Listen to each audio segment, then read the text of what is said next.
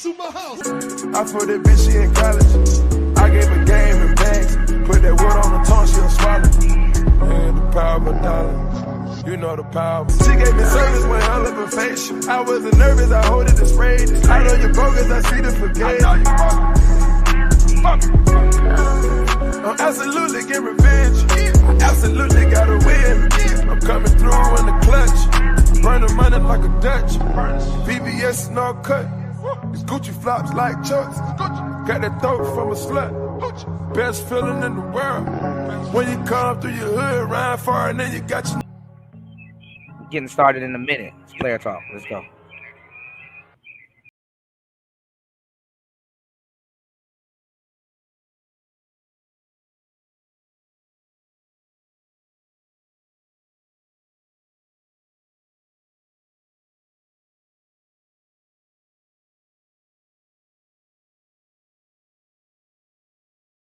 Pickup in South Florida. Hey! This time on South Beach, on 9th Street, Monday evening, just west of Ocean Drive. And 7 News has exclusive surveillance video of the aftermath.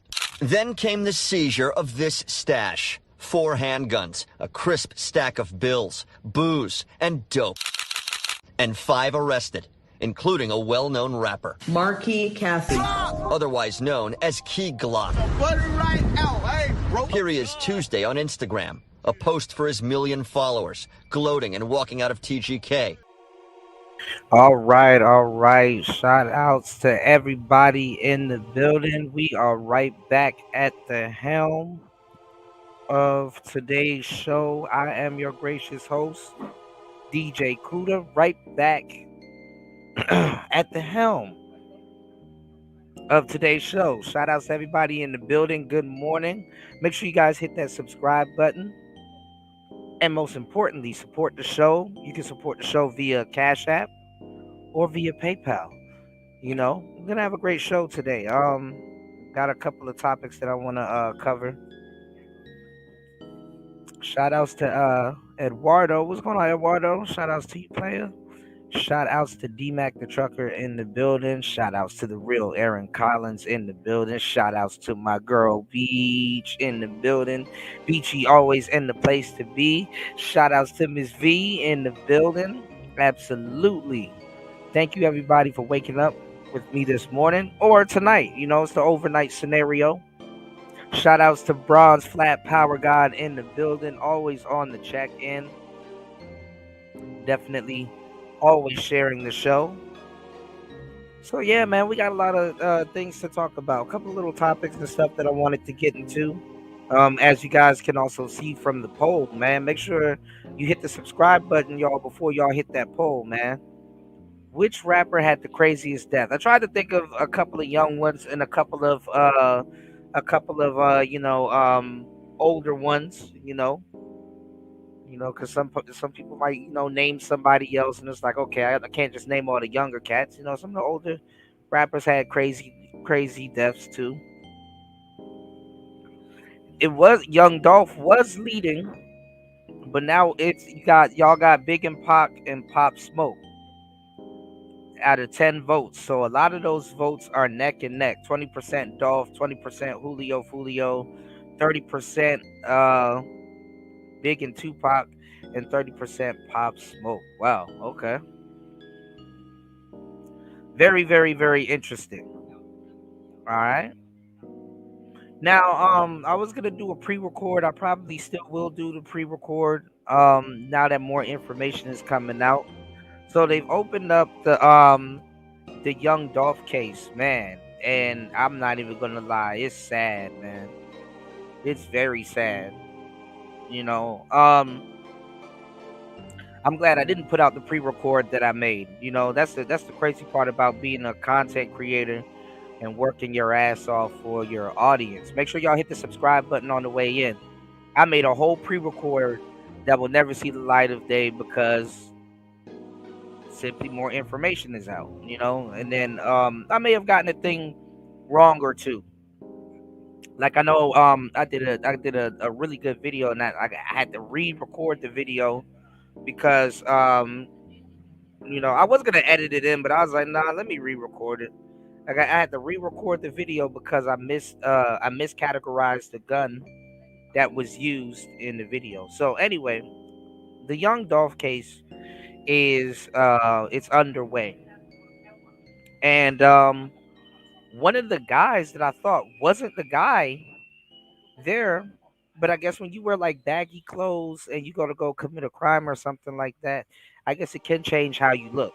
You know what I'm saying? It can change how your body is structured, or it can, other than noticeable things like you walk with a waddle, or you pigeon toed, or bow legged shooters or whatever. You can't really tell sometimes. So the guy that I thought didn't have nothing to do with it, I knew one of the guys had something to do with it. Just off the background and stuff like that. But the guy that I thought had nothing to do with it, this man was the main dude. This guy was the main dude. You know, this guy was the main dude. His name is Cornelius Smith, I think, if I'm not mistaken. His name is Cornelius Smith. I'm doing this part of the show off head, y'all. Just setting up the show and getting everything together. Make sure y'all hit the like button, man. 58 people in the room. We can at least get 58 likes, man. You did? But yeah, so basically, I guess he came to his senses and he just started snitching. He just telling it all.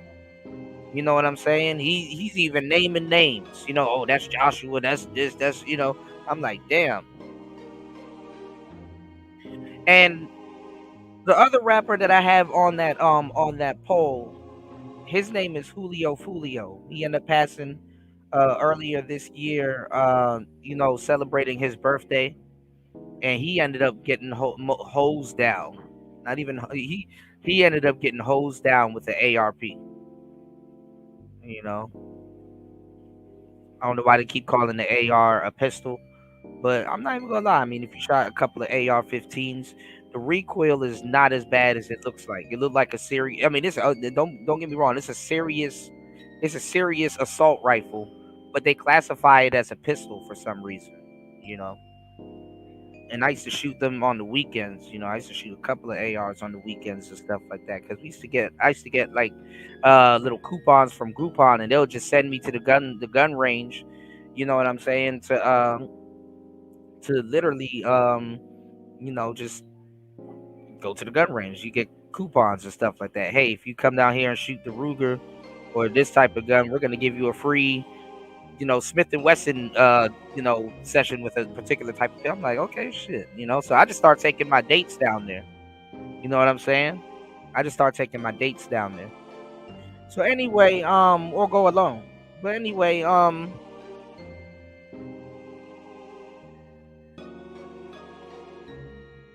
the killer of young Dolph, the guy that ran up to the window, I thought it was a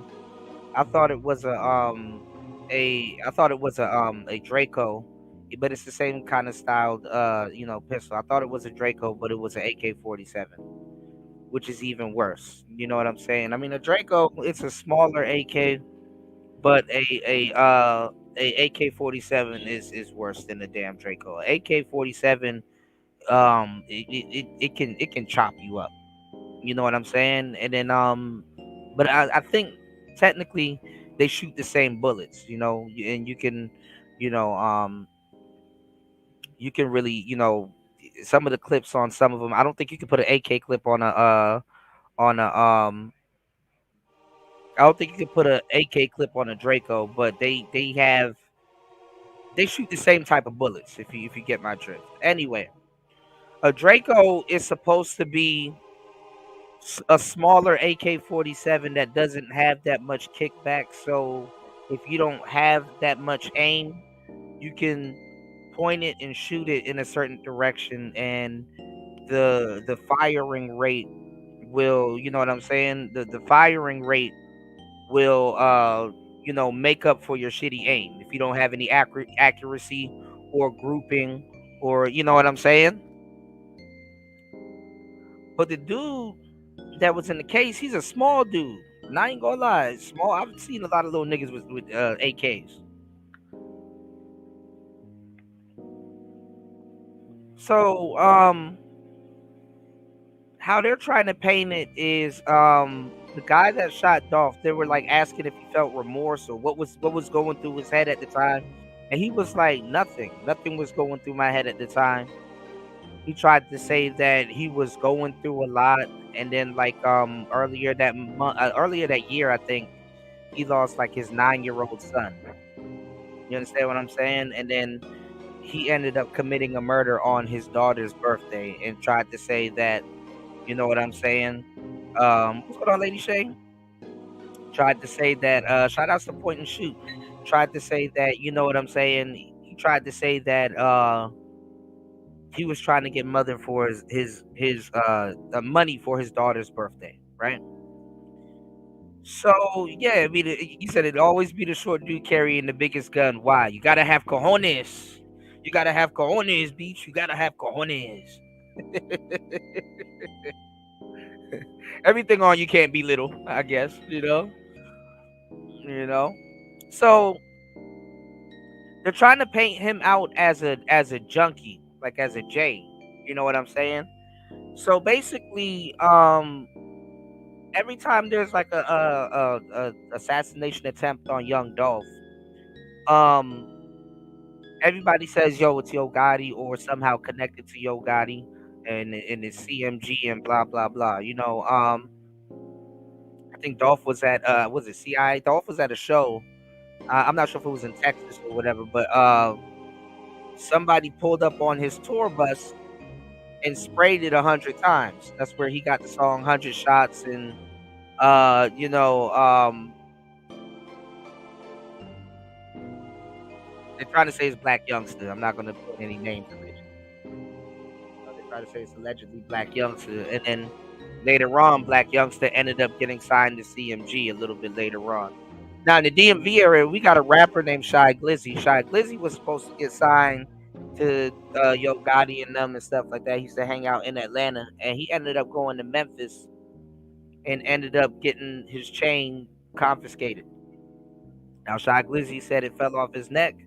Big Mota, who also got killed, I think this year or late last year, um, they basically Shy Glizzy told them to go f themselves because he didn't want to do a song with them, and his chain ended up falling on the floor. He says the broke boys had a scrimmage, and some Memphis goons had Shy Glizzy's chain, and the person that got Shy Glizzy's chain back from him was Black Youngster. You know what I'm saying? So Black Youngster, he's known, but he signed to CMG. Okay, Dolph ended up getting shot in California. I don't think it's related to any of this stuff, but yeah, he ended up getting shot in California and ended up, healing and stuff like that. He made some of his. I'm not even gonna lie, he made some of his best music going through that time. But this time was different. You know, this time was different. So little dude runs up to the door with the AK and immediately and I ain't gonna lie, it's like you couldn't miss Dolph that day. He had on a bright yellow shirt, and they actually showed the shirt in the courtroom. So immediately young Dolph got hit 22 times. They say he got hit 22 times, and they just showed like the bullet fragments that they pulled out of his chin.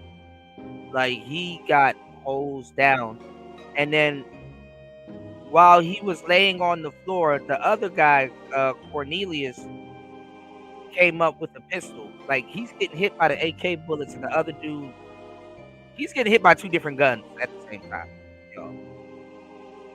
Mind you, he's taking. I don't know if it was a 9mm. I'm not sure, but it was a pistol.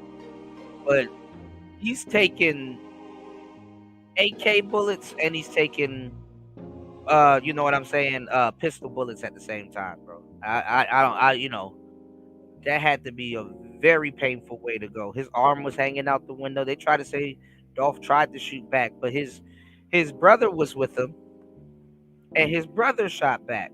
And what a lot of people don't know is that he actually struck both of them.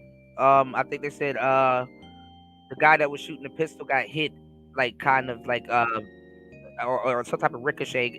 He got grazed in the back.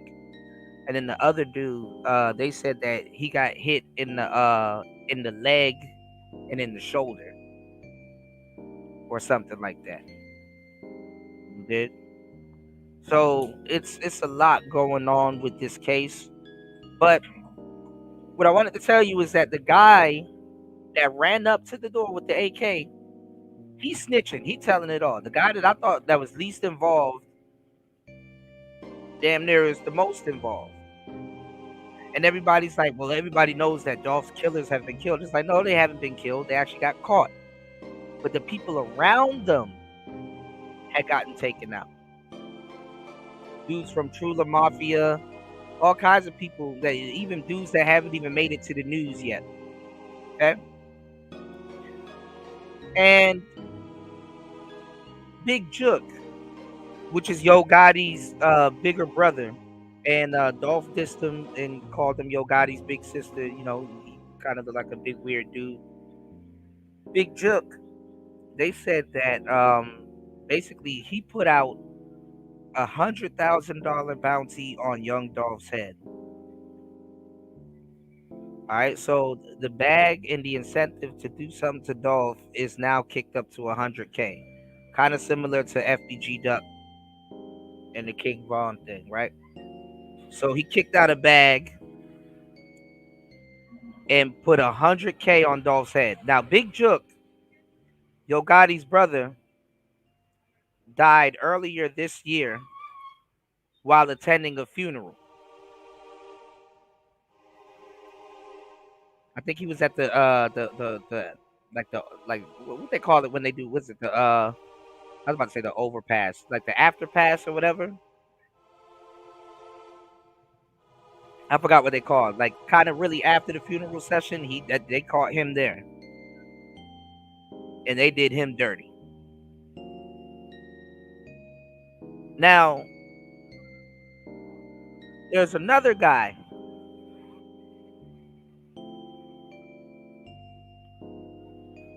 named Govan, right?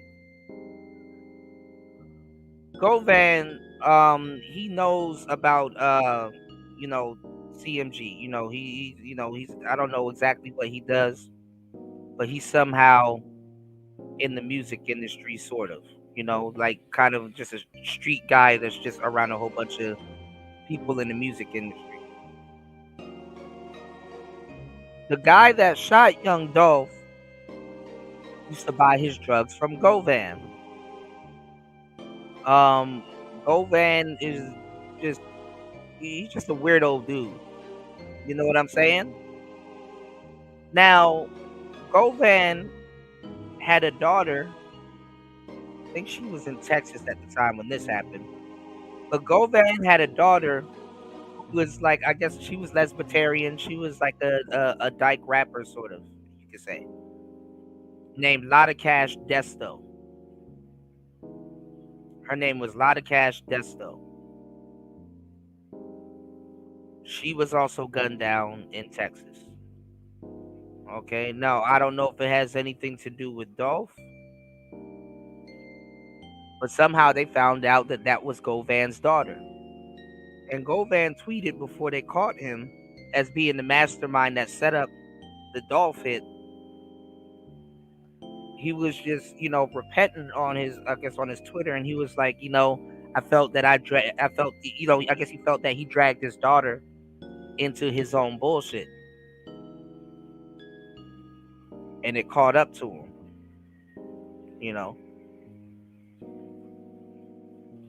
So, and the reason why I'm bringing her up and Govan is because Lotta Cash Desto, she was on a song recently with Julio Fulio, and look, both of them gone. It's crazy, It's just kind of showing y'all how a lot of things are connected. Okay. So before I show y'all what's going on, I just want to give y'all a briefing on what we're about to watch. So Let's check this out. Shout outs to 1090 Jake. I think he did a good job on his video. So let's get it. Man, what's up, everybody? Welcome back to another episode of EOS. It's 1090 Jake, and I'm rocking with y'all. Y'all rocking with me. And for this video, we're going to be speaking on the young Dolph trial and Cornelius, the main shooter, being the top snitch. Trial has officially started for the murder of young Dolph, and things are already heating up. Justin Johnson, a failed rapper who goes by the name Straight Drop, is first up in the courtroom. He stands accused of being the driver of the white Mercedes that followed Dolph's Corvette to Makita's Cookies. Now, I think they said there were 3 people. There were 3 people. He wasn't the driver. There were 3 people, but the Mercedes that they were in was a 2-door. So guess what? If one person steps out the passenger side, the seat will move forward and the next person stepped out. So that's what I'm assuming happened. Okay. Also too, remember I gave you some details about how when young Dolph got shot at 100 times, Black Youngster got signed to CMG. Cornelius Smith, Straight Drop, he was supposed to get signed literally after this hit. Now, let me tell y'all what's fucked up. Remember, I said they put $100K on their heads, right? On Dolph's head, right? So the deal was the 2 shooters. Yeah, they really do hate each other, Jalen. What's going on? The 2 shooters were supposed to collect $40K apiece.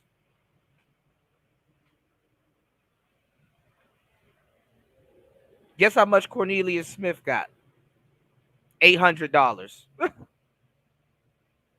So you see, this is why sometimes too, I be seeing why villains got to knock off their co-defendants or knock off their friends before anything happened. No face, no case. Because guess what? Guess what?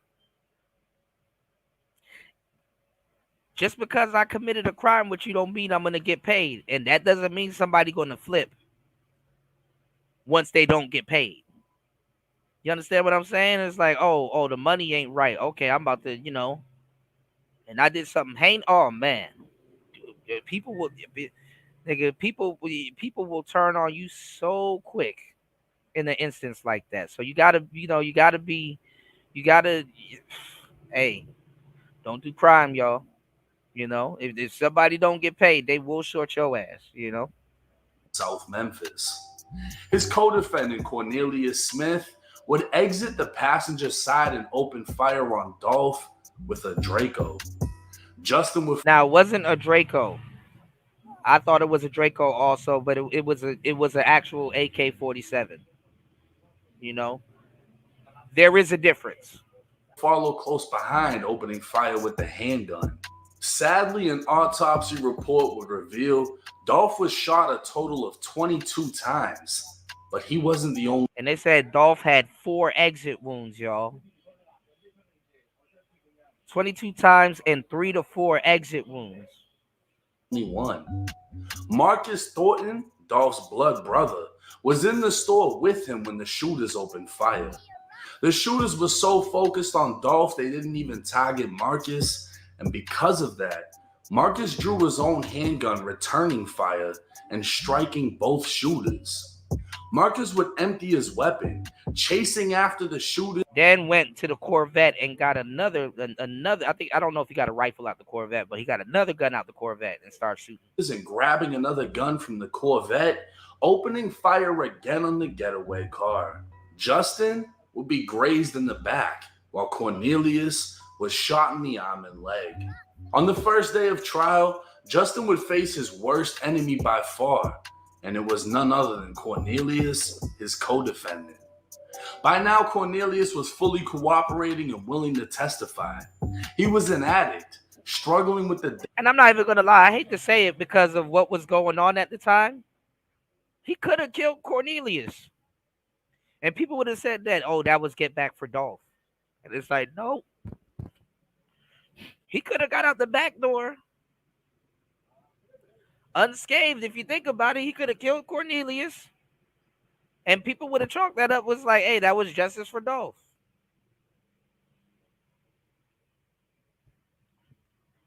Damn.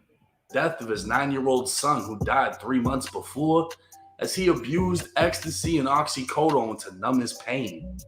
He testified in court he didn't know Dolph, and the day he killed Dolph was also his daughter's birthday. You knew of Dolph, though. Like, let's not play. You knew of Dolph. You knew of Dolph. It would seem Cornelius was nothing more than a vulnerable man desperate for money with nothing to lose. I think that's the exact reason he was recruited.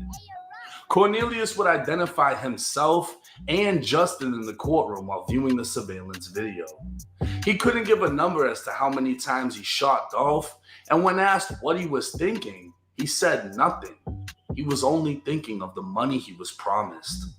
Justin stated in court that Big Jook, the older brother of Memphis rapper Yo Gotti and the second in command of CMG Records, dropped a $100,000 bounty on young Dolph. The beef between Dolph and Yo Gotti was well known and laid out in multiple songs, as was the previous attempt on Dolph's life, to which Dolph dropped a song mocking the shooters called 100 Shots. With Jook allegedly dropping the bag, a man named Hernandez Govin, who served as a scouting agent for CMG, is accused of arranging the hit. Justin was thirsty to become the next big star of CMG, and Hernandez knew Cornelius could easily be taken advantage of, as Hernandez was the one supplying him drugs and feeding his habit. The plan itself was sinister. It was mid-November, and Cornelius knew Dolph was around because of his year. Y'all hit the Cash App and support the show. An hour into the madness, hit the Cash App and the PayPal and support the show. Jalen, you're correct. No wonder why non-black people laughed at us. Guess where they were going to? Because young Dolph was supposed to be back in the city to hand out turkeys and do a Thanksgiving food drive. They planned on killing him at the food drive. They just ended up finding him a little bit earlier because of his car. Okay. So he planned on doing a food drive, and that's where they were going to get him while he was handing out turkeys for Thanksgiving. Only our people. Yearly turkey giveaways in the hood. So that was the plan. While Dolph was handing out turkeys, they were going to kill him with no consideration for the volunteers or hungry families in attendance. It just so happened they spotted his camo wrap Corvette in traffic and followed it. After Dolph was killed, Justin would FaceTime Jook and using sign language would spell Dolph, letting Jook know it was them that killed him. According to Cornelius, Jook promised to see them soon. $20,000 was supposed to be paid to Hernandez for organizing the hit and $40,000 apiece to each shooter, totaling out to $100,000. Cornelius would testify in court. He only received $800, and after he was arrested, his lawyer was paid $50,000 by Big Jook. On January 13th, 2020. Right. And that's the big thing about the Mafia Beach. Organized crime. You know? That's something black people are allergic to. We are allergic to organized crime. Hell, the Mafia tell you don't even sell drugs to your own. The Mafia said don't sell this to your own people. 24, Big Jook will be gunned down outside of a restaurant following a funeral. Video of Jook laying lifeless on the ground would make its way to social media, and an endless amount of Dolph emojis would flood the comments. Had Jook not been murdered, it's more than likely he'd also be charged in the case. By now, everyone has been arrested. Justin's brother Jamarcus. Now that would have been crazy, and that would have started a CMG Rico. That would have done it. But a lot of people are saying that it was Gotti, and a lot of people are saying that Gotti got rid of Jook. Same thing I just told y'all that Justin should have did to Cornelius. Gotti got rid of Jook so that nobody knows. Nobody knows. So they say. But then again, Jook was his own man. Will be the fourth man charged in this case, as he assisted his brother in escaping after the shooting, and he's already pled guilty to 3 counts of accessory after the fact. He's expected to receive a 6 to 12-year prison sentence. As for Justin, Hernandez, and Cornelius, the evidence is overwhelming, and with the star witness being the main shooter, we can expect to see life sentences handed out for Justin and Hernandez. The prosecution made it clear to Cornelius that even though he's testifying against his co-defendant, no promises have been made, and he's still going to prison. One of the more disturbing things said by Cornelius was that the day they caught Dolph, it was also his daughter's birthday. The prosecutor asked, "You went and killed a man on your daughter's birthday?" And Cornelius responded with, "I'm trying to make it rain for her. I wanted to make a beautiful day for her." So instead of a father of 5 spending time with his daughter. Now, I think that's cap also.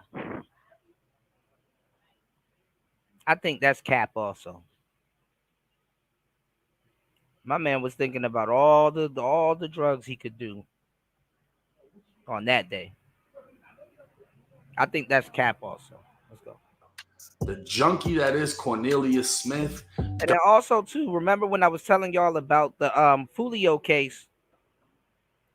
That girl that's wrapped up that I told y'all she was going to snitch on everybody?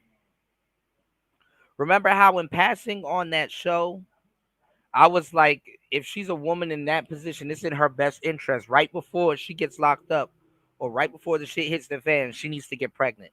That's the only way she could get out of that situation somewhat.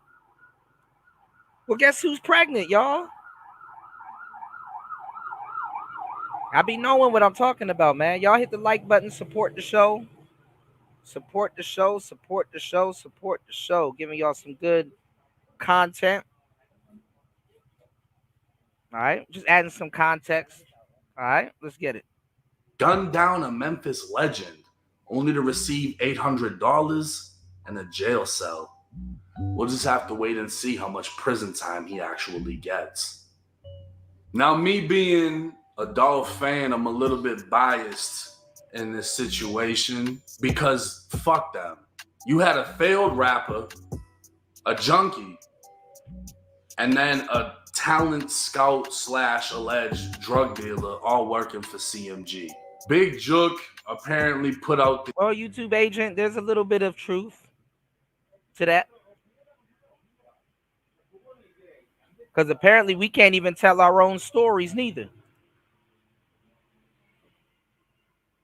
We obviously can't even tell our own stories. Shout outs to 1090 Jake, aka the Hood Bobby Hill. We can't even tell our own stories. I'll show you something else. Give me a second. This hit, they planned to gun down Dolph at a fucking turkey drive. I don't ever want to hear that I'm the problem. People are like, oh, why do you cover these cases? You be making this look bad and this and that.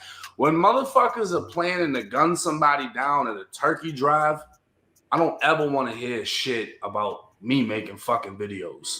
Justin thought he was going to be the next big thing, and he's not. Cornelius thought he was going to be up $40,000, spend it on his daughter, whatever.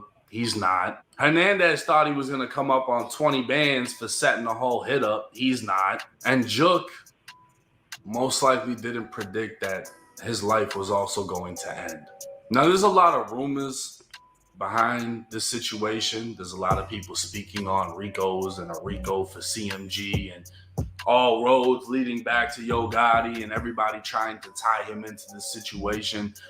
Jook is his own man. There is no evidence at this time tying Yo Gotti to a fucking thing. So we're not going to entertain that. At the end of the day, a Memphis legend, a Southern rap legend was killed. And hearing the reason why, it's just so fucking stupid, as it is with many cases. This is why I cover these topics, to show you how things aren't worth it, because there's plenty of young crash outs that watch these videos that think 100,000 is so much fucking money when in reality it's not. $20,000 to organize a hit, $40,000 to do this. Listen, instead of being a fucking crash out, be a YouTuber, and you can go drop $100,000 like it ain't a fucking thing. You can run up $50,000 in a month off of dropping videos. But YouTubers aren't what's praised, right? Everybody wants to be the rapper, the shooter, the this, the that. Well, then pay the fuck attention to how Justin looks in that courtroom while Cornelius is doing the definition of snitching. They committed a crime together, and Cornelius is 1,000% ratting on Justin and everybody else involved. But what else could you expect from a piece of shit who, instead of spending time with his daughter on her birthday, went and did a hit? Most likely with the intention of fueling his drug habit that's been caused by the death of his child. This lifestyle leads to nothing but misery and pain. And misery and pain is what they're going to have in the future during that prison sentence, thinking about how they made a decision that ended a man's life, took a father away from his kids, took an artist away from the world, and now they have nothing themselves. But I'm going to keep y'all updated with this case. They're expecting the trial is only going to last a few days, so this is not going to be like YSL, where we This shit open and shut. have months of updates. But if an update comes that isn't worthy of an entire breakdown, y'all check out my YouTube shorts, because I'm jumping on that too. But hey, it's 1090 Jake. I'm rocking with y'all, and y'all rocking with me. Rest in peace to Dolph. Until next time. Yeah.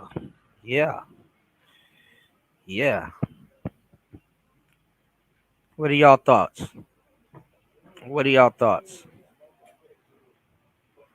Now, it's somewhat graphic. Well, they didn't really show that. They did show a video of the inside of the store, and I'm not even gonna lie. It looked like the woman at the damn that was ringing him up. It looked like she knew also, because she ran in the back. Now, everybody on the poll, y'all hit the poll and subscribe. Subscribe before you hit the poll, y'all. Everybody's saying it's between Tupac. Big and Tupac got a crazy death. Okay. Y'all just say 17% for Fulio, 26 for Dolph and Pop Smoke. Okay. So a lot of people sliding. They sliding for Dolph. Even the leader of Trula Mafia, which Straight Drop was a part of, he got knocked off. Somebody said they found him in the car in the morning and shit like that, but honestly, somebody said he was knocked off at nighttime, and they knew he was dead in his car, and they just left him till the morning. I said, damn.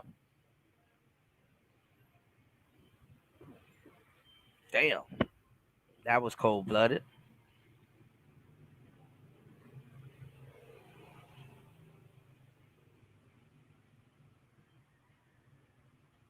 All right.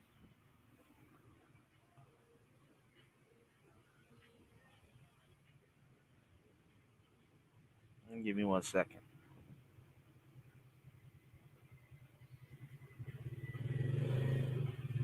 What's going on, Jalen? So pro blacks ignoring black on black, and pro blacks can't do nothing about no goddamn black on black crime, or they're not trying to.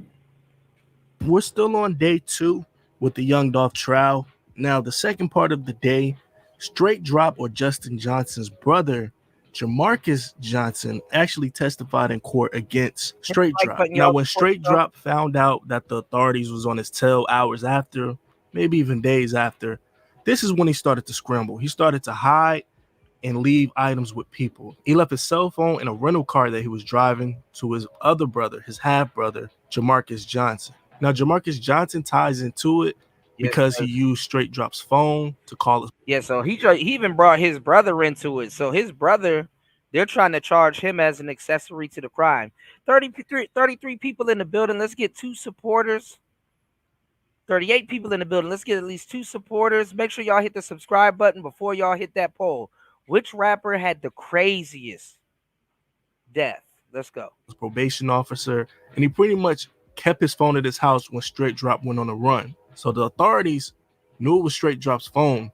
They thought he was still in Memphis, but Straight Drop skipped town. So who was using the phone? The stepbrother. He was posting on social media, right, and replying text messages and relaying them to Straight Drop while he was out of town.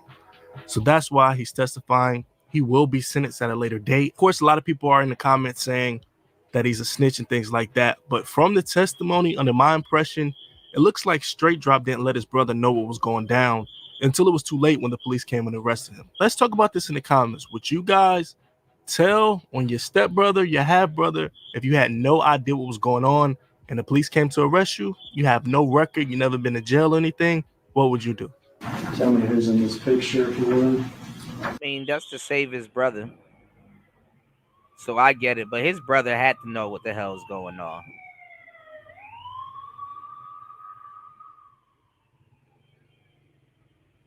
His brother had to know what was going on. There wasn't a, hey, I'm going to give you a cell phone and leave and blah, blah, blah. And then you looking on the news, young Dolph.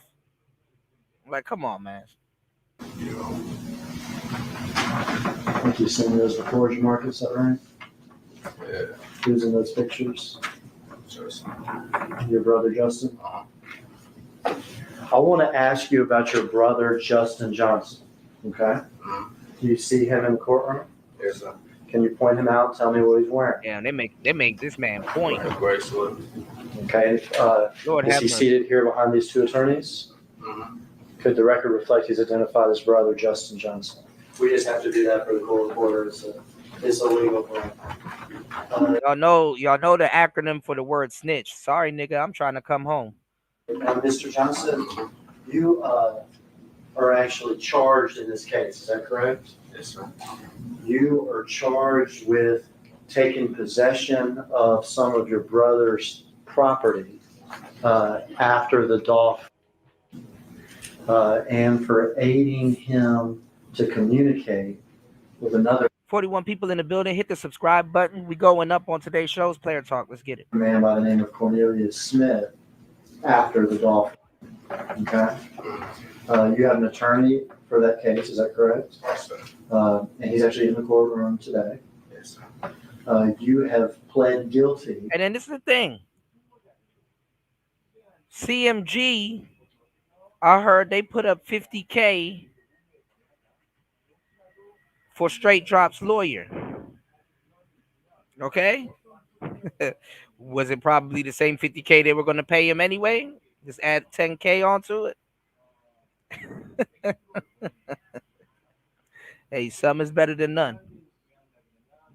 Got yourself a gun. To be an accessory after the fact, several counts of that offense for taking control over a car your brother was driving afterwards, for taking control over a phone that your brother had afterwards, and for helping him by using the phone communicate with Cornelius Smith. Is that right? And you've entered a guilty plea to those offenses, but you have not been sentenced yet. Is that correct? Yes, sir. Meaning that a judge has not had a hearing and told you what your sentence is going to be. Is that correct? Yes, sir. Had you ever been arrested before this case? No, sir. Ever been to 201 Papa for court cases and stuff like this before this case? This was the first time. Yes, sir. And it's the only time. Yes, sir. Is he your full brother? We got the same dad. Okay. Same dad, different mother, so half brother or whatever. As y'all grew up, did y'all actually grow up together in the same house every day? No, sir. You described sort of how often you would see your brother Justin. I liken it to something like me and my cousins or something. Does that sound about right? Yes, sir. So you grew up in a different household than your brother. Yes, sir. Is that correct? Yes, sir. But you would see your brother from time to time? Is that, Yes, sir. would you see him in family stuff? Or Younger, yeah. when you were younger? Okay. I want to take you back to 2021, okay?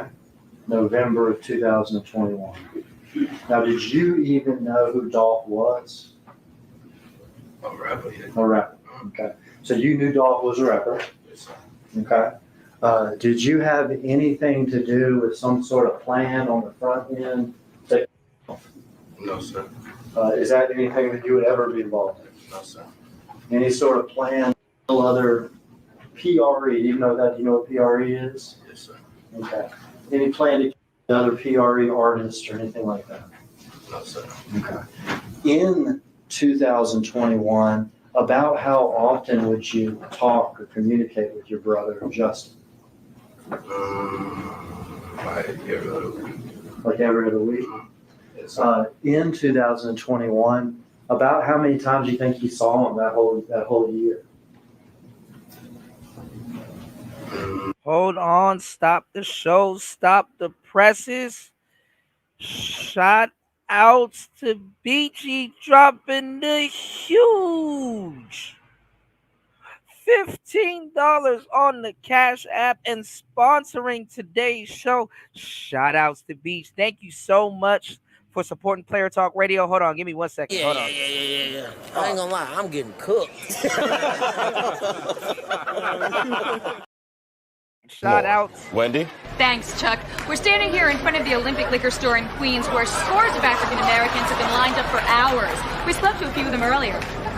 Ladies, may we get a word? Hide the money, y'all. There's poor people around. With your broke ass. Shout outs to Beach for supporting the show. Make sure you guys also to support the show. This is a very sad case, man. You know, this is a sad case.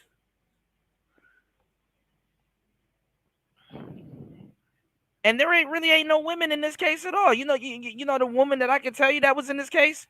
Govan's daughter. And sadly, she got shot. Man, I got to tell y'all that story about BTB Savage. I think that story needs to be revisited. That was a crazy story also. Like 2 or 3 times. Okay. So in all of 2000. Shout outs to Beach for supporting the show as always. Let me know if you need the link. We might get into a little bit of politics a little bit later on in the show. Y'all stay tuned. We got a lot of topics coming for you. Player Talk. Let's get it. 2021, you would have seen him 2 or 3 times. Yes, sir. Does that sound about right? And you would have talked to him maybe once a week or every 2 weeks. Is that correct? Yes, sir. So it'd be fair to say that y'all were not close.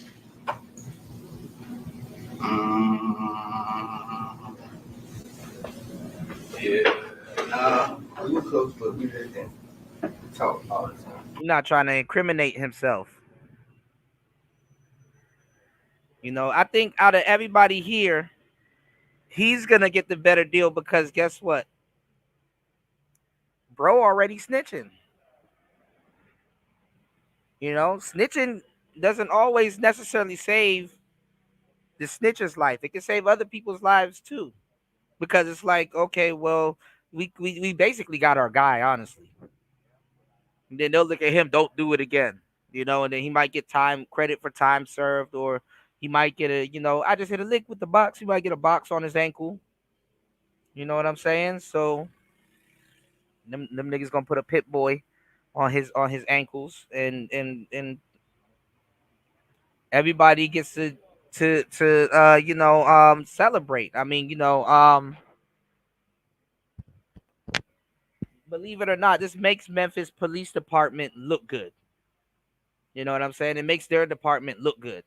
You know, their precinct and stuff like that. You know, it's like, you know, and I mean, I guess you could say it is good police work because, like, I ain't gonna lie, the streets was gonna catch up to both of these dudes. You know, I don't even know. And then Govan, he wants probation. I don't even know why he think he can move freely around, but then again, he probably can. You know, they got crews and you know. So let's get it. Okay. Yeah, there's stuff going on. I got my stuff. Okay. Were his friends your friends? No, sir. Okay. So did you know the people he hung out with? No, sir. Did you know, for instance, Treon Ingram? No, sir. That name mean anything at all to you? No, sir.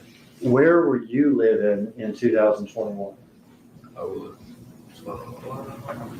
when this happened? When the murder happened. For this time period that we're talking about, when Dolph got murdered, and when we're here later that Justin gives you this time. The Harbor apartments. The Harbor Sport. Now, what area of Memphis? East Memphis. All right, so you were living in East Memphis. Yes, sir. Okay. And for people that are not from here, there's downtown. Yes, sir. Is that correct? There's Midtown that is next to downtown that includes Crosstown. Yes, sir. Okay. There's South Memphis, there's North Memphis, Yes, sir. and then there's East Memphis. Yes, sir. And you were living out in East Memphis. Who were you living with? I live with my mom and 2 sisters. Okay. And my did you son. you have a son? Is that correct? And you have custody of your son. How old is your son now? 4. And were you working back in 2021? Yes, sir. Where were you working? I was working at the Disney warehouse. Okay, the Disney warehouse. All right. Trying to support your son? Yes, sir. So everybody's telling and kind of really trying to save their ass. And well, I'm not even gonna say everybody's telling, but everybody's kind of trying to save their ass. And then how they're painting it that like the actual shooter of Young Dolph, you know, the Cornelius dude, they're painting it as like he's a junkie, like he's a J. You know what I'm saying? I ain't gonna lie, getting killed by a junkie is crazy. But there had to be an alibi there, I guess, right? But listen now. I don't know what Straight Drop's lawyer is gonna say, because think about it. His client, that's crazy to be a lawyer and have to like know that your client was there shooting guns and shit like that, and it's like, bro, you know, I still gotta defend this man. I don't think I've ever seen a case, but I've seen people make this argument. Let me get y'all y'all thoughts in the chat. One would say by the time Dolph was getting hit by the AK, he was already probably gone. So the shots that the client probably shot, he probably didn't feel it. You know, like it's like shooting a corpse. I think that's bullshit. And then I'm not even gonna lie, we would have to see the video. You know, because they said that Dolph was shooting back, or at least reached for his pistol. And then also too, they were saying that I don't know, they were trying to say that somebody tried to take his jewelry or something like that, because he had his jewels on. You know, so you know them bullets is probably tearing up the jewelry. Watches, rings, you know. And I got a picture of all of that stuff. I got a picture of his shirt. I got a picture. I'm like, God damn. And then he wore that yellow shirt. Like, you bright as hell. But I mean, I guess you could be loud. I mean, he's the king of Memphis, so you shouldn't have to fear. Even though you're carrying guns, you shouldn't have to fear for your life. But hey, this is the world that we live in. We're gonna get back to that real quick. Let's go. I'm just saying, the shit makes you a beacon. Now, I think this is straight drop after the shooting. The man still was wearing the same fucking clothes. And I think this is his brother with him helping him out. All right. Pants, black hoodie, and that hat we saw is Justin. Is that correct? Correct. Same outfits that y'all were wearing during the murder. And the crazy thing is that the other guy that he did the murder with, they don't really know each other like that. They know of each other, but they didn't really know each other like that. So that's even worse. A nigga will tell on a stranger, so let's get it. Same outfits and everything, man. Photo of me and just And you shooting it up. Photo of me and Justin shooting at Dolph. had a hit on whose head? He just had a hit on Dolph and whatnot, so How much money was it supposed to be? 100,000 on Dolph. And had you agreed to do this hit? Yes, sir. Had Justin agreed to do this hit? Yes, sir. Day one of the young Dolph murder trial was intense. Both the state and He telling it like he telling it like he's their friend. defense give opening statements. Then one of the shooters, Cornelius Smith, snitches on his co-defendant Justin Johnson, admitting it was them who shot and killed Dolph. It also comes out that Big Joke placed That's a funny joke. That's a funny joke. Lil Dip. I got a one-on-one or one-on-one joke too. I got a couple funny ones. $100,000 bounty on Dolph's head. This trial is going to be short. It's pretty cut and dry. These guys are guilty. I mean, one of them snitching on the other now. The guy that put the hit out on Dolph is actually deceased. Hit subscribe. Let's get into the video, boys. Let's go. First look at Justin Johnson. See, we don't even be telling our own stories.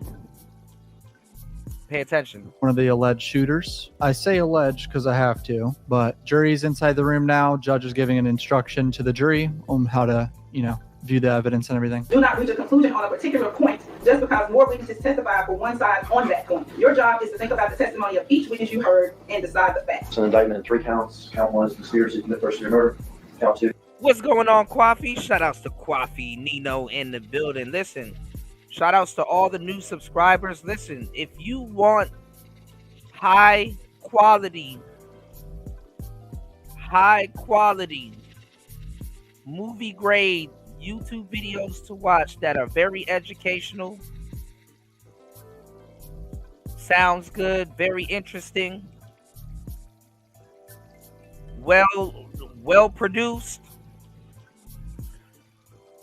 head over to Narratives and Dialogues, head over to Quaffy's channel and subscribe to his channel. All right, spread the love, y'all. Hit the like button, support the show via CashApp. Shout outs to everybody supporting the show, sharing the show. Double tap your screen. Let's go. 2 is murder first degree, and count 3 is convicted felon in possession of a firearm. So I'm not going to be able to show the footage of them shooting, but It has a special wrap on it, is what they call that. It's not something you can buy from the dealership. You have to get that done. Well, here, that's a special wrap that the Memphis rapper, artist, Young Dolph. So that's how he knew it was Dolph. Dolph gets this and he adds like blue stripes to it. Young Dolph gets like this camo wrap that you can't miss. You damn near think it's a military car, and then it's like, it's Dolph. That's why he kept saying it's Dolph, because people know who he is. All right.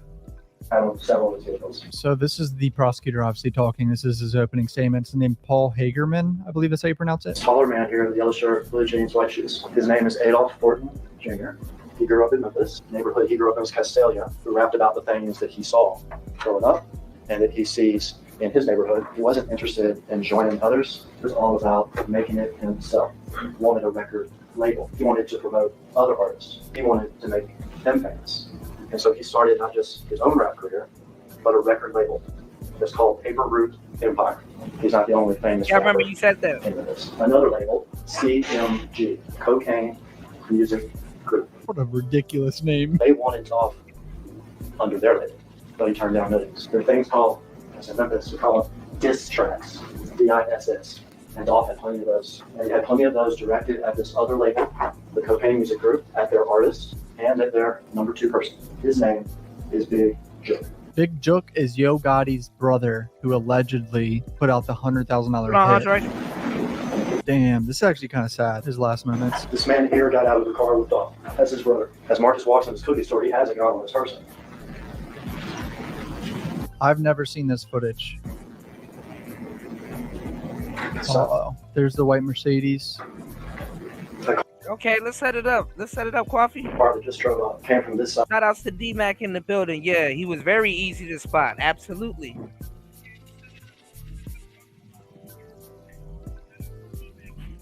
Couldn't miss him. Of the parking lot. He'd actually been following Dolph on the I think his Corvette is bulletproof. street when Dolph turned in. It went up to this light where it got stopped for a few seconds and then came around. It's a white Mercedes. There's other pictures where you'll be able to see it more clearly. But it's a white Mercedes with back end damage. It's a stolen car that our defendant here, Justin Johnson, traded for one car for another at a gas station about 10 hours before this murder happened. This man got out of the passenger side of the white Mercedes. Door's still open. We saw him run to the parking lot. He's here with a large semi-automatic weapon. He's in a hoodie. He's got sweatpants, and he's got white shoes. We'll see a second man come out of the car too. Those two men that we're going to see come out of the car, they're going to gun Dolph down inside the business. He has walked over to sort of where the bathrooms are in the business.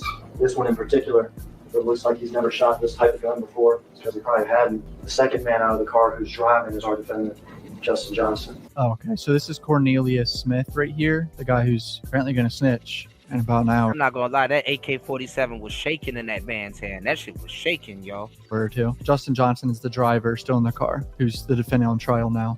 Neither one of these men are professional hitmen. If it looks like they don't take tactical shooting stances, it's because they don't. So he has a handgun, it looks like. That's crazy how the law taunts you. Neither one of these men's a professional hitman. It's like, do you want a professional hitman? You know, do you want to chase a professional hitman? Shit. He has an AK. Can you stop it here? Oh, Jesus, his brother came out with the gun. Okay, I've never seen this, so I didn't. His brother emptied the clip, then ran to the car and grabbed another gun. Probably emptied that clip too. know that. Oh my God, this is crazy. This is Dolph here. Remember, he was wearing the yellow. This is I got you, Andre. Give me like 10 minutes real quick. We gotta get into this topic real quick. Give me 1 second. Marcus. Remember, I told you he had a gun. He tries to return fire as these two men quickly shoot Dolph. Dolph's body's riddled with bullets. He shot all in the back, in the face, and the neck, and his arms. The first man out was Cornelius Smith, and he has that semi-automatic weapon. He's shaking a little bit. So Dolph got seriously executed. Dolph got fucked up bad. Dolph got it was a nasty kill. You know, it was a bloody kill.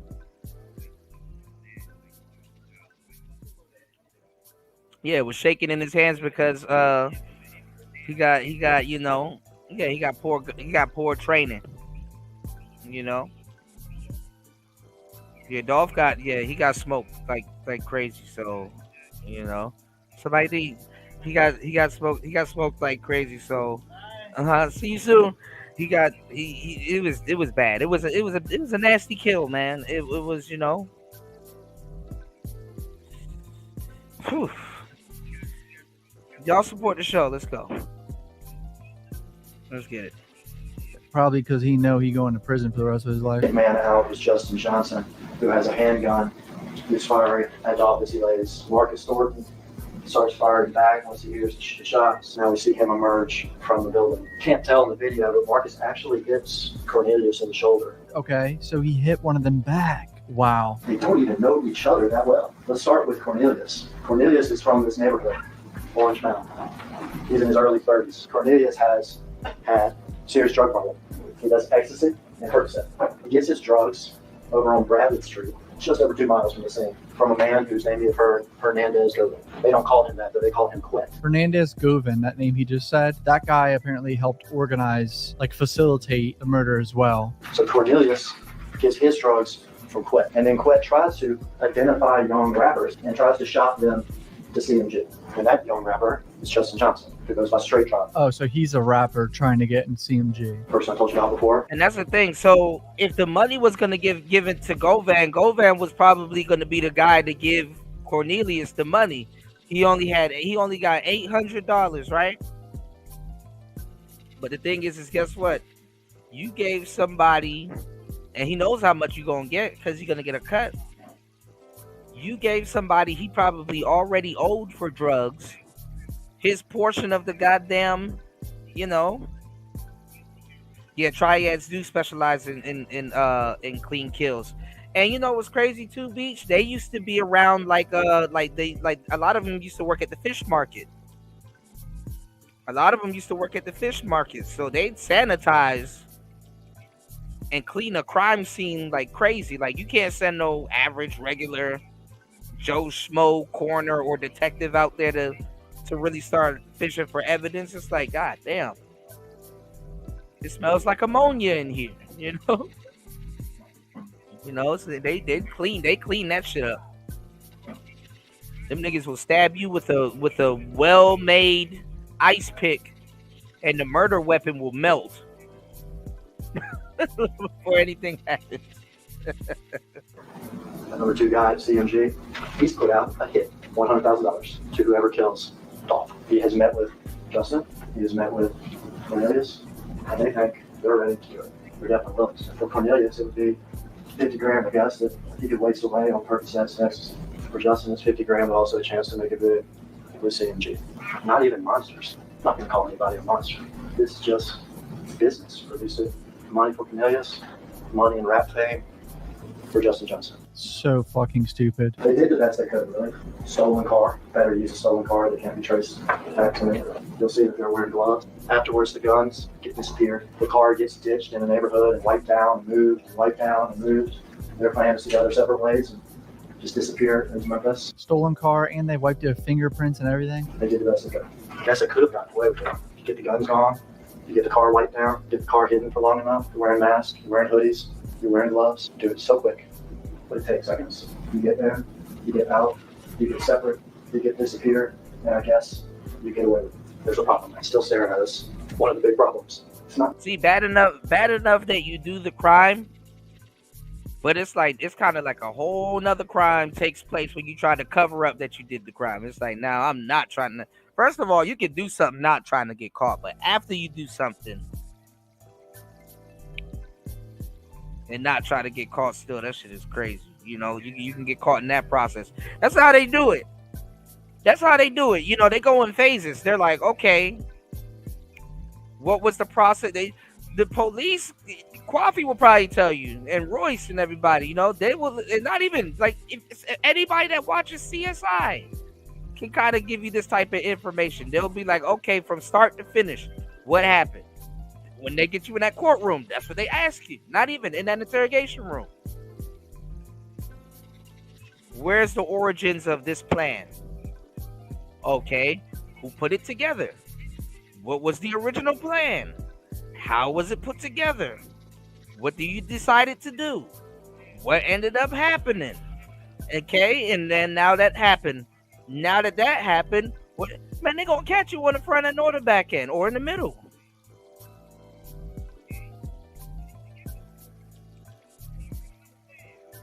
Shit crazy. 1981. Especially if it's premeditated. It's not 1991. It's 2021. Places have cameras. Is the hotel up? Is walking into the building? Is this courtroom now? And also what we don't think about, we didn't have to. 72 people in the building. Make sure you guys hit the like button, support the show, subscribe to the channel, hit that poll. We about to read the poll and see what you guys say. Give me 1 second. 1981 or 91, whatever. We carry phones around. Phones that can give people footage as to where we were, what was going on. We can wipe down cars. We can use stolen cars. We can get rid of guns. We can disappear in neighborhoods. We can separate from each other. And I guess I didn't think about that. So what we saw before was this man first. Remember the one with the automatic weapon? The larger of the two weapons? He got out of the car first on the passenger side. He ran around and shot the gun wildly into Dolph. We're concerned in this trial. Now, Mr. Smith is charged with murder too. So is Mr. Govan. We've heard that Jamarcus is charged with conspiracy. But in this trial, this is Justin Johnson's trial. This is Justin Johnson. He was wearing tennis shoes that have white soles. See this one better in this shot. White soles, they're black with a little white stripe. There are times in the video where you can see his socks, and they're white socks. He's wearing gray sweatpants. In fact, there's angles in the video that you can see that this gray sweatpant on this left leg has a little silver like emblem on it. Real small, it's shiny sometimes. He's wearing gloves. See, maybe better there. He's wearing a black hoodie. He's wearing a mask, and he's wearing a Bass Pro hat. All right, so black tennis shoes, and he's got a Bass Pro hat. Bass Pro store is only not even a quarter mile from where we're sitting. right here. There's other angles and other still shots where you can clearly see it's a Bass Pro hat. Justin Johnson. Yeah, that Bass Pro hat was crazy. His mother and sister, they have apartments in that building. So let me guess, they have footage of him with the same hat and shoes and pants on and shit around this apartment building. Justin Johnson in the elevator, leaving the building about an hour, really less than an hour, before the killing. Right, B. Black tennis shoes, white soles, white stripe up the middle, gray sweatpants, black hoodie, Bass Pro hat. It's the same outfit he was wearing the night before. I mean, how dumb are you? You're committing a murder in an outfit you know you were wearing for a full day before. I guess as to what kind of car he got caught leaving it at the parking garage of this building. The white Mercedes with back end damage. The same damage on the white Mercedes. Driving it at the apartment building. This guy's cooked. I mean, there's too many coincidences there. He was caught. He feel just like me. Yeah. I ain't gonna lie, I'm getting cooked. That's the first time I've ever heard that term, D-Mac. Disorganized crime, goddammit. Yep. Call. And it's not just before the murder. Cornelius got shot. Can't tell the video. He got shot in the shoulder. 60% of you aren't subscribed. I'm gonna say this every video because what the fuck? Hit subscribe, dude. Right, hit the subscribe button. 22% of y'all aren't subscribed, and it's probably even more now. There's more new people here than ever. Hit the subscribe button, man. Let's get the 5K. Let's get this out the way, man. We got some YouTube tangs to do. All right, let's go. He needs medical. What's going on, UFO Kamikaze in the building? If you are new here, let me know where you from. Hit the subscribe button before you hit the poll. Let me know where you checking in from. Normie comments. UFO says, questioning you to detect minor details. Only someone familiar with crime or crime scene would know that. Would know about. Yeah. And then also not even that. I mean, yeah, you'd be surprised what people fall for, because they will give you a question, and basically when people answer it, they're placing themselves or the person that's sitting across from them at the place of the crime. This dude just straight up said, yeah, me and him did it. He's in photos. He's like, that's him. Who? The guy right here with this I don't even know what type of shirt that is, but yeah, he just saying it's him. You know, they got Bobby Valentino here facing life. Or at least in some way look at it. You'll see the text messages, you'll see phone location type stuff. You'll see that Mr. Johnson and Mr. Smith, after they ditch the car in the neighborhood, they have another car waiting, that they go over to Mr. Johnson's cousin's apartment. We're talking within 45 minutes of the killing. Beach. So we have the killing, Cornelius gets shot, ditch the car, get in Johnson's other car, and we go to Johnson's cousin's apartment so they can try to bandage up Cornelius so Johnson can change his clothes so they can try to get away and disappear. How do we know that? Well, their phones, but not just their phones, because again, it's not 1981. That apartment complex has video. Phones tracked everywhere, apartments, and one of them was shot. Like, you're so fucked if you're shot. At some point you see Johnson come out, someone else has brought him a change of clothes. That's the crazy thing. He probably don't like the other killer probably don't like him, because guess what? He got his full money. The other dude was probably shot. He wasn't trying to help him.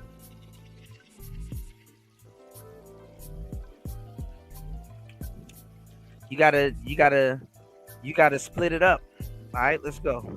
You see Johnson inside that car, inside the back seat, packs up, and you see him at the elevator with his suitcase and everything else, ready to get the heck out of town. They have this fucking idiot with a suitcase getting out of town. This guy is so cooked. So Big Joke or whatever his name is, he's deceased. So that's why he's not charged with any of this. Obviously, he died like, I think 8 or 9 months ago. All right, that's it for prosecutor's opening statement. Now his defense lawyer right here gonna try to separate his client from the incident, poke holes in the investigation, downplay it, the whole nine. You can't do it. You can't do that. Shit. The usual defense lawyer tactics. Thank y'all for being here. And as we talked about in Word Iron, Mr. Johnson sits before you innocent, and he'll remain that way. Because at the conclusion of this case, once you've viewed all the evidence and heard all the testimony, his defense attorney said, fuck the guy on the stand telling he was the only shooter. My client is not a shooter. Well, it's beyond a reasonable doubt that he did this. Because he did. Mr. Hager was a very skilled attorney, did a great opening statement. But there's always two sides. And there are certain things about this case that I'm going to urge you to be paying particular attention to.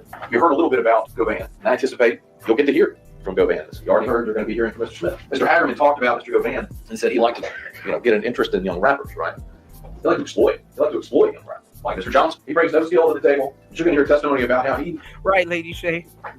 intended. It was his sole mission to get a 30 to 60% piece of Mr. Johnson. You're going to hear him say, oh man, Mr. Johnson was going to go platinum. And he and his godbrother had missed out on this golden opportunity for another rapper. And they weren't going to let that go by. They weren't going to let that go by again. And so he gets his claws in Mr. Johnson. This innocent rapper's being exploited, which I know rappers are exploited in the record labels and management shit, but come on. And what you're going to hear is as the process goes on, is the idea is that he's going to sign with CMG. But there comes a point in the road where what Mr. Govan wants, which is a meal ticket, the payday, and what Mr. Johnson wants, different. And you're going to hear about how they take this trip to Atlanta. And the whole idea is that they're going to go to Atlanta, and this is Mr. Govan's chance. He's got another guy he's going to bring in to help sell the management contract, which is going to give him this massive piece of this young up-and-coming artist. You're going to hear, this is about September of 21. This is right before, and you're going to hear that they go to Atlanta to meet Jook, who is the... All right, so I like how he's like painting the picture for the audience, right?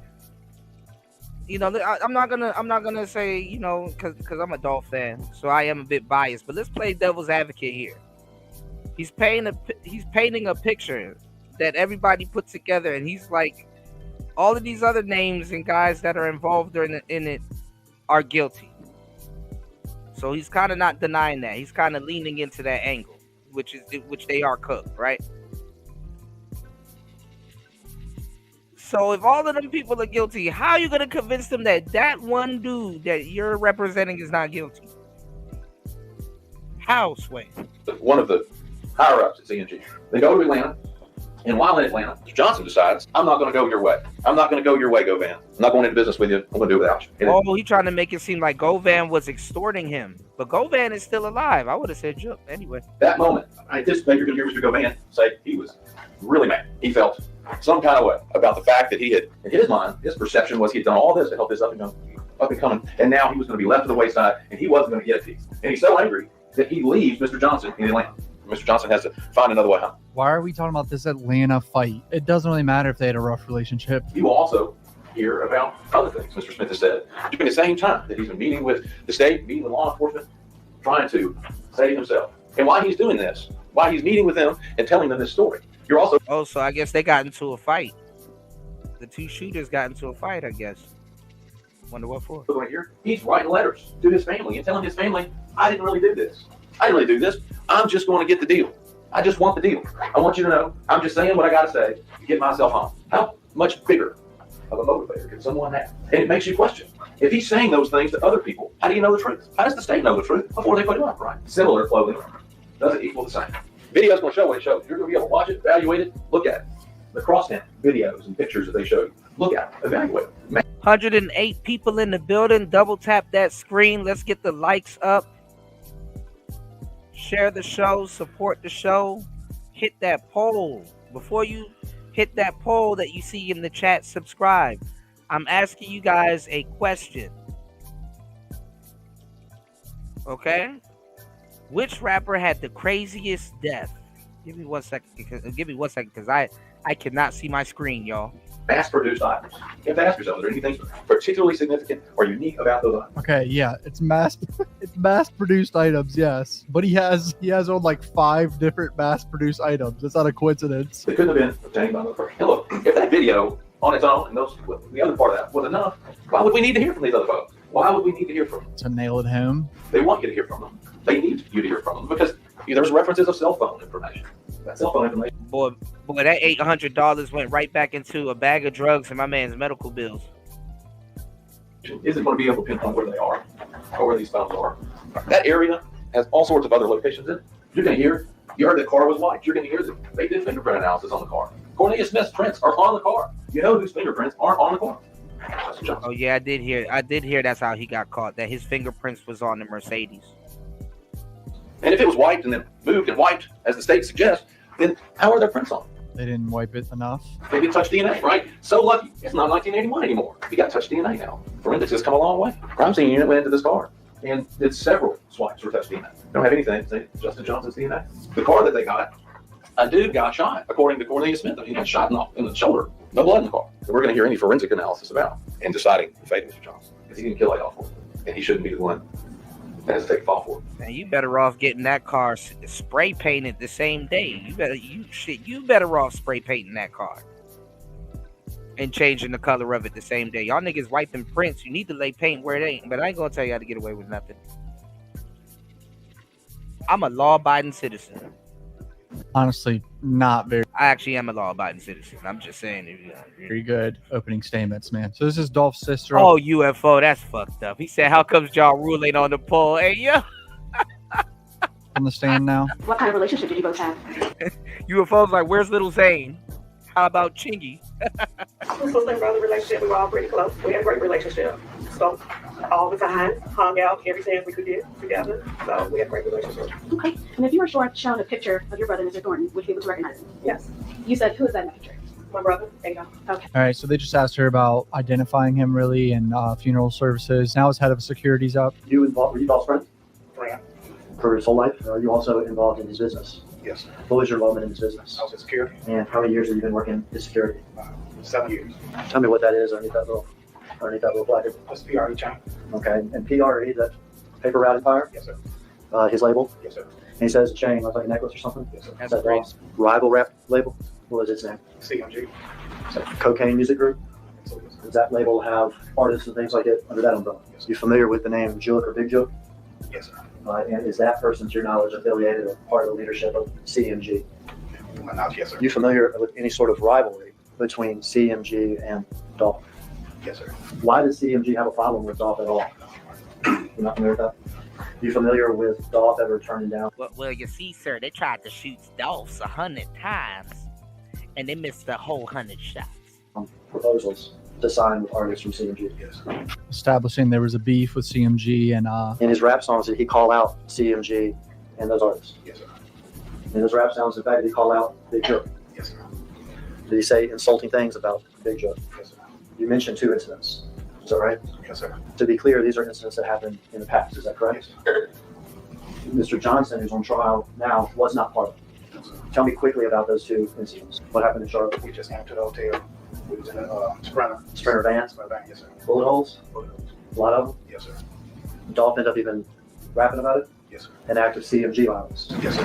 The other incident happened in California.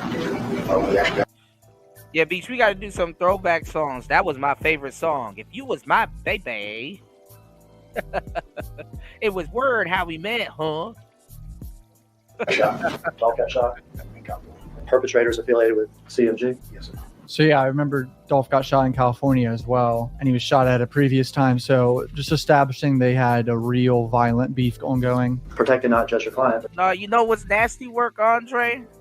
That we got 114 people, 118 people in here, and only 16 likes. That's nasty work. That's disgusting work. Horrible work.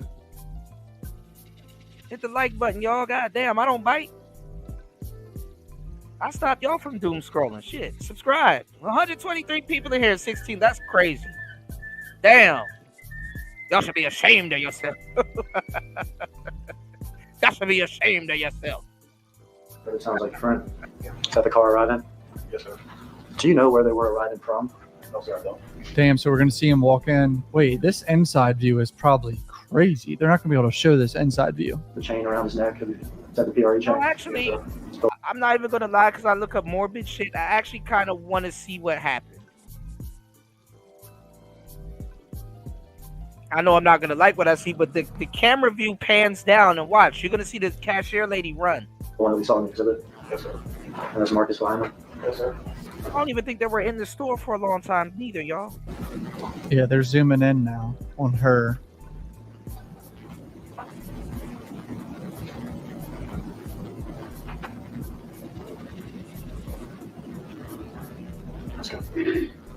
So they're showing it in court, I believe, but the camera didn't show it. Holy fuck. I think they had it blurred, I think, actually. I don't know. So I think Mr. Smith is coming out now to testify against his co-defendant, the guy with the AK-47 in the video. He doesn't That bitch got the fuck up out of there. She said, "Oh hell no." have a plea deal, I don't think. Like, I ain't gonna lie. I would have grabbed a row of them cookies. What the hell am I gonna eat on about when I'm sitting down talking to the cops, man? he's here snitching pretty much for no reason. Like, he knows he's gonna go to prison. So I'm a little confused, but How old are you? I'm 34. Street drugs. Yes, sir. so he had a drug problem. You were convicted of aggravated assault in 2011, is that correct? Yes, sir. What promises? have I made to you with regard to your testimony today?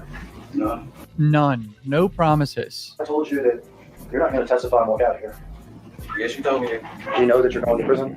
Yes, sir. Have I told you that it's very important, though, for you to tell the truth? Yes, sir. I told you it's important to tell the truth because I said so. Yes, sir. You know why I felt Woody them people. Because the judge will evaluate whether I told the truth. Right. And have I told you it's in your best interest to tell the truth? Yes, sir. Once I came to my senses and Justin had wrote me a type. Okay. So you said after you arrested, you came to your senses. Is that correct? Correct. And you say that Justin, is that the defendant in this case? Yes, sir. Had written you something that you called him. A type. Okay. Okay. Without saying what was in that type. That's a letter, is that right? Yes, sir. Without saying in that letter, after you received that letter, did you decide to tell the truth? Right. And what did you do once you decided to tell the truth? I had spoken with my lawyer. And thereafter, have you met a few times with detectives? Yes. Would it be fair to say you did that? Well, this is the thing too. They left him for dead because I remember when the trial first started, he didn't have a lawyer. You know, when the trial first started, he didn't have a lawyer.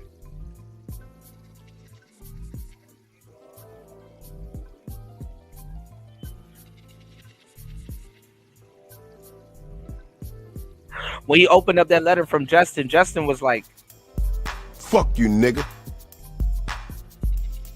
You think you hard? Wanna talk shit? Pick up the phone, bitch. This the real shit right here. Shut the fuck up, you nitwit. You talking shit upon my shit, homeboy? You just a little punk ass, bitch, bitch. Fuck that. Thousands of niggas is waiting for your motherfucking call, and they all talking shit up on that ass right now. Big niggas, thick niggas, curvaceous niggas, affectionate niggas. Mwah, nigga. You want that true nigga shit? Let's call the line off top.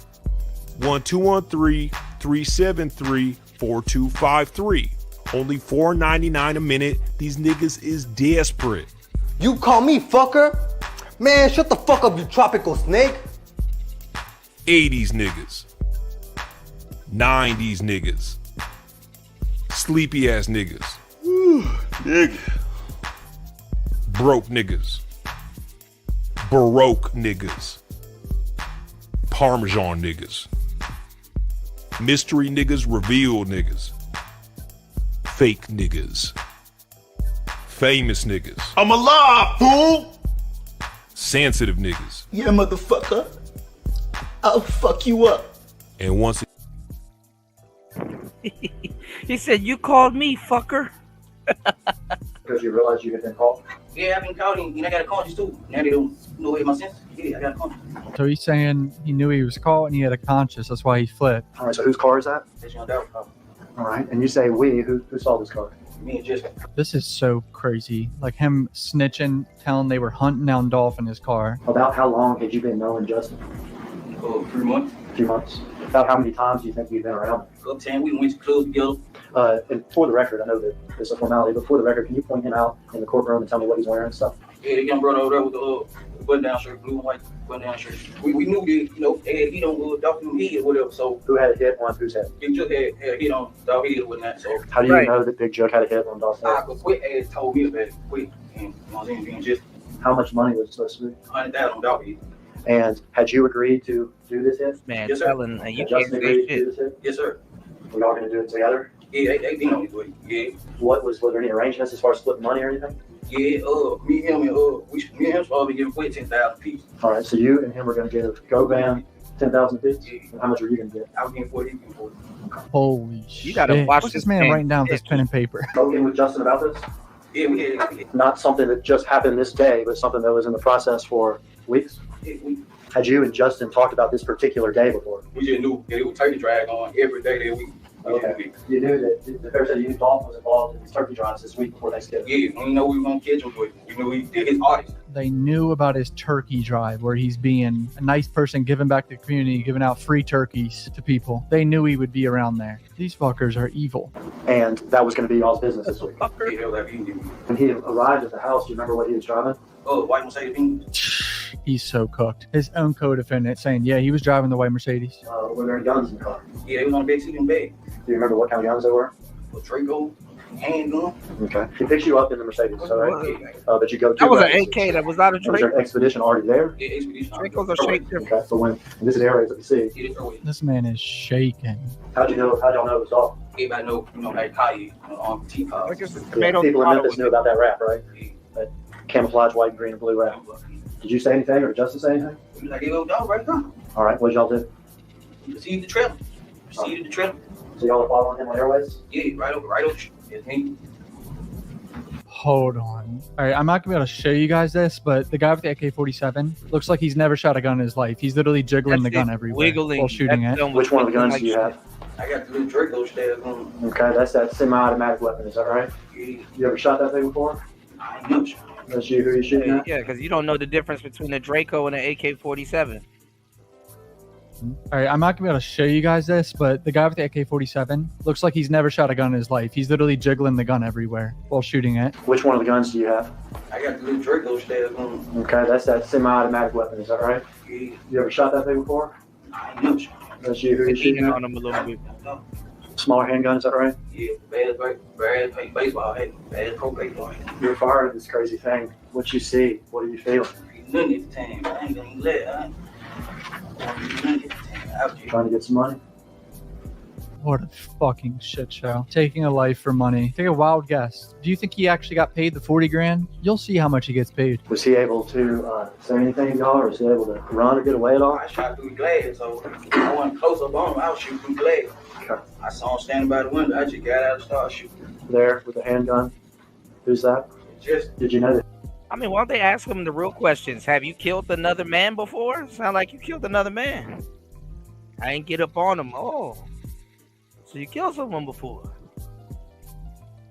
Oh. Oh. Did he shot back at y'all? I ain't noticed until we pulled up. There was a bullet hole in my side window. And I told Jeff, That adrenaline. I'm eat. He like, I'm eat too. And he gives you the keys to the expedition? You get inside to move it? And then where does he put the Mercedes? He put it like right there with the expedition in the front yard. FaceTime Juke, they know they was out work. Who FaceTime Juke? Just had FaceTime Juke, spelling out Dolph. You know what I'm saying? They don't know we did. And let's back that up. You said somebody spelled out Dolph. Who spelled out Dolph? Just spelled out Dolph. When you say spelled out Dolph, what do you mean? Like the sign. He said straighten. God damn, bro. How you from Memphis and you can't catch on to these niggas' accent? He straightened out Dolph. He got the work straight. We did that. God damn. But I guess they gotta get him to do, give super details, because you got the stenographer and you got the, so I guess you got to get like a clear. I guess they can't use slang. So. All right. With jailhouse, like this would be an O. Nah, I think I would know how to do it quick. Okay. Something like that. All right. So there was some signing, then y'all just took care of y'all. Where are y'all's guns at this point? Oh, we had them in the backseat. Etta, who's your idea? What was the idea of coming into my chat room and saying something stupid? And how's it suspect if it's a woman and I'm a man?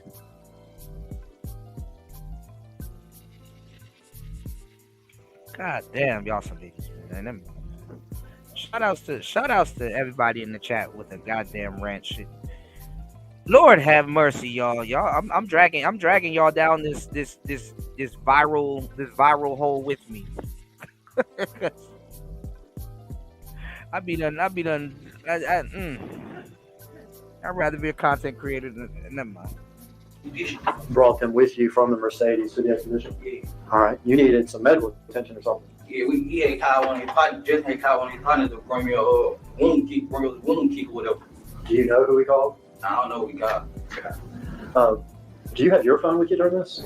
Nah, my phone, I had left my phone in the green in the safe bin. All right, so when you got into them from your house, did you have your phone with you? Yeah, I had my phone. I put it in the glove department. Okay. When you got out to shoot off like you saw, did you have your phone with you? Nah, it was in the glove department of the bin. Okay. And tell me again what Quet said during these conversations. Yeah, we had to get rid of the car. We had to move the car, get rid of it. So footage of them at the apartments now after the shooting. That's his cousin, I would imagine.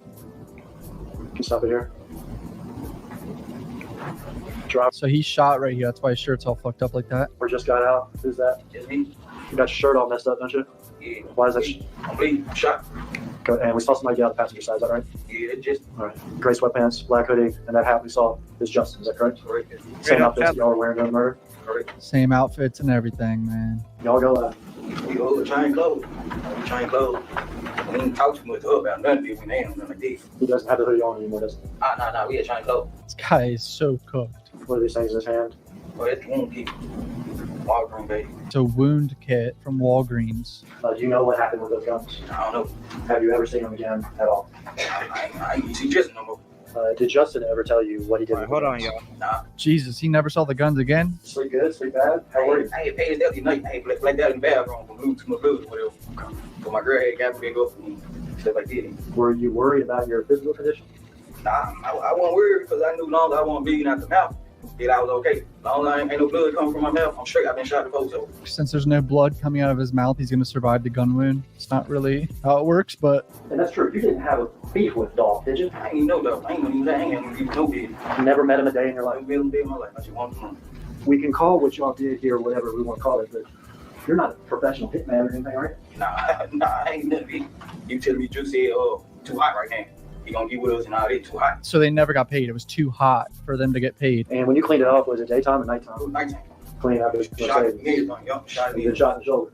Dude, they had no plan after the killing. I don't want to get Right, and that's exactly why he didn't make the money that he was supposed to make. Because listen, if it's too hot, bro, it was too hot to commit the crime. You think you're gonna shoot a man that stand on stage, got a whole music career, everybody know, especially where you at? You think you're gonna do that and just walk off like nothing happened? You saying Grand Theft Auto? Yo, you are not getting rid of them stars, bro. You are not getting rid of them stars, bro. You damn straight it's too hot to collect the payment. You never collect the payment. Mailbox. He said he had a letter with you too. $500 in a letter. $500 in a letter. And obviously you're supposed to get $40,000. Right. But you got $500 in a letter. You saying right here, yeah. And what was the substance of the letter? Oh, saying that you said we get caught up, you know, make sure we get his story and all those. So we hot right now. Imagine committing a murder and getting $500 in your mailbox for it. I don't know who it was, but they got $300. $300. Yeah. So now he's at $800 for a murder. We've been paid about $800. Yeah. Is there any other payment coming? All the payment stopped. Yeah. All the payment stopped. Is there any time that you or your girlfriend? That's crazy. He was. This man was a killer on layaway.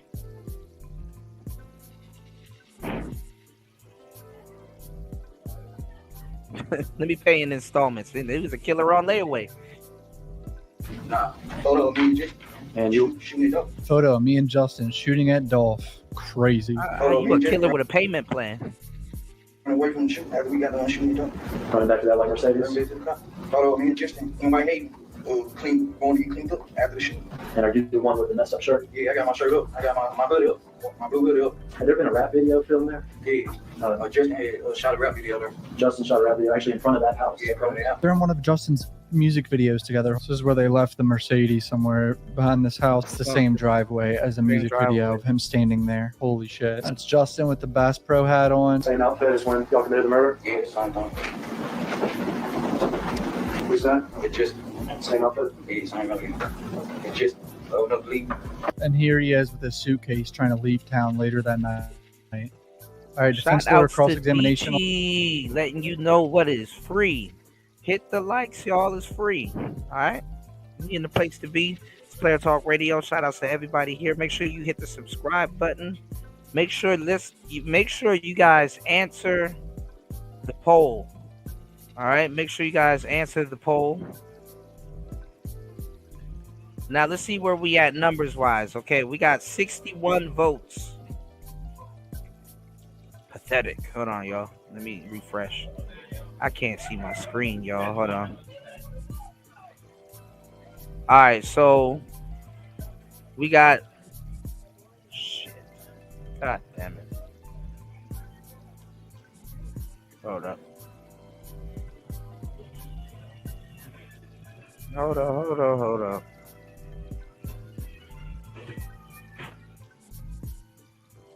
Lord have mercy. Hold on, let me.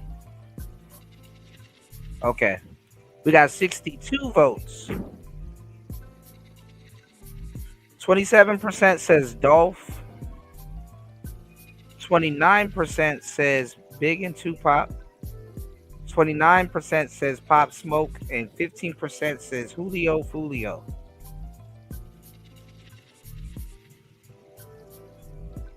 All right.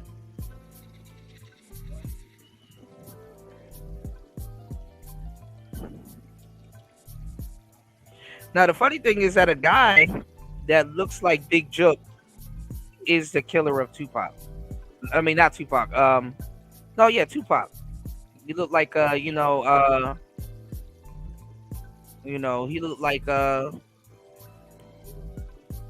looked like Biggie.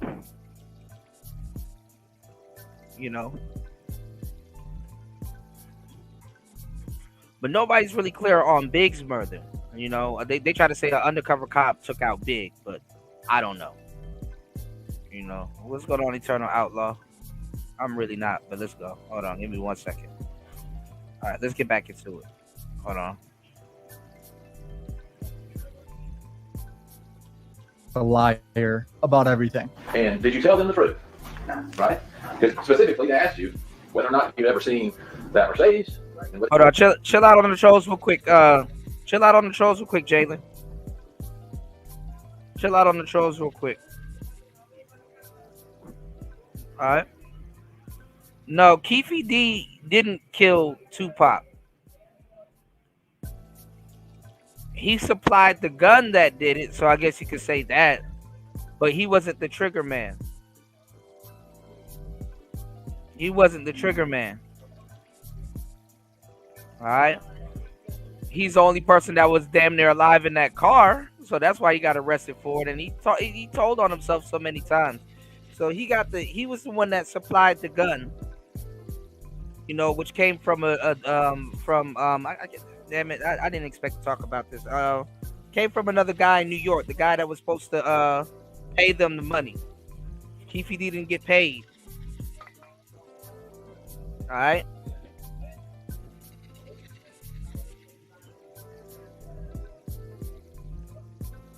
So yeah, Orlando Anderson. For years, I thought it was Orlando. A lot of people thought it was Orlando. And, he just got beat up. He can't really, so he probably banged up. And then they said it was a big arm that came out the window. Because I got a whole show. You can type it in. I got a whole show talking about it. And we went over every single thing. We actually solved it on the show. And then like a couple days later, Academics did a show and he solved it. So I'm like, oh, this is some bullshit. We actually solved it on the show because I said, let me see the car real quick. Because, when I'm no expert about drive-bys or nothing, but when you shoot at a car or if you're shooting from a moving objects, the bullets ain't going to go into the car straight. It's going to go into the car at an angle. So you can literally, if you look at a car door that's getting shot, or the after it got shot, you can literally tell if the bullets came from behind, sideways, and then shooting backwards. You know what I'm saying? You can literally tell just by how, the bullets hit the car. The bullets tell the story, honestly. So we were solving a lot of cases over here on Player Talk Radio, y'all. So shout out to the people that was around, because we also was going in on the YNW Melly case. That's a crazy case. That's how they could tell that the car was see, criminals ain't thinking like this though. So that's how they could tell that the car was parked when the bullets was getting pumped into the vehicle and stuff like that, and the trajectory, which bullets went left and right, which bullets went, you know what I'm saying? So it's crazy, man. I mean, and it honestly, it's just observation. It's just advanced observation. It's not even advanced observation. It's just, it's common sense,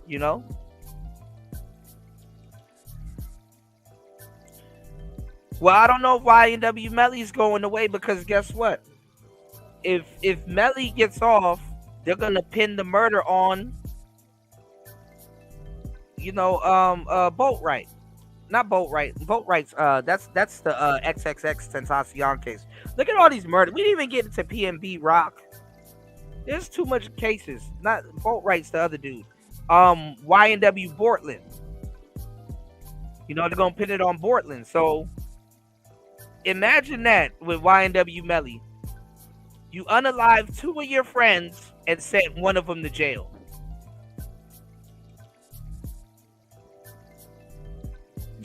You unalived 2 of your friends and sent one of them to jail. But you'd been in it, right? And you said, never been in it, never seen it, never been in it with Dustin Johnson. Correct. Right? Okay, just to be clear. The original lawyer in your case got $50,000 to represent you. Did he not? I don't know exactly what you get. I don't know. Okay. All right. Yeah, but they need admission. They need admission. Cops can have all the evidence they want, but if they don't go by procedure and stuff like that, it gets thrown out and all kinds of goofball shit. So the fuck did he afford $50,000 to his lawyer at first? Came from CMG, right? Yeah, I don't know exactly who, but all right. Dude, CMG is cooked. So you talked today. You got paid for what you just testified to, didn't you? I down locked up. You got paid, My right? lawyer was paid. You got $50,000 to pay a lawyer, right? I didn't get in my hand free. Your conscience wouldn't bother you that bad, right? You said your conscience started bothering you, but not bad enough not to take the money for the job you did. I mean, I see the point, but so at first he was trying to fight it clearly, and then he switched. And you said, my man legal team done turned on him. Hey, why are you talking to me like that? I'm paying you. What the hell? there with his money, getting out of town. To be clear, you don't have any direct knowledge of. If you were supposed to get 40K for killing Dolph and only got 800, he probably like, listen, we're not even gonna talk about money. Justin Johnson getting a dime for this, right? Nah, I ain't got nothing. Okay, so you can't say he's leaving with his money, right? Okay. So, you're saying Mr. Johnson sent you something saying he actually said he didn't do it, right? Nah, he didn't say he didn't do it. He said cut him loose and take Juke and quit down with me because they ain't guessing with us. Oh, you mean tell the truth? Nah, so he didn't have anything to do with it. Tell the truth. Nah, he said he take the downfall. You cut him loose, let him go. Okay. And tell them to quit and him change colors and quit with me and stuff. Bro was trying to make him take the whole down for everything. That's crazy. Did you get it directly from Justin Johnson? Did you see him right? They turned on each other. And then he probably was mad because he didn't get all his money. And if Justin was around CMG, Justin could have got his money directly from Juke. So Govan probably got this nigga's money. Did you see him right?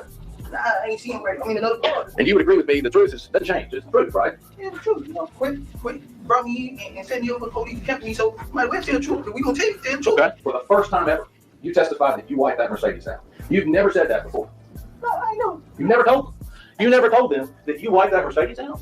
I never told you. Check this when I talk to them. Nah. Why would you tell them? They've asked you every question under the sun about this case, right? I said detectives. I never admitted that I was involved in detectives when I first got locked up December 9th. Why didn't you tell them in August you wiped the car down? We were talking about somebody, showing back up. His high-pitched voice is killing me. You don't recall them asking you and you saying, yeah, Justin we already said talked about that case, No Life Tehran. You can check it out. It's on the same channel, man. Hit the subscribe button. We're gonna revisit it. We're talking about this case. We already talked about that case, bro. It's on a cliffhanger. Down. Yeah, he told me he had somebody to wipe the car down too. But you didn't think to ask him, right? I told him that I wiped it down. He said you used the right stuff, but I got somebody else to wipe it down. You know what I'm saying? But if you were telling the truth, you wouldn't have any trouble, right? Going, did I say that or not? Because you know you didn't say it because you told the truth. Well, at the time, he was being interviewed Trying to by get him police. to admit that he wiped down that vehicle. Basically trying to hide the crime that he committed. And he wasn't snitching at. He was trying to fight. Yeah, it was really detailed. We went into all of those details, Tehran. You did. We went into all of those details. You know what I'm saying? And that case is crazy. Where it's at right now, it's on a cliffhanger. They're gonna try to make Cortland or YNW Portland go down for it. You know, that's basically the future steps. At some point, you know, so Fight the case. So he was clearly telling lies. He's not going to remember all the lies he told them or why he didn't say certain things. This time or last time? I can tell the truth all the time, all along. Okay. When you were interviewed by law enforcement in August, they asked you that. And you said, I think he had the same deal with Justin. Right?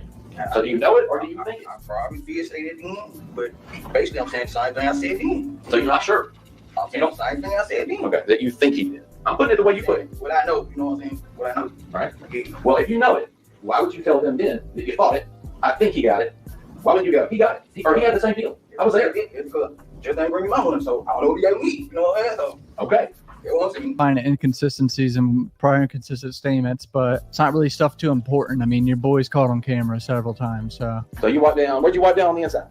Like see stuff in the dope counter. So this is a medical examiner, I believe. Skeletal muscle and it caused a lot of fractures to the mandible, the lower jaw, and it caused fracturing around the gums where the teeth are located in the lower jaw. And your medical opinion with this wound be catastrophic or fatal?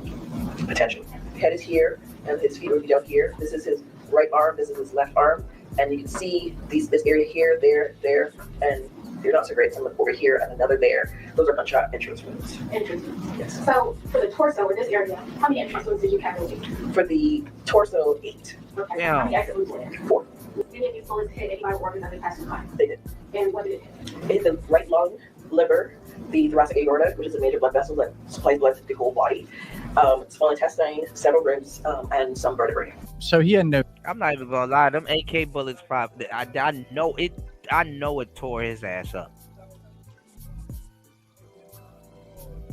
That had to be a horrible fucking way to go. And then while you laying on the ground, trying to figure out what the hell happened to you and all your shit shutting down, now you getting rained on with a pistol. God damn. No chance. He was shot, I think, 20 times, and only 4 of the bullets. 22 times with 4 exit wounds, y'all. 4 exit wounds. And that, I don't know. I mean, even if it was a Draco, but it was an AK. You know, Dracos are AK style, but it was an AK. That's how I was wobbling like that.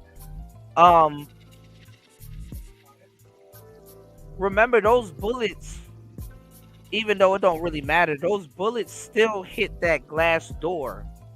You know what I'm saying? So those bullets are they probably twisting and turning and probably lost a little bit of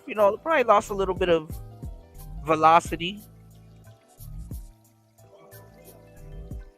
So I guess after the window busted, those other bullets had a clear shot. Just like a clear direction. 155 people in the building. Make sure y'all double tap the screen, hit the like button, support the show via Cash App. That's $PTV888. That's $PTV888. That's Cash App. $PTV888. If you got a question, you can definitely send it via Cash App.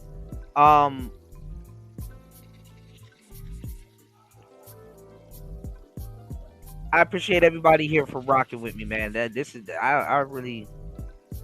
really hate that young Dolph is not here no more, man. Shit.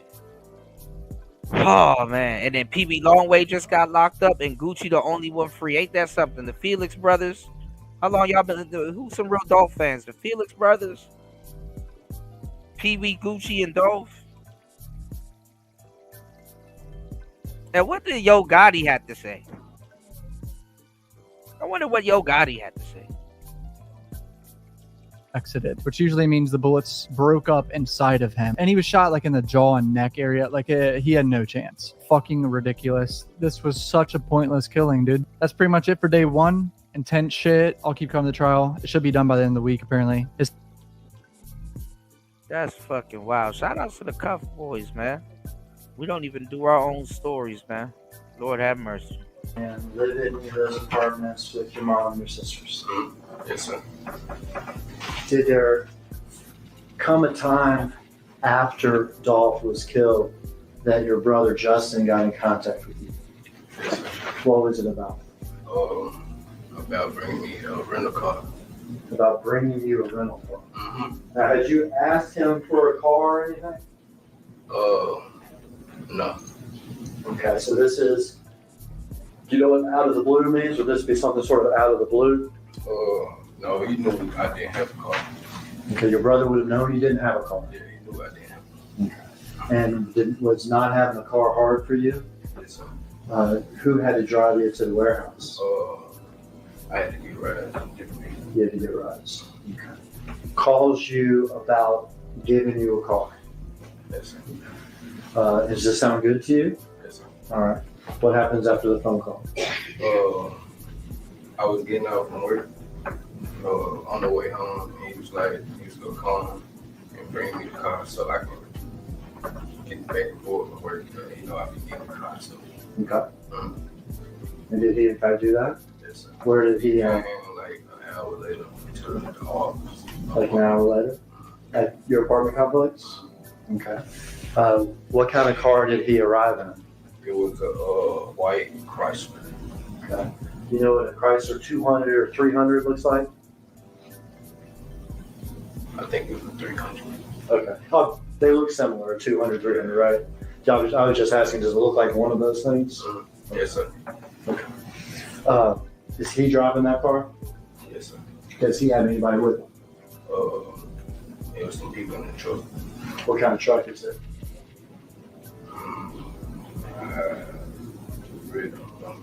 What color is the truck? Uh-oh. A white truck? You say truck, you mean like a pickup truck, or do you mean like a big SUV? Big SUV? Okay. Do you know who the people were in the white SUV with him were? No, sir. Okay, what happens when he gets there? Tell me you outside. Okay. Go outside, get in the car. You get in the car with him? I was quiet. He had 2 phones. Okay. Okay, so I guess he was putting numbers in the phone and stuff. He was in what? He was like switching the numbers, putting numbers in the phone, another phone. Okay, so he has 2 phones in front of you, and it looks like he's taking numbers from one and putting it in the other? Yeah. Okay, now had y'all talked about a phone or anything before? No. He was bringing you a car. Mm-hmm. You're in the car. He's got 2 phones. Before this, what they're trying to do is they're trying to get more information out of the brother of a cover-up or a cleanup that they probably, they're trying to get more information out of his brother that they probably didn't tell him, or I don't know, maybe they try to charge him correctly. They're trying to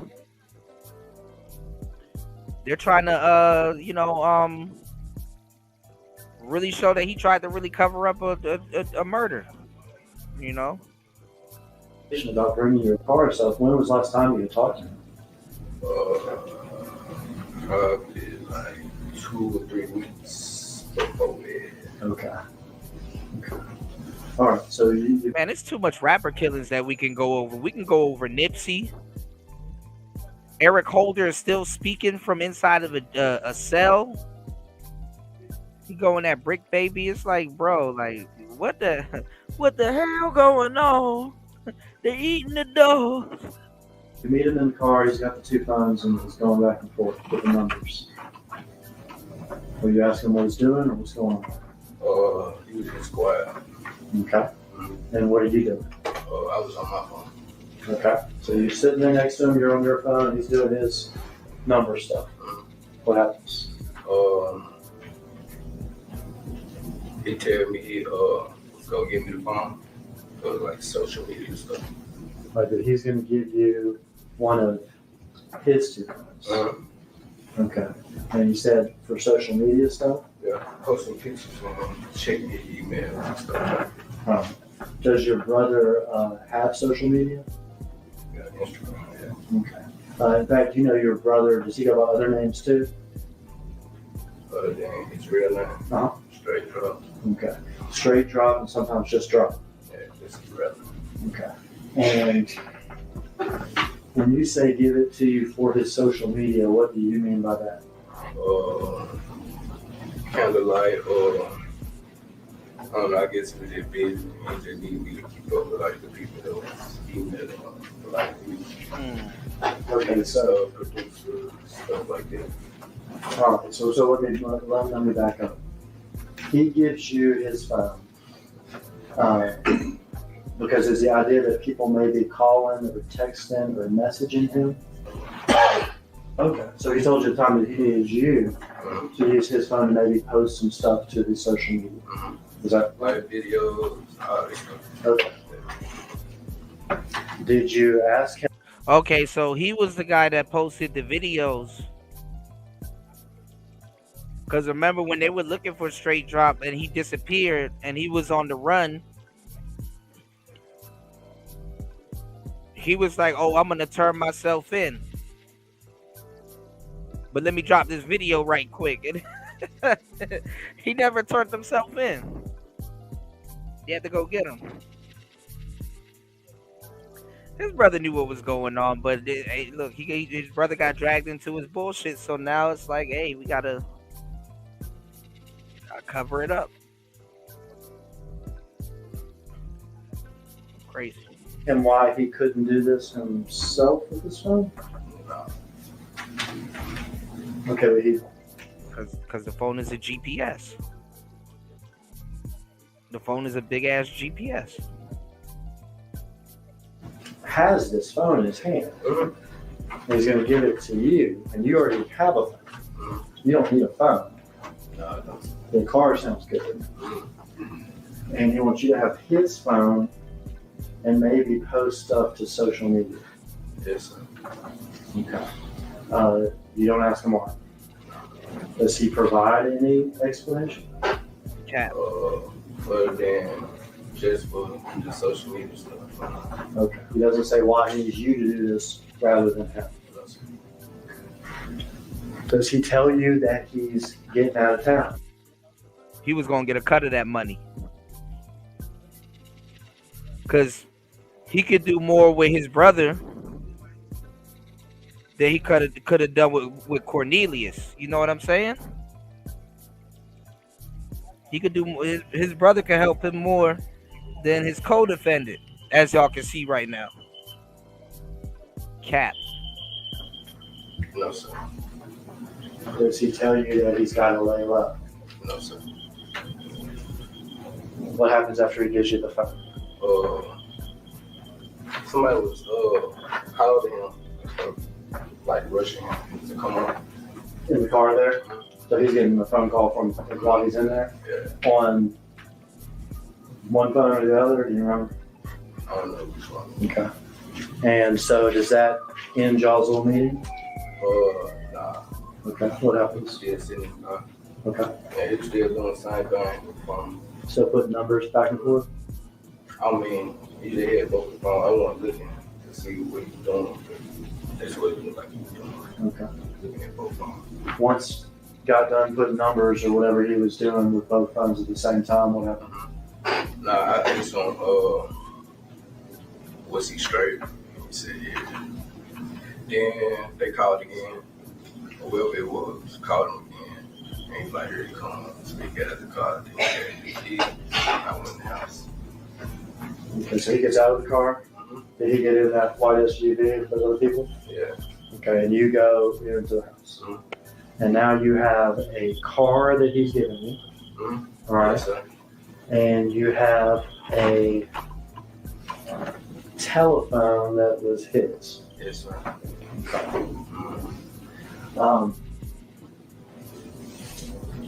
After you get possession of this phone, do people start trying to contact him on this phone? Yes, sir. You're a fucking idiot. You're supposed to get rid of the phone. You're supposed to get rid of the whole phone. Like, why are you keeping... Lord have mercy. All right, but you have the phone. Nigga went home to go change his clothes. He should have went to the T-Mobile store. Yes, sir. What happens when somebody contacts him on the phone that you have? I'll text him and tell them that they called or text. Okay, so if somebody calls him or texts him and you then text him or call him. Give me 2 seconds, y'all. I'll be right back. Y'all hit the like button, subscribe, support the show via CashApp. That's $symbol PTV888. That's $symbol PTV888. Yeah, world's dumbest criminals. I'm gonna keep a GPS on me, but I'm gonna get a GPS to you and then see if they're gonna catch me or not. First of all, don't bring the phone with you. The other nigga, he dumb as hell. My phone was in the glove box. if you staking out and waiting for somebody, like what you gonna do? Get bored and start playing Candy Crush while you waiting for them? Why is there a phone in your hand? You should be alert and waiting for somebody. God damn.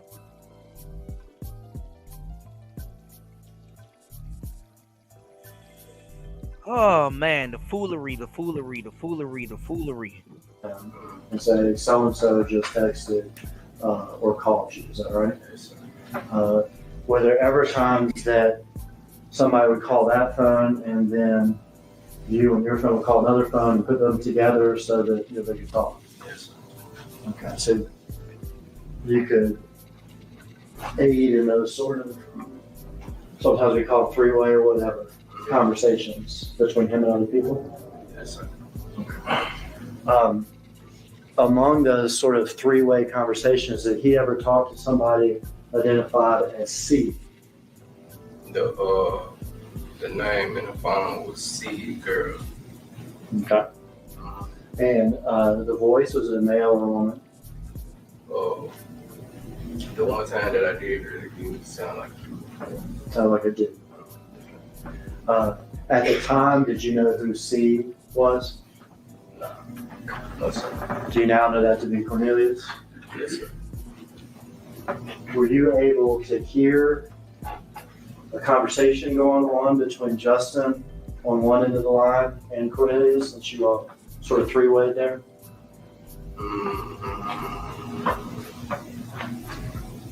Not like full conversation. Not full conversation. Were you able to hear some of the conversation? Just a little bit. I wasn't really just listening. Okay. You've been asked before whether or not you heard some of the conversation, correct?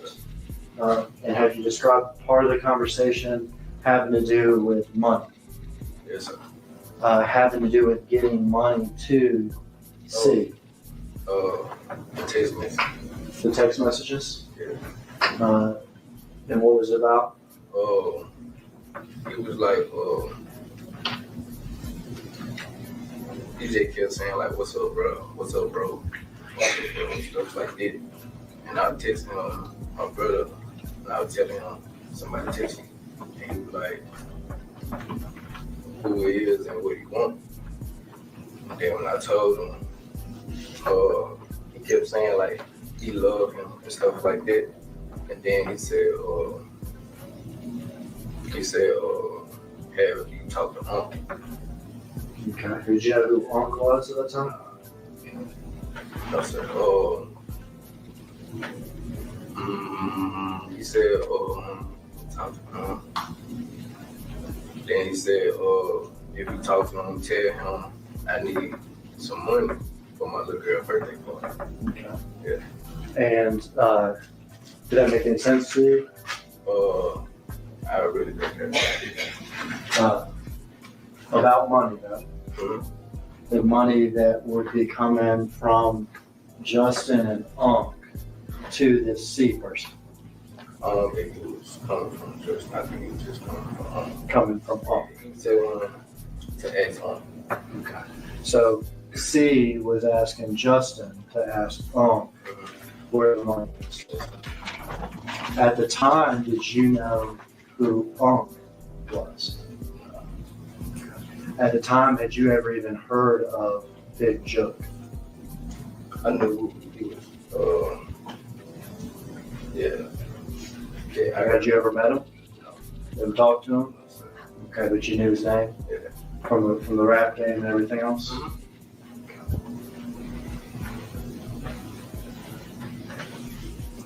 Did you, They want his brother to admit that he knows more than he actually does.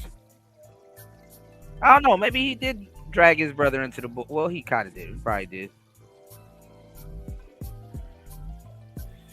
I don't think Cornelius was driving that damn Benz. They said it was 3 people. So they might try to see if his brother is the driver.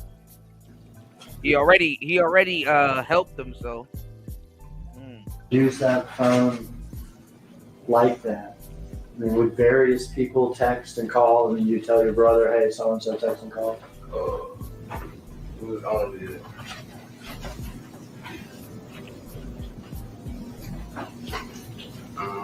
It was a couple people. Yeah. Couple people. Okay. During the course of doing this, did your brother ever tell you where he was?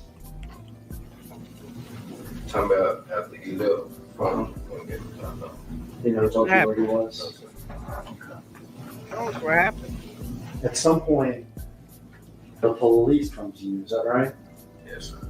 They come to your apartment? Yes, sir. And they want something you got. Is that right? Yes, sir. They want that phone. Yes, sir. Your brother's phone. Yes, sir. And did you give him that phone? Yes, sir. And did you agree with to go back to the station with them and, be interviewed by the police? Did you do that? They took me there. They took you there, okay. Yeah. They took you there. You turned over the phone and told them about Justin giving it to you. Yes, sir.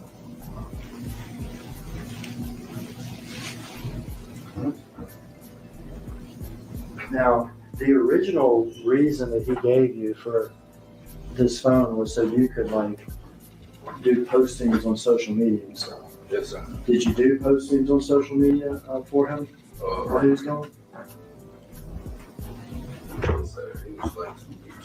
Which two pictures? It's like a picture of some food, like a restaurant. Okay. And another one was like some shoes. Okay. So you posted two pictures for him. Which would be a picture of some, was it some fancy shoes? Just some Jordans. Some Jordans. And a picture of some food. And did he ask you to post those pictures? Yes, sir. Okay. Did you also follow his social media? Did you see the stuff he posted on social media? Yes, sir. Was he still posting stuff on his social media?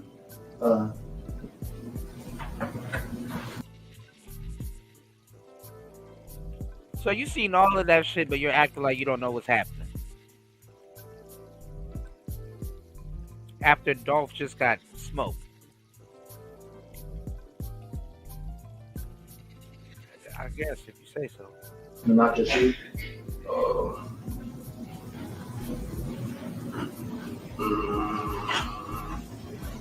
Like a picture of him in a Rolls Royce, or a picture of him holding tens and tens of thousands of dollars? Not like around the time I posted those pictures. I understand. Further on down the line. Further on down the line. Okay. Before he got arrested. Yes, sir. So that's not you posting those pictures. In fact, I think you had already, they had probably already had the police already had the phone at that point. Yes.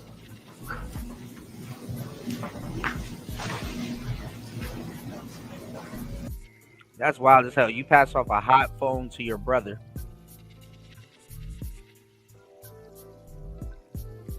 Knowing damn well a phone pings and sends out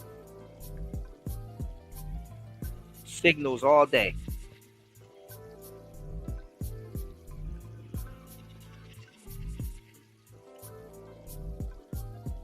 Maxter said nobody from them.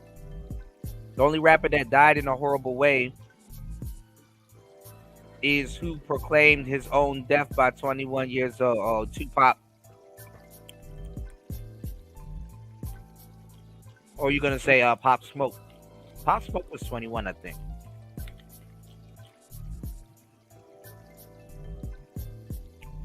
Oh, okay. You're a Zillennial. Y'all be bringing up random people. I'm asking y'all about rappers. Dude, do Little Peep, bro.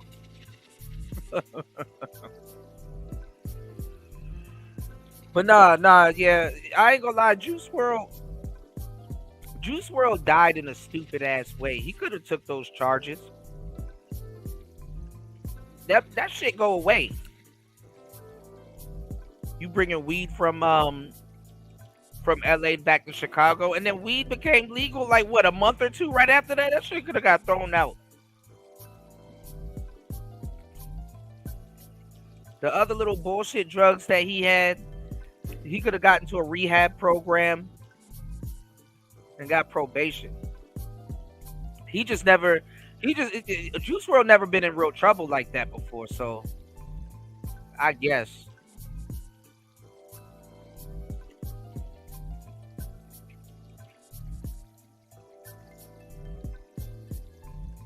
So, hey.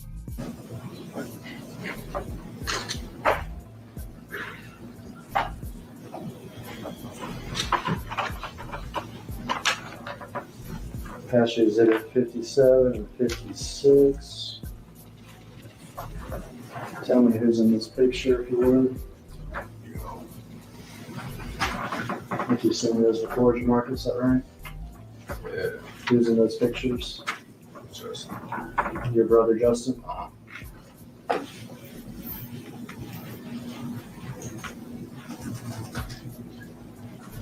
could have those exhibits returned. I'm done asking you questions, Marcus. One moment.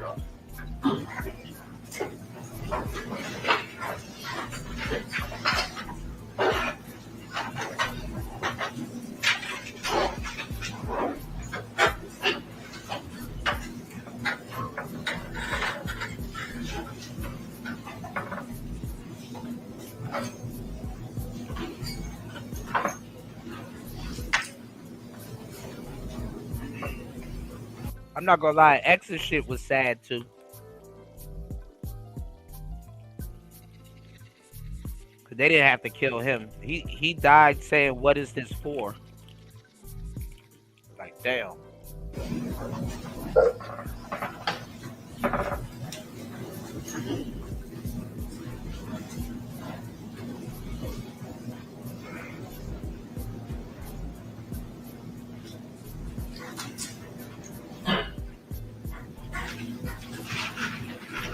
Good afternoon, Marcus. If you don't mind, I'll call you Marcus since we have more than one Mr. Johnson in the request. Sir. All right. My name's Luke Evans. I just got maybe just one question for you, or a couple of questions for you. So you knew Justin to be. So CMG is not gonna go down for no, well, not yet. I don't know. You know, I don't know if Angela Simmons, I don't know if she gonna go down with him, but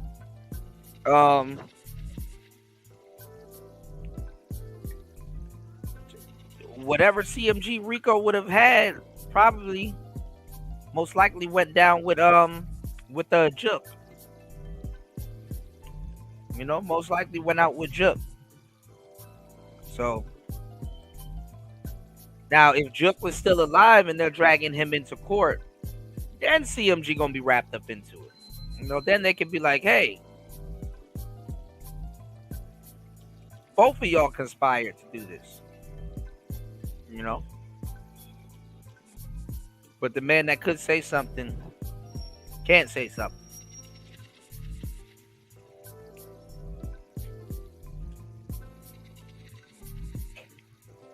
You know. This Dolph shit was just unnecessary and sad. Angela. Be an aspiring rapper. Yeah. Simmons. Correct. He was trying to get signed. Yes, sir. Okay. Had you ever, prior to that date, ran his social media or YouTube before? Yes, sir. All right, so that wasn't something. That wasn't a new thing for him to ask you to do. No, sir. Okay. All right. Thank you very much. Oh, yeah, this is sad. This is what a cold-blooded murder looks like. Oh, shit. Bruce Rivers, the criminal lawyer, went on. Oh, shit. Ooh, I didn't see this. Hold on, y'all. How much money was it supposed to be? 100,000 on Dolph.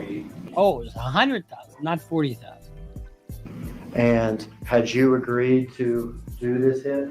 Yes, sir. What is this for? For 40 grand and they got paid 800? Gee, that sounds like it's well worth it. But here he is testifying against his buddy that he knew for 3 months. You know, identifies him at the scene, identifies him as the shooter, identifies the firearms that are being used. Unbelievable. Y'all were cool with each other, is that right? You and Justin? God. Are you cool now? Are you cool now with each other? Now that you're snitching on your friend? I mean, guys like this have a trouble in custody. You know, somebody who, I'll give you 800 now, then I'll give you 39,200 later. I mean, who the f- does that? Had you spoken with Justin about this? Yeah, we talked about it. Conspiracy to commit murder 1. You know, the thing is, they got paid $800. Oh, but when you get it done, I'll pay you 40. Bruce Rivers, he's the criminal lawyer. Bruce Rivers, he's the criminal lawyer. Bruce Rivers, he's the criminal lawyer. And what he do? And he's gonna react to all the self-snitching. Hi, this is Bruce Rivers. Welcome to another episode of Criminal Lawyer Reacts. That's crazy how you got a black man to make that fucking intro music. Why don't you get Golf Brooks? Or Eminem? And he's gonna react to all the self-snitching. Who mainly self-snitches on themselves? Bruce Rivers, he's the criminal lawyer. And he gonna react to all you dumbass niggas. Don't let me get all of them lyrics, man.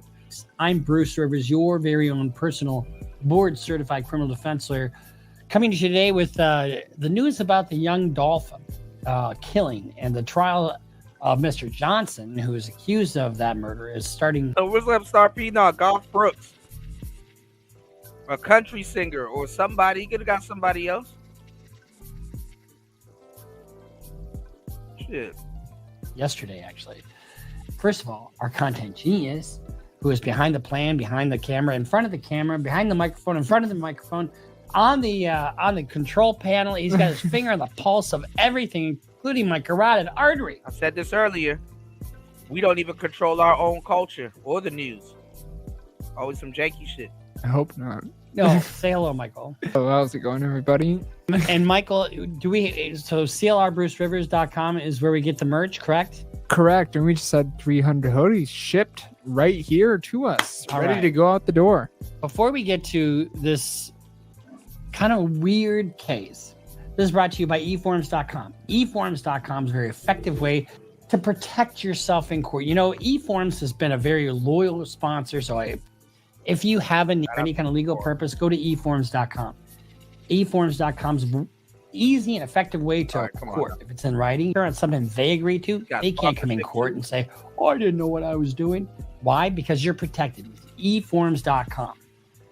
Okay, so November 2021, young Dolph, Adolph Thornton. First of all, who the fuck names their kid Adolph in this day and age? Honestly. But he didn't deserve to die because of that. In November 2021, young Dolph, Adolph Thornton, I still can't get over that name. He refused to go with CMG. It's in writing. You can't argue with the doctor. Why are you leaning on Dolph though? We know what happened when the last time when y'all named y'all kid Adolf. Do we need to go there? We know what happened last time y'all named the kid Adolf.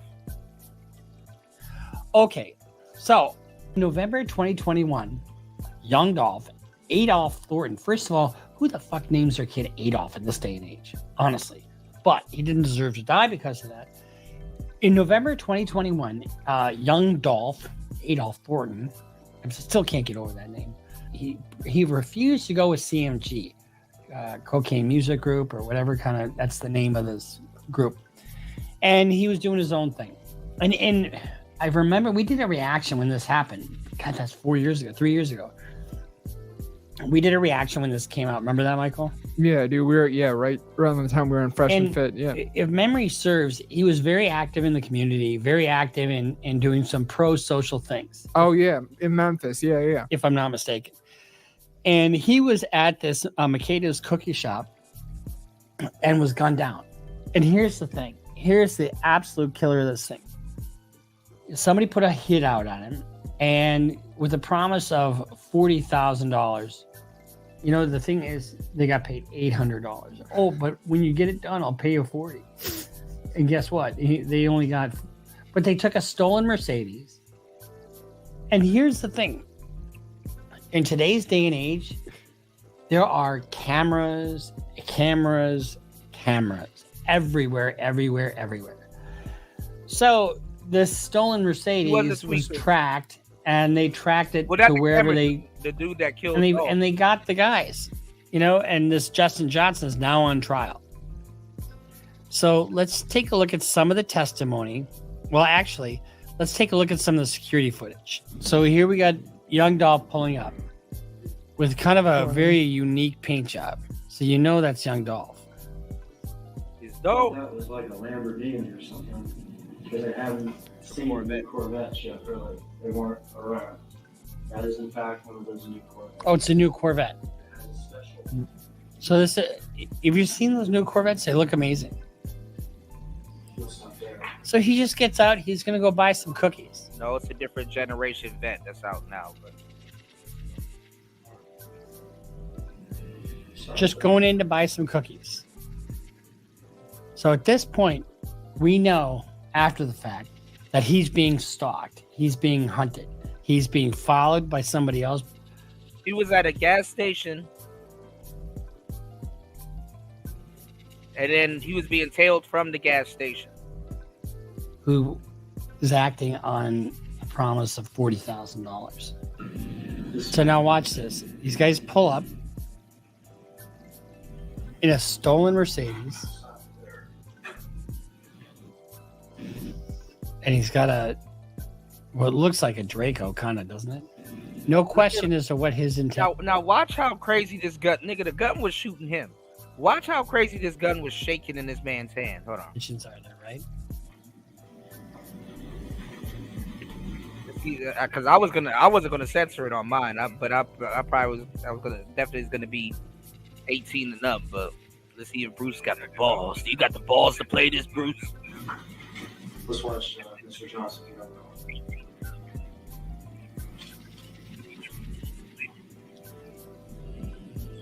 Can you stop it here? So look at that. Apparently his gun jammed and wasn't firing. But then they get shot at. This is Dolph here. Remember, he was wearing the yellow. His brother could have got a headshot. That's the crazy part. He was right there at the door. His brother was just on the other side of that door. This is Marcus. Remember, I told you he had a gun. He tries to return fire. 131 people in here, man. Let's get the likes up. 29 likes, 130. Just double tap your screen, y'all. 2 seconds it takes. 2 seconds. Y'all doom scrolling anyway. I'm giving y'all some good fucking content. Just double tap your screen. That's all. Double tap that screen for your boy. And subscribe to the channel before you hit the poll. All right. We got 131 people in here. We can at least get 5 people on the Cash App also. All right. Let's get it. Not asking for much. Let's go. These two men quickly shoot Dolph. Dolph's body's riddled with bullets. So let's watch that again. The second man out of the car who's driving is our defendant. So when you watch this, see how fast this happened. Justin Johnson. Neither one of these men are professional hitmen. You don't have to play that audio. That's funny though.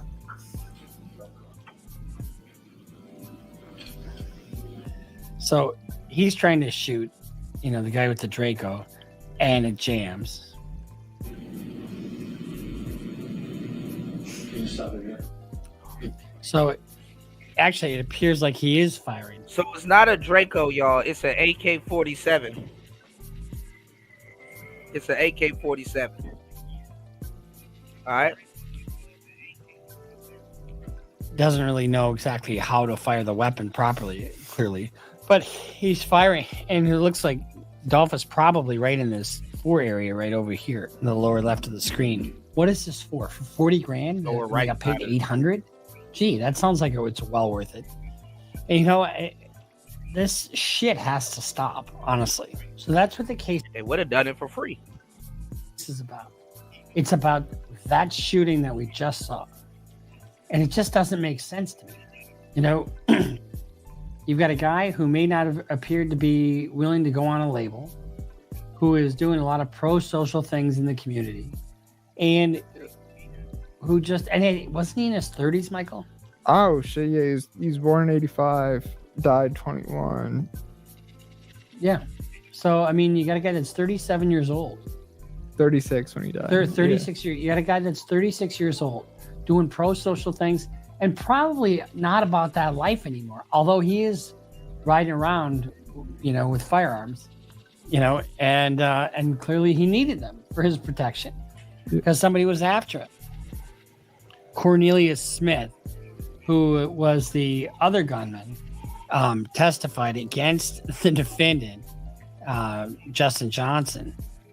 And Smith claims that he had joined Johnson in 2021 murder of young Dolph. And why do you think he's testifying against him?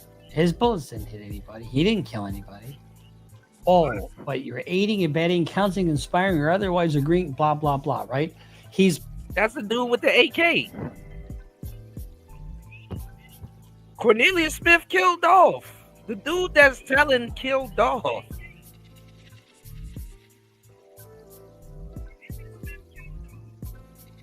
I mean, both of them did. I just don't think that if it was just the guy there with the AK, I don't think Dolph would have survived. That's where Justin comes from with the little pistol to finish whatever's left of him off. But the AK did what it needed to do. The AK did the job. That shit was horrible, man. Part and parcel of this. So if he agrees to testify against Mr. Johnson, he gets a deal. Before this day, which is in November of 2021, about how long had you been knowing Justin? A few months. A few months. About how many times do you think you... So 3 months you know somebody, and after 3 months you're willing to bet your life, the rest of your life, on his actions. You've been around him. Couple times we went to clubs together. We've been around each other a couple times. Okay. And for the record, I know that it's a formality, but for the record, can you point him out in the courtroom and tell me what he's wearing and stuff? Yeah, the young brother over there with the button-down shirt, blue and white button-down shirt. If the record could reflect that he's identified the defendant, Mr. Justin Johnson, Your Honor. Let the record reflect that the witness has identified the defendant in court. I hate that when they do that. Let the record reflect he's identified the defendant. That's the issue for the jury. I mean, you can let the record reflect he pointed to the counsel table. I seen him. Anyway, it's just a pet peeve of mine. He did it. So how did you get to be with Justin Johnson this day on November 17th, 2021? We knew that, they had a hit on Dolph in the head or whatever, so... We knew that he had a hit on Dolph's head. Who had a hit on whose head? Big Jook had a hit on Dolph's head or whatnot, so... How do you know that Big Jook had a hit on Dolph's head? Because Quick had told me about it. Quick. So they know about a hit on young Dolph. How much money was it supposed to be? $100,000 on Dolph head. Oh, it was $100,000, not $40,000. And had you agreed to do this hit? Yes, sir. Had Justin agreed to do this hit? Yes, sir. We all going to do it together? Yeah, they been on this way. Yeah. Was there any arrangements as far as splitting money or anything? Yeah, me and him supposed to be giving Quit $10,000 apiece. All right, so you and him were going to give Govan $10,000 apiece? Yeah. And how much were you going to get? I was getting 40, he was getting 40. Okay. So $10,000 apiece for the other. I know, bro, when to get up and flip a chair or do something, throw a fit, do something.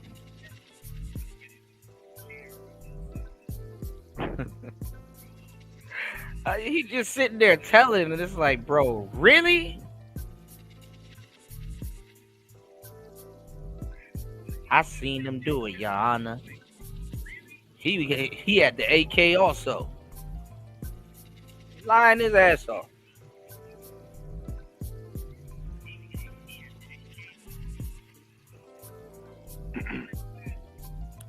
I guess it's not in your best interest to say something, you know?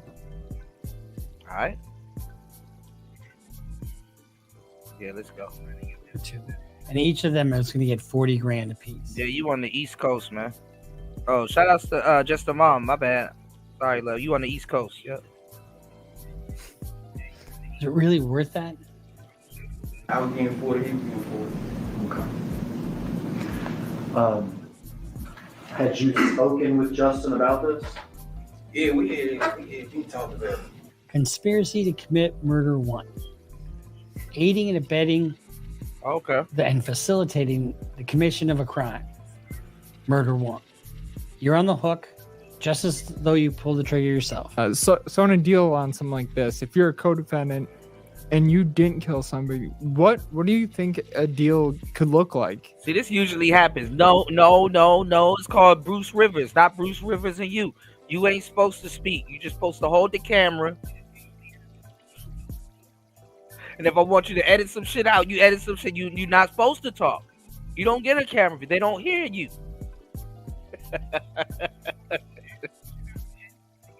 As far as time, he might be getting a life with the possibility of parole.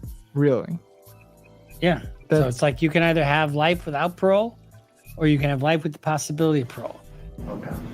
This was not something that just happened this day, but something that was in the process for weeks. What up, Nate?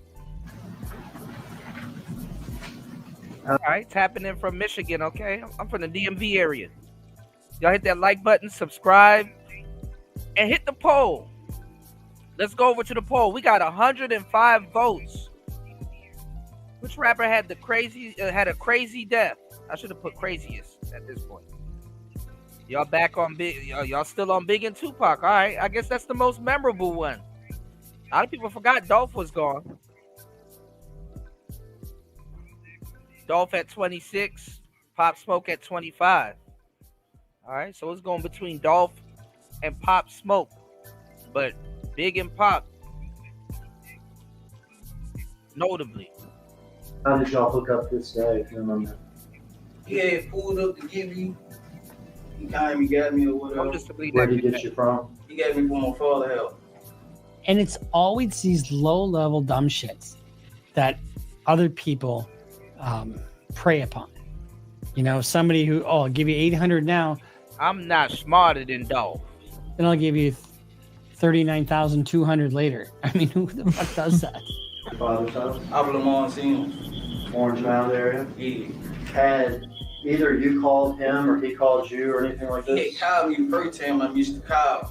Then he called me back. I answered. He telling me basically they were pulling up because we already knew what was going on. When you say you already knew what was going on, you already knew what this is about? Yeah, because...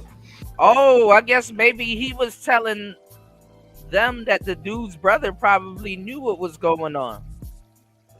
So that's why they probably on the brother's ass like that. Okay. We knew they were doing the turkey drive, so we was actually on our way to Westwood. Had you and Justin talked about this particular day before? Like, nah, not the specific day. Like, we just knew that it was turkey drive on every day that week. Okay. You knew that the paper said you knew Dolph was involved in these turkey drives this week before Thanksgiving. Yeah, we didn't know we were going to catch him, but... We knew that Dolph was involved in these turkey drives this weekend. Turkey drive. You know what a turkey drive is? It's getting food for people who are less fortunate. All right, Bruce, you better chill out now. You already got a strike with me with that Adolf shit. We remember last time y'all named somebody Adolf. Don't say nothing about no damn turkey drive now. I know this is fucked up, but guess what? We remember the last time y'all was around some turkeys and some Indians.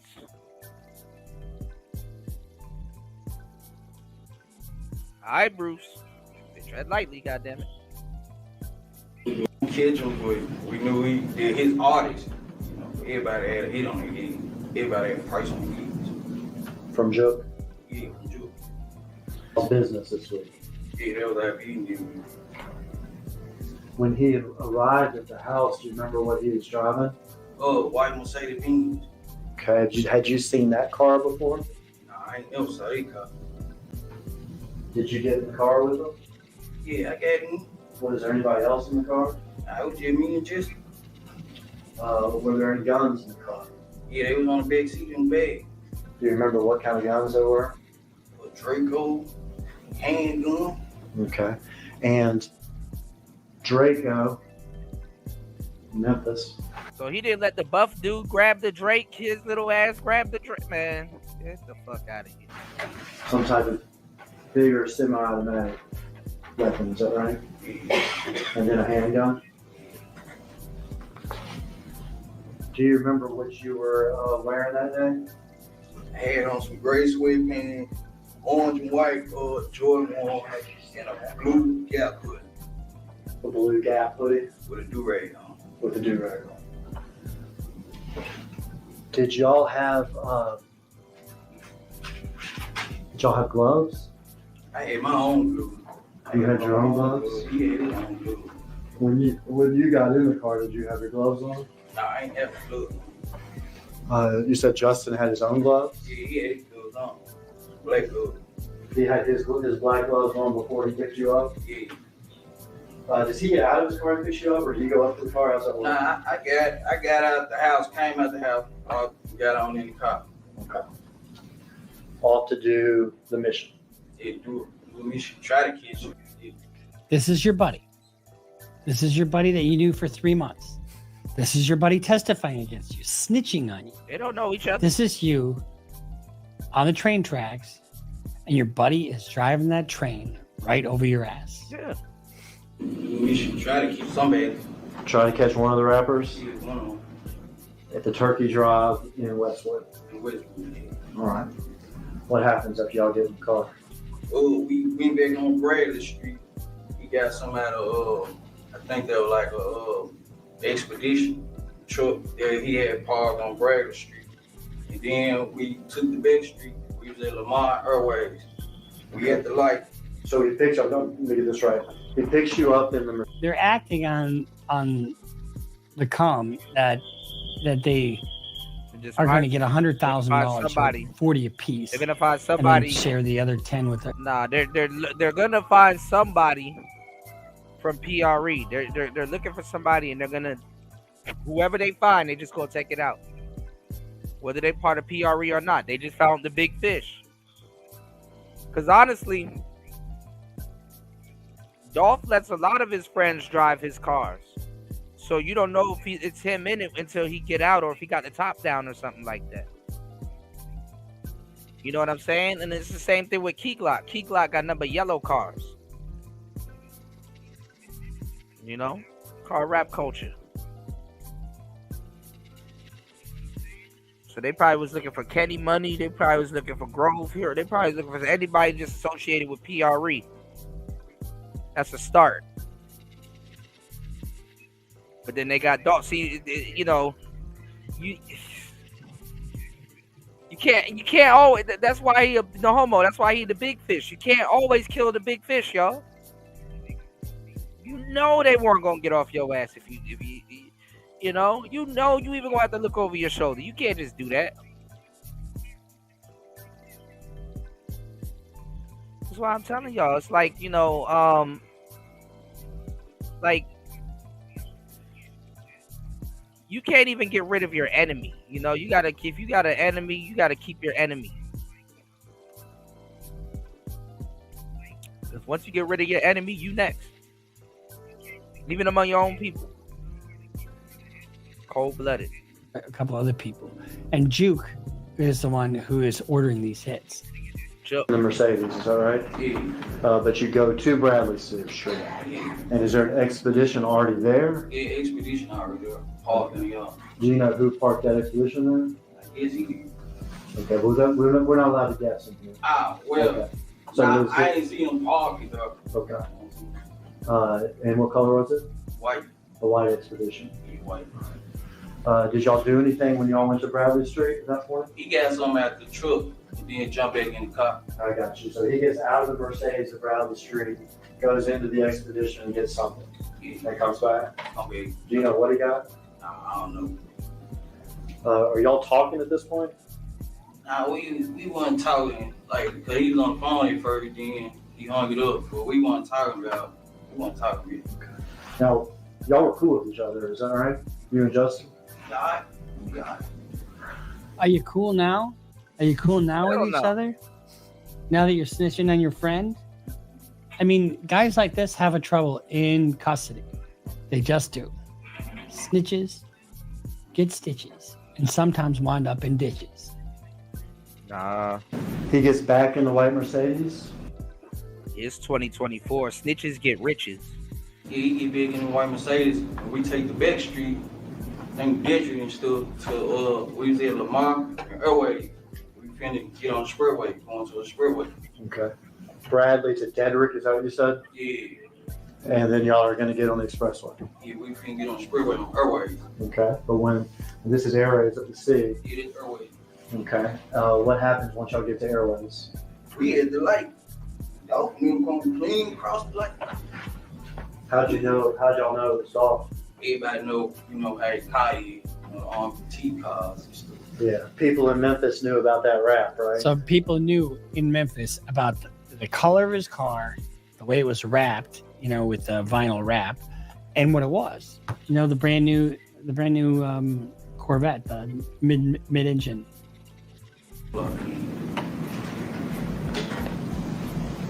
That surprised you? See him like that? Yeah. Did you say anything or did Justin say anything?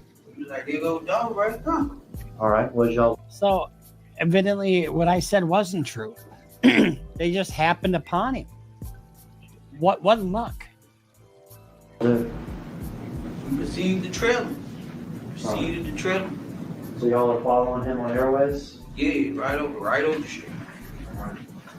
That's crazy. That's how easy people can get to a star. That's crazy. And you saw the first part of this video, didn't you? Yeah. Did you see him pull off here to the cookie store? Yeah, he pulled in the cookie store. What'd y'all do? We made the block. Came with the bad boy. I jumped out. Started shooting. All right. Well, let's back up here, though. He says, I jumped out and started shooting. It's just cold, and it's just so devoid of any humanity. We saw him pull off of Airways to here. Is that right? Yeah.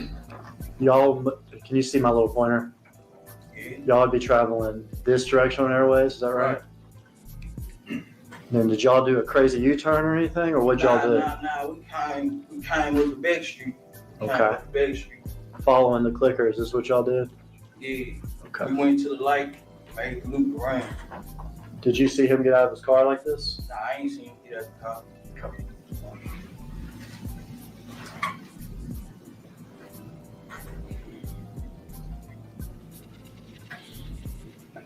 One of the things I've argued in these types of cases is that some of these guys are targets.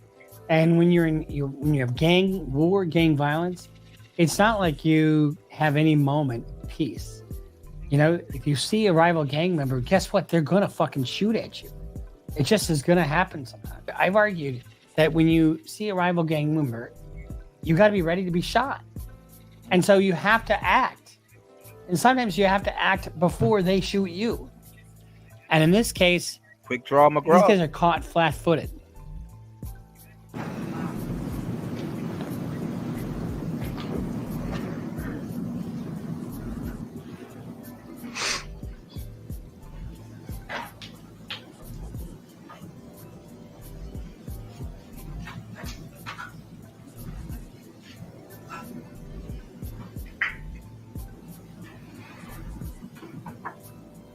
So these guys are driving down the fucking street. Hit the subscribe button, y'all. 133 people in the building. Hit the subscribe button. Hit the like button. Support the show. As we go, please support the show. Let's go. And they just happen to see Dolph in his car. And they recognize Dolph because he's in this very recognizable Corvette. And they follow him to the cookie store. Say y'all. Yeah, that's us right there. Stop it here. Yeah, It's me. That me. This man snitching on himself. That me right there. I be shooting Draco. We're gonna back up. I might want to. Ah, damn. I'm not even gonna lie. That was a quick shower, my guy. God damn. Say y'all. Yeah, that's us right there. And the door was already open. Stop it here. It's me. Damn. We're gonna back up. I might want to. Yeah, back up a little bit. All right. First guy out of the car. Who's that? It's me. That's you. Which one of the guns Yeah, wiggle gun. do you have? I got the little Draco stab on. Okay, that's that semi-automatic weapon. Is that right? Yeah. You ever shot that thing before? I ain't never shot no. Okay. You can proceed, Irish. Really, he doesn't know how to shoot it because he's not shooting it properly. Now, he had an AK. Dracos are for guys like him, but that wasn't an AK. I mean, that wasn't a Draco. That was an AK. A Draco would never wiggle like that. And his stock is small. Dracos are so easily waveable that they don't even come with a butt. You know how you put the, you know how you're supposed to, when you shoot a rifle, the butt of the rifle is supposed to be on your shoulder? Where this guy got shot, the butt of the rifle is supposed to be on your shoulder to stabilize it when you aim down the sights, or even in your inner arm if you're shooting from the hip. That chopper was just shaking in his hands. You know, he don't know what the hell he doing. And he could have hit his partner, honestly. This is so callous and so stupid. I mean, every strip mall has got cameras up the wazoo, honestly. And for you to go to a place in a recognizable scenario where they can track the car every block that they're going because of traffic cameras.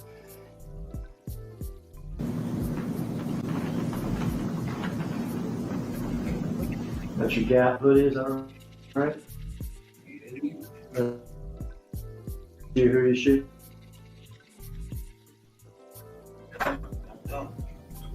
And you can, hold on, y'all. John, he deliberately working with a monster. Look at this got nigga the wiggling the shit out of that AK.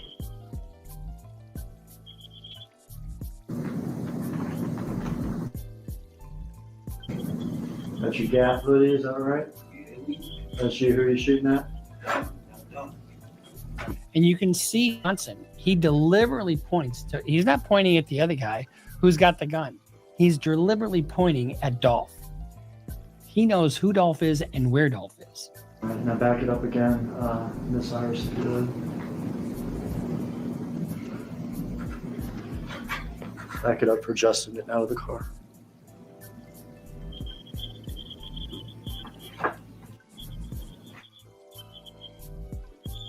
All right, who's the second person here that got out of the driver's side?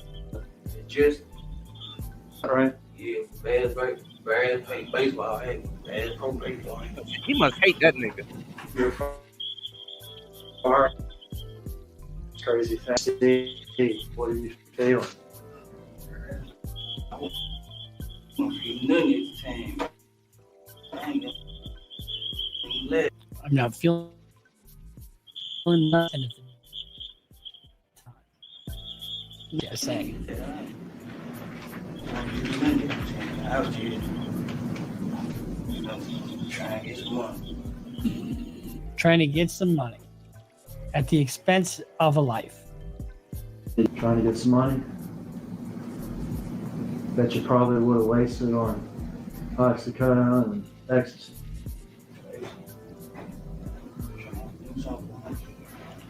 Hold on, anti-social socialite And get some podcast. money that you would waste it on Oxycontin and ecstasy. You shot that gun a bunch? Right in there? Right then and there. Yeah, Yeah, I can't tell you how many times I shot out. Aiming for Dolph. No, I ain't know. Was he able to say anything to y'all, or was he able to run or get away at all? I shot through the glass, so I wasn't close up on him. I was shooting through the glass. Okay. I saw him standing by the window. I just got out and started shooting. Well, how are you? Good evening. This is what a cold-blooded murder looks like. Until Justin shoots. There with the handgun. Who's that? Just All right, you proceed. And either one of these two guys could have been killed. Could have been killed by the guy with the gun. It's Dolph's brother, Marcus. Did you know that he shot back at y'all? I ain't noticed it till we pulled out. There was a bullet hole in my side window. And I told Jason, man, I'm hit. He was like, I'm hit too. You probably hit him. I see, I'm hit right on my leg. And I see a bullet hole in my sweater. I said, damn. So we driving out, saying he was hit. I'm talking to him, making sure we on Rick, making sure he's straight. I'm like, you all right? He's like, yeah, I'm straight. But the bullet head went in my arm. It was a bullet in my back. I'm gonna back up. You and Justin here are running to the white Mercedes, is that right? Right. You get in what side of the car? I get on the passenger side. And Justin gets back in the driver's side? Yeah, he get back on the driver's side. Y'all get in the car. You can watch the rest of the video here. He tore my back up. Did y'all see Marcus getting the second gun from his car? Nah, back tore up. When we pulled out, and I knew it was shots back, I was finna shoot back, but there were too many cars coming, and I didn't just want to hit them anybody, so. So just so you know, when somebody takes off like that, it's not legal for you to shoot at it. Yeah, in the back. It's just this. Yeah. Your phrase is essentially over, and you can't reinitiate violence like that. Coming, and I didn't just want to hit them anybody, so I ain't shoot back. Because Marcus was shooting at y'all as y'all were leaving from down here, is that right? Yeah. And you would be in the car at this point? Yeah, we was in the car. Looking backwards? Yeah, I was looking back, but we like how we were driving, like how he was driving, he was all the way on the other side, but so I ain't want to just shoot back. So all the shots that you fired were the ones we saw right here with Dolph, is that right? Yeah. And Justin too? Yeah. All right, so y'all didn't shoot back at Marcus as y'all were driving.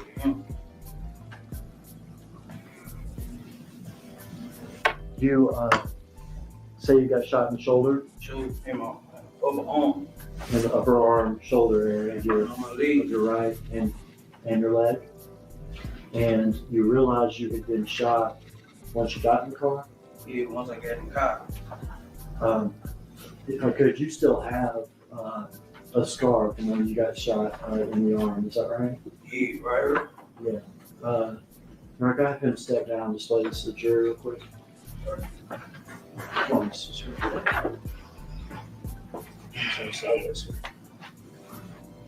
walk down this way, backwards toward the wheel.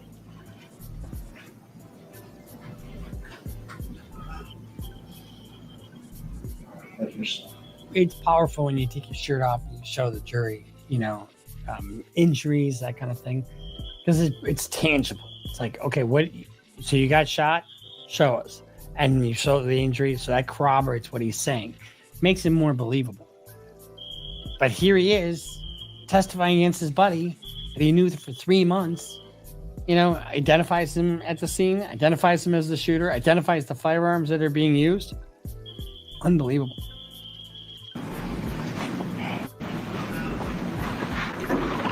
All right. You and Justin jump back in the car. You've been hit in the shoulder. On my leg. And in the leg.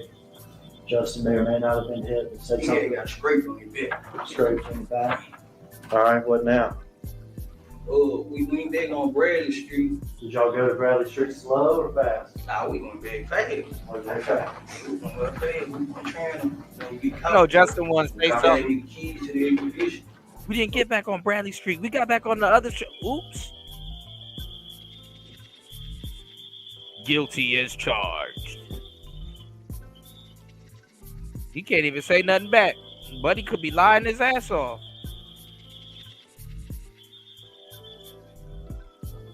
I didn't do it. Y'all hit the like button. Support the show, man. It's Player Talk Radio, all right? Let's get it. 3 hours and 31 minutes. We're going into a little bit of overtime. I'm pretty sure we got over 1,000, but let's get it. It's Player Talk.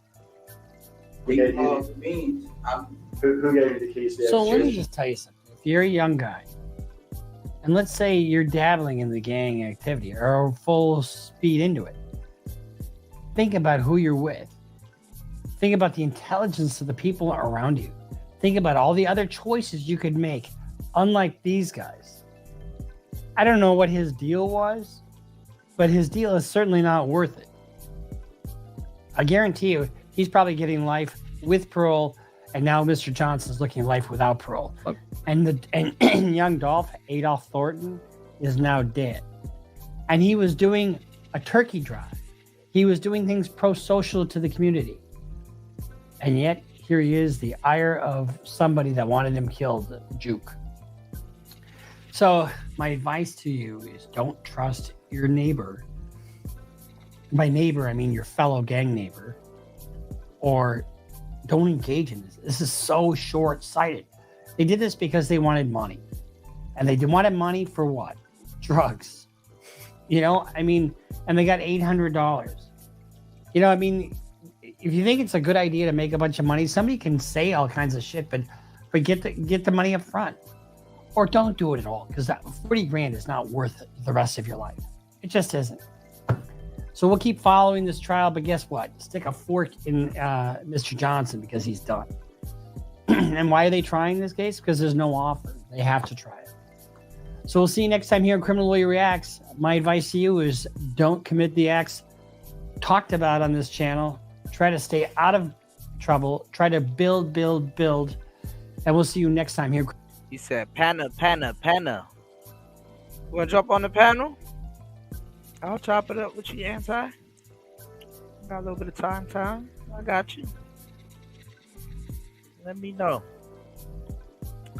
All right, let's see. What else did we have? I know I had something else lined up. Let me see what else is on.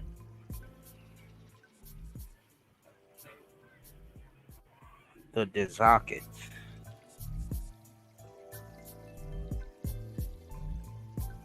Oh, we can get into that. We didn't get a chance to finish this video. I got mad that day. All right. Let me see. This guy's calling Boosie a Diddy defender. Now, I'm seeing a lot of people run with this narrative that Puff Daddy is a trafficker.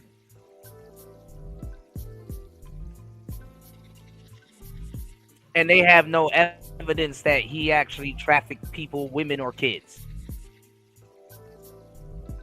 And know what they're trying to say, but do they know what they're trying to say? Now, law, because y'all are fucking this up too. If you flew somebody out, if you got flued out, you're a trafficker. Especially if there was some type of sex involved and stuff like that. If you got flued out, city girl style, you're a trafficker.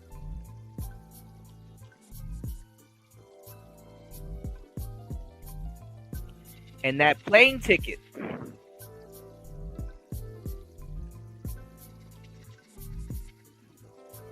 how much copies you think those girls have of that plane ticket? They're gonna start getting niggas, man.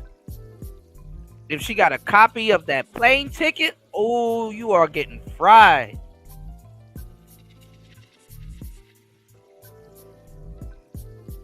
You are done. So let's go.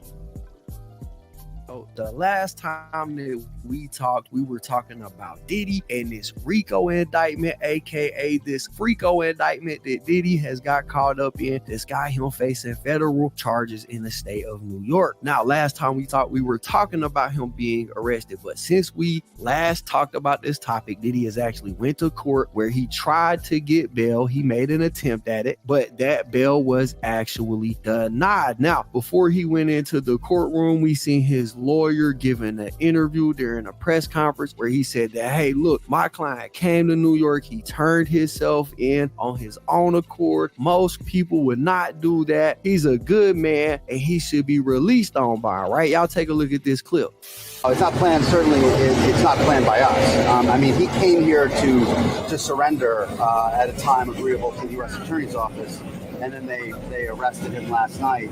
His spirits are good. He's confident.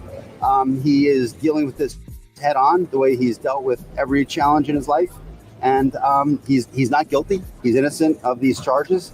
We know what the charges are going to be without seeing the indictment. It's going to be racketeering. It's going to be sex trafficking. It's going to be things along those lines. This is what we've been expecting since the searches in March. He to his great credit, he voluntarily came to New York. Not a lot of defendants do that. He's going to plead not guilty, obviously. He's going to fight this with all of his energy and all of his might and the full confidence of his lawyers.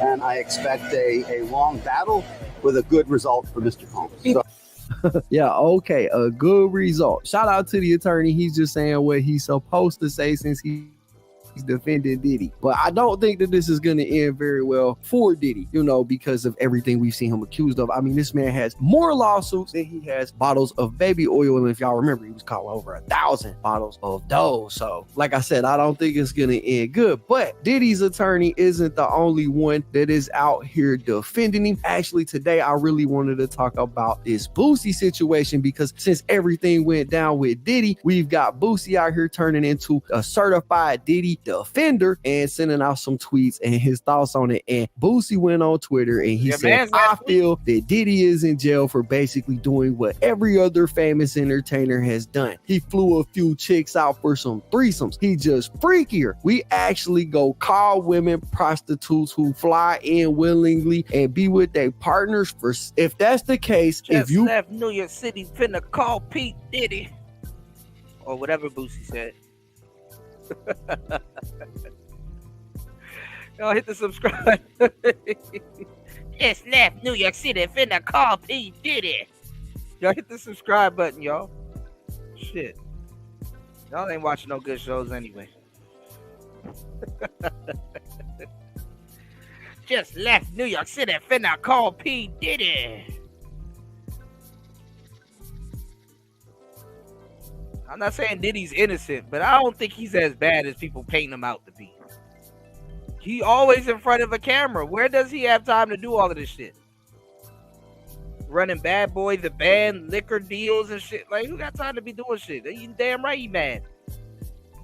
You know what you got to do sometimes to be endorsed by a liquor company? You have to get pissy drunk off their liquor. You need to know what you selling in and out cases.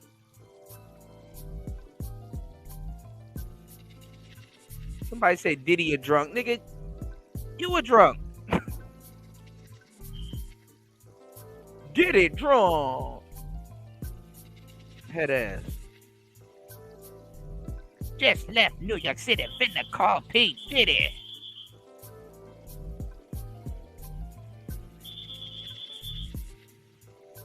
So Diddy's supposed to be the most evil nigga on the planet.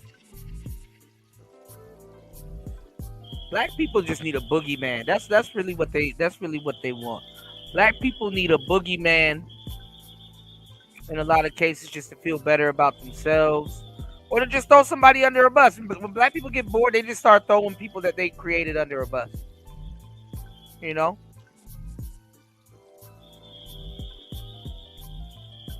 That's really what it is.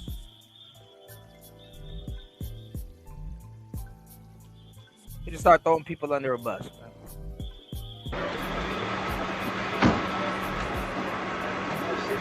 Just a moment, you just assured me that I could speak.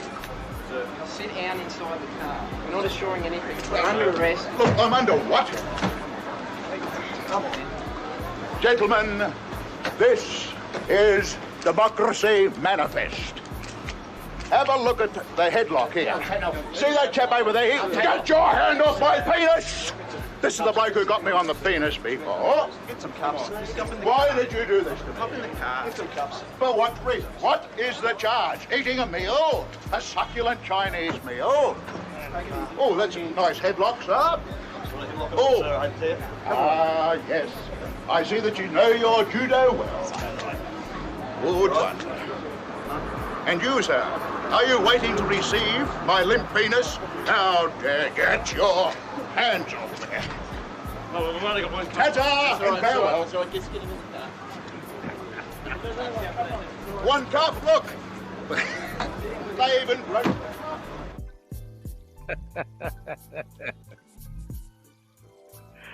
Y'all hit the subscribe button, man. And you, sir.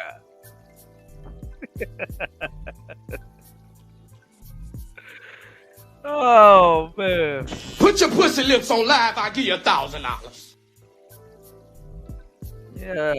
Yeah, but Diddy's horrible, man. Diddy's horrible, man. Put your pussy lips on live, I'll give you $1,000.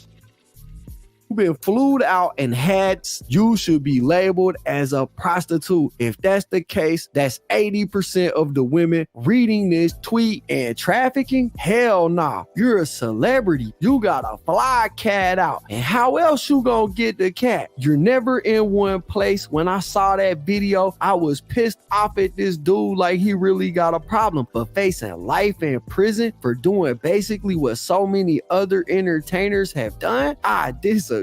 I'm starting to feel like this trafficking charge for flying women out for threesomes will be a tool used to take down hip-hop artists and celebrities. Just think about it. Who flying they yeahs in to turn up? Who always in a different city and gotta fly women out to them? When you ain't tripping, you gonna give your partner a little change. Think about it. This real. If you fly a chick out and y'all turn up and you give her a little change so she's straight when she go home, that's trafficking. Be careful who you fly in, and I ain't gonna cap. Boosie, this is a bad take, my guy, because I don't think Diddy is just charged with flying women out to have casual interactions with them, my dog. He was literally hiring workers in that industry, filming them. Bro, it's a whole setup, bro. Boosie, this is a bad take, dog. It's a difference between flying somebody out to have a casual interaction and then paying somebody to, do those things with you. Paying for a plane ticket ain't the same as paying for the cat, bro. Let's not play dumb, but I ain't gonna lie.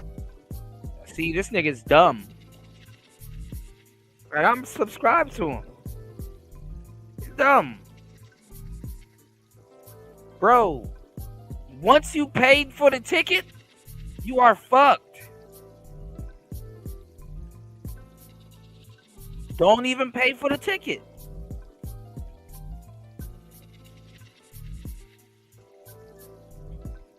And then if they could couple that plane ticket with the airport and an Uber back to your goofy ass house. No, my guy, you are fucked. You are fucked. You YouTubers are next. The YouTubians are next.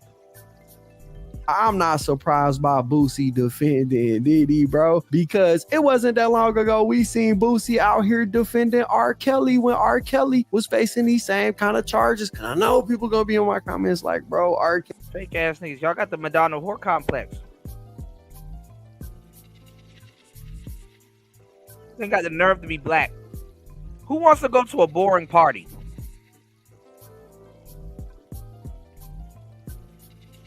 Niggas be sitting in the car, man. They better be some freaks in there. You know what I'm saying? We done pre-game. I'm off this Rossi. Niggas be getting drunk off of wine and shit.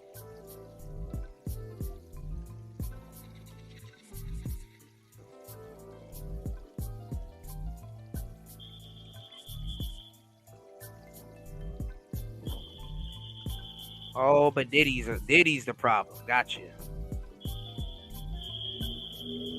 Diddy's the problem. Kelly was innocent. Listen, bro, that man was convicted. He's currently serving 30 years in prison. I don't want to hear that dude was innocent. Don't say that to me in the comment section, bro. But we seen Boosie defending R. Kelly back when R. Kelly was going through his whole legal problem. See, black people are some of the most fake, fickle people ever to exist. When Boosie was on Instagram telling y'all, put your pussy lips on live, I'll give you $1,000. It was funny. When he's dead serious. Oh, he's dead serious. That makes it even more funny.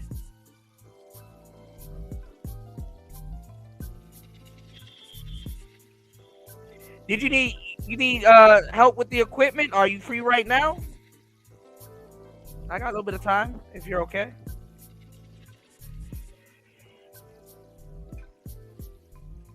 Let me know.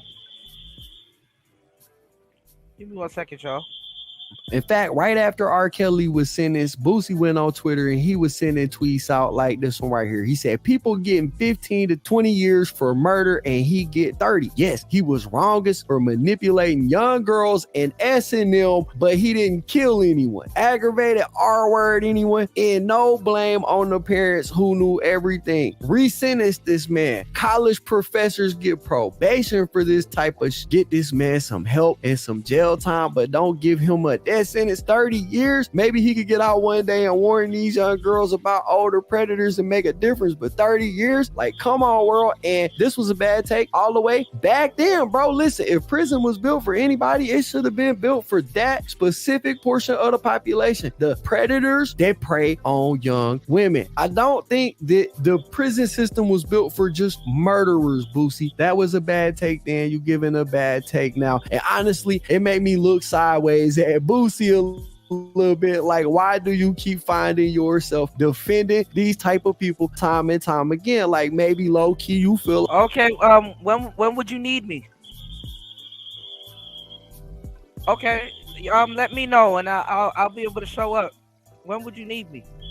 Like, one day you might be facing something like this, bro. I don't know. It's highly suspicious. This is sus activity. That's all I'm saying. How is it sus activity when y'all are talking about partying with women and then at the same time? Oh, Jesus, man. Y'all young niggas fucking retarded, man. They gave my boy Kelly 30, man. Can't take this. I don't know. I don't understand how niggas be like, oh, this is sus. This is not good. This is that. This is... And then you have the nerve to be top trick. You got the nerve to be one of the biggest tricks, you know. This is sus.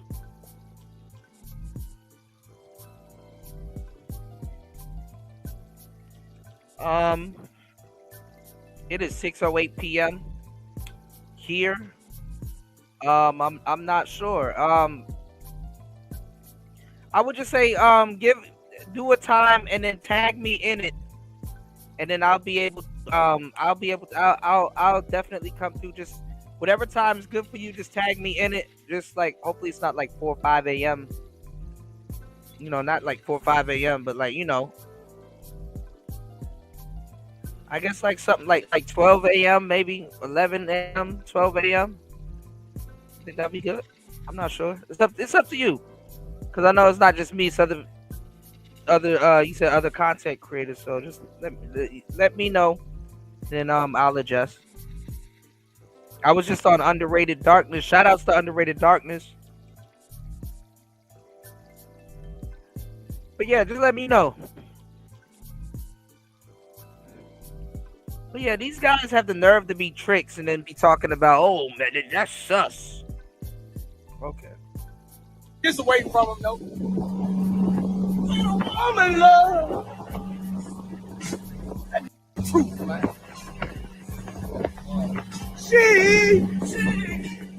She love for me.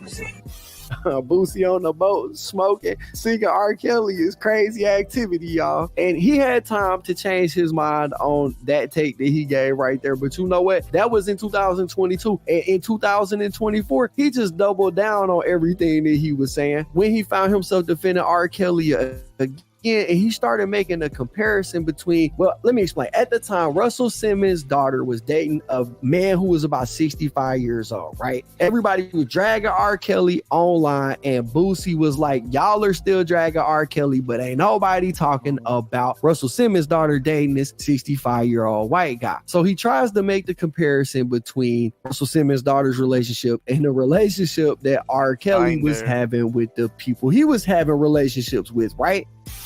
You got Russell Simmons with a 65-year-old white man, and ain't nobody saying that, but you tripping on R. Kelly. That's some real shit. The way you are on black people, but the black people ain't saying that to him. It's a shame how black people drag black people. Now, I think that the major difference between the situation with Russell Simmons' daughter and R. Kelly is, and this is a point that Boosie just completely missed, is that Russell Simmons' daughter was of age. The people R. Kelly was messing with were not, right? And that's a pretty big damn difference, Boosie. And again, this is something that Boosie has caught himself doing time and time again. Not just with R. Kelly, not just with Diddy, right? If y'all remember correctly, he was out here She said Boosie is a clown. Put your pussy lips on live, I'll give you $1,000.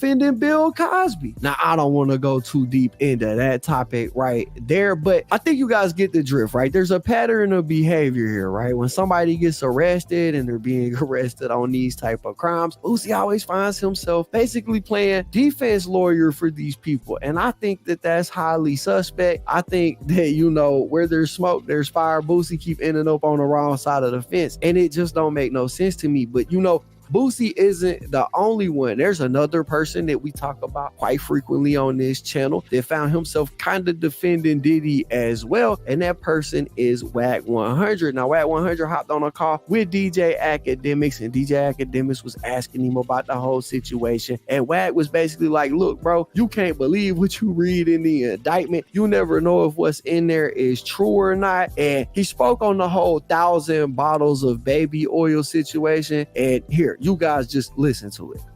There's no law against having baby oil, bro. By the way, you in the wrong business. You in the baby diaper business. You should get in the baby oil business. You could have been wholesaling to Diddy.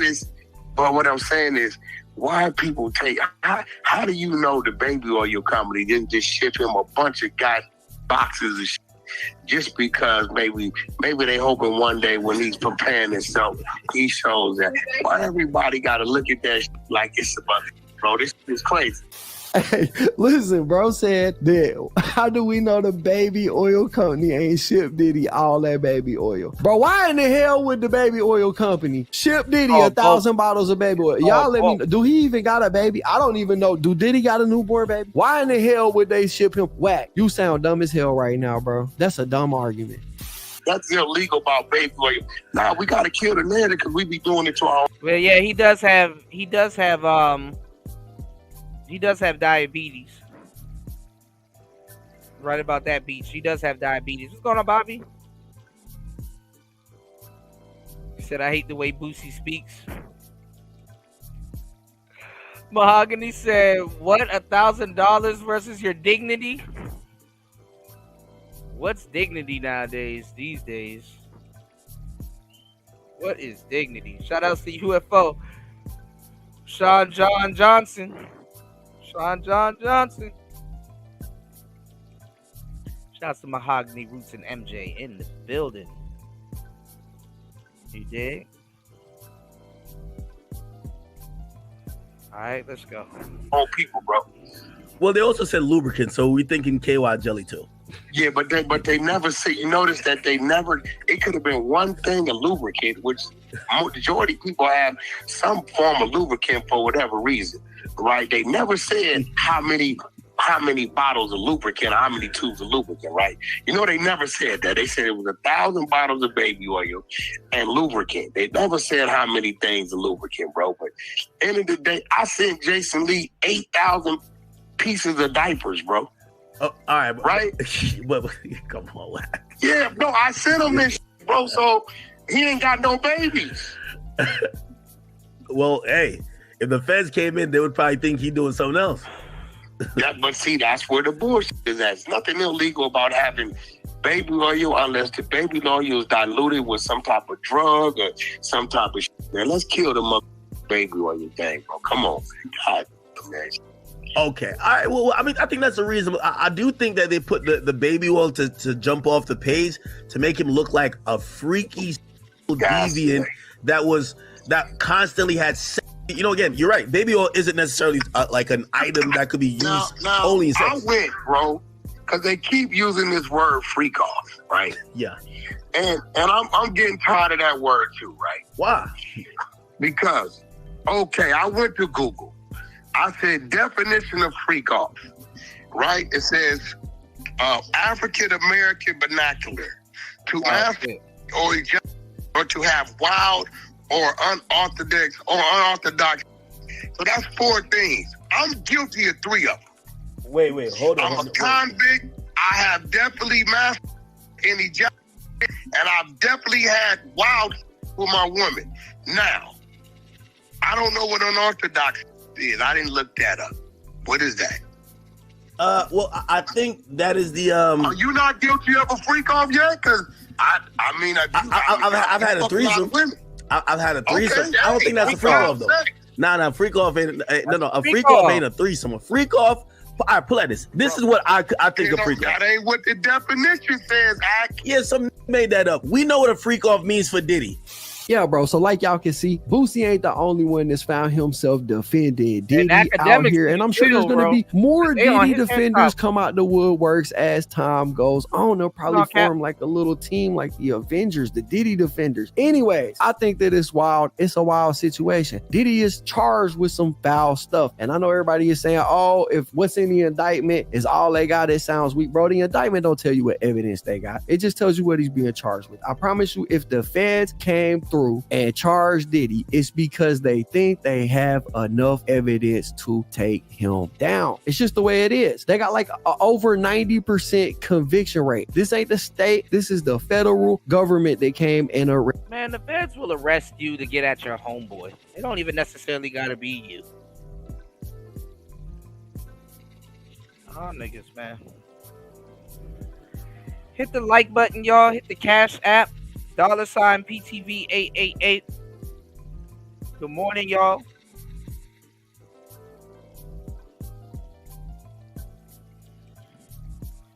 Ooh, these shows are doing numbers. 136 people in the building. It's Player Talk Radio. Let's get it. Hold on. Arrested Diddy, and the feds only come when they're ready to come. And this is something that was pointed out during an interview that ex-criminal defense attorney and prosecutor gave with Fox 5, where he pretty much says as much. Joining us now is criminal defense attorney and former prosecutor Arthur Aidala. Thank you for joining us, Arthur. Just kind of help us put this in perspective. And one of the things you said to us was that it's going to be hard with these charges for him not to face spending the rest of his life in prison. Well, why do you think he's got very little shot? Well, let's just look at statistics. The Southern District of New York, I believe their conviction rate Why the hell do you talk like that? That's crazy.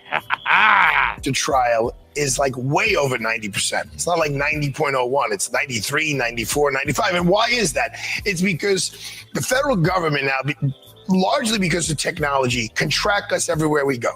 So what happens is they look at a human being, Sean Diddy Combs, we're going to bring a case against him. We're going to know where he is all the time. Easy Pass, credit cards, ATM cards, cell phones, emails, all of that stuff. And while they're watching him, they're building the case. They're building the case. They're building the case. They're building the case. And they don't make the arrest until, Kurt, they're so confident that they're going to win at a trial. And if they lose that confidence, sometimes they don't charge the individual. So in that courthouse, he's got a big problem.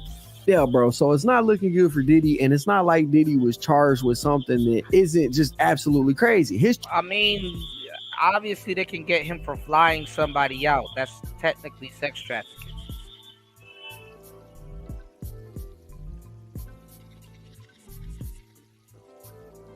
Remember that time you flew me out? Sex trafficking.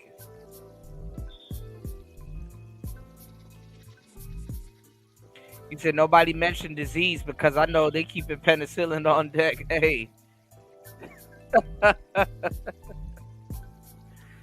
Yeah, I know him and Kells. They've had some freak offs. I mean, I think anybody from the 90s is a freak for real, for real. You know, the 90s I thought had the most freakiest women ever until women after 2017. How women started behaving after around like 2015, 2017, that shit is uncanny.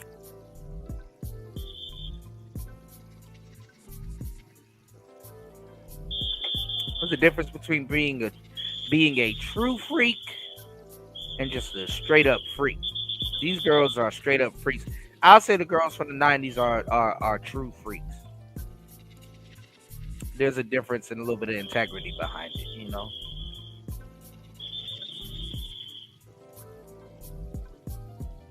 But Lord have mercy. Charges are wild. So to see Boosie out here defending Diddy like he is. But y'all defend Boosie. See, it ain't gonna hit home until one of their friends go. Then it's too far.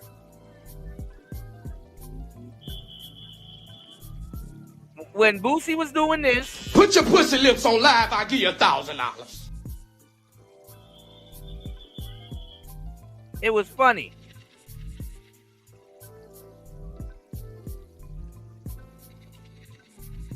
Go ahead and try to read that caption at the top.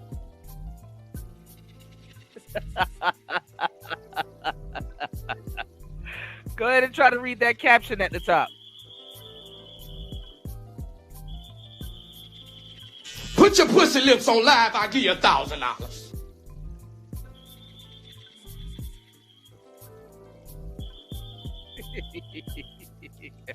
Put your pussy lips on live, I'll give you $1,000. Oh, shit. Cocaine is a hell of a drug.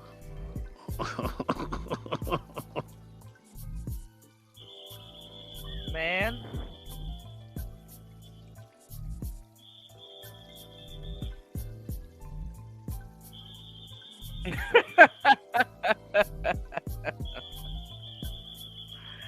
Now look. Nobody wants to go to a dry ass party. See, black men have what's called the Madonna whore complex, you know?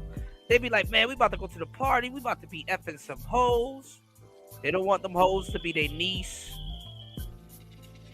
They don't want them hoes to be their mama, their auntie, their sister, their cousin. They don't want them hoes to be anybody they know.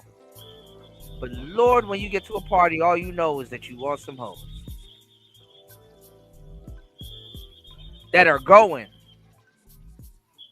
So if a motherfucker tell you they ain't gonna go to a freak off, that's a lie. The first freak off they want to go to is an actual true freak off. Now they might not try to be as freaky as they think Diddy is. So they ain't trying to figure out how he is behind closed doors, but shit. Niggas are going to a motherfucking freak off. Don't let fuck your favorite content creator. Don't let none of these people lie to you. Can you outgrow freak offs? Yes. But when in doubt, even married niggas sneak off to the freak off, right? They sneak off to the freak off. That girl that you thought was a princess, she had to freak off too. Oh, she the main one at the freak off. Now I see y'all got real quiet. Hold on, let me see if I could find something real quick. Hold on, let me see if I can find something real quick. Hold up. And granted, we don't know if Diddy is guilty yet, but bro, again, how many lawsuits does that man have against him? How many people need to come out and say that Diddy did this type of stuff? Well, it's a money grab. So even if if he fucks up with one person, it's gonna seem like everything everybody else saying is true. So it is a money grab. Before it's true, right? Do we really need all 12 jurors to say it when the general consensus from everybody around? Real life for the most part, y'all go off of what y'all watching on YouTube. I saw it on YouTube. He did it. Him says that he is probably more than likely guilty, right? I don't think that we need that verification. And Boosie, you got to stop giving bad take. Imagine going to jail for being gay.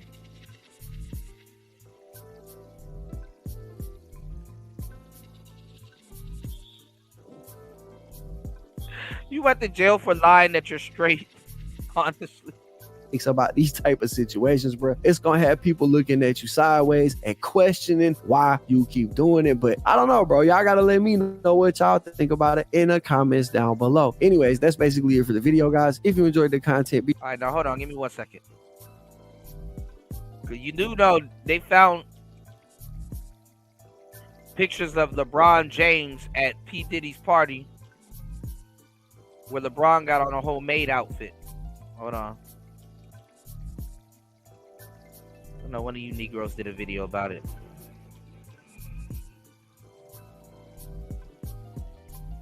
LeBron James was even rapping at a Diddy party. Ain't no party like a Diddy party. Oh, it's all fun and games till LeBron James go to jail. See, and if it happened earlier, he would have went to jail in his prime. They're eating the dog. What the hell going on? Hold on, y'all. Sports on YouTube. The No Holds Barred Truth on Sports. The main event starts now. Well, black and white sports fans, I was just sitting down watching the first half of the Cowboys game against the Ravens, and there was absolutely nothing to celebrate for the Cowboys. Absolutely nothing. I sat there, did not have a smile on my face. But then something made me laugh. While I was actually watching the game, because the Cowboys are getting destroyed, I pick up X on my phone and I had to laugh. Now, we were actually talking about LeBron James yesterday in the video, because LeBron James is getting crushed for what he actually said about partying with Diddy. Apparently, LeBron James has been to, I guess you could say, several P. Diddy. But you were a nobody in the 90s if you didn't.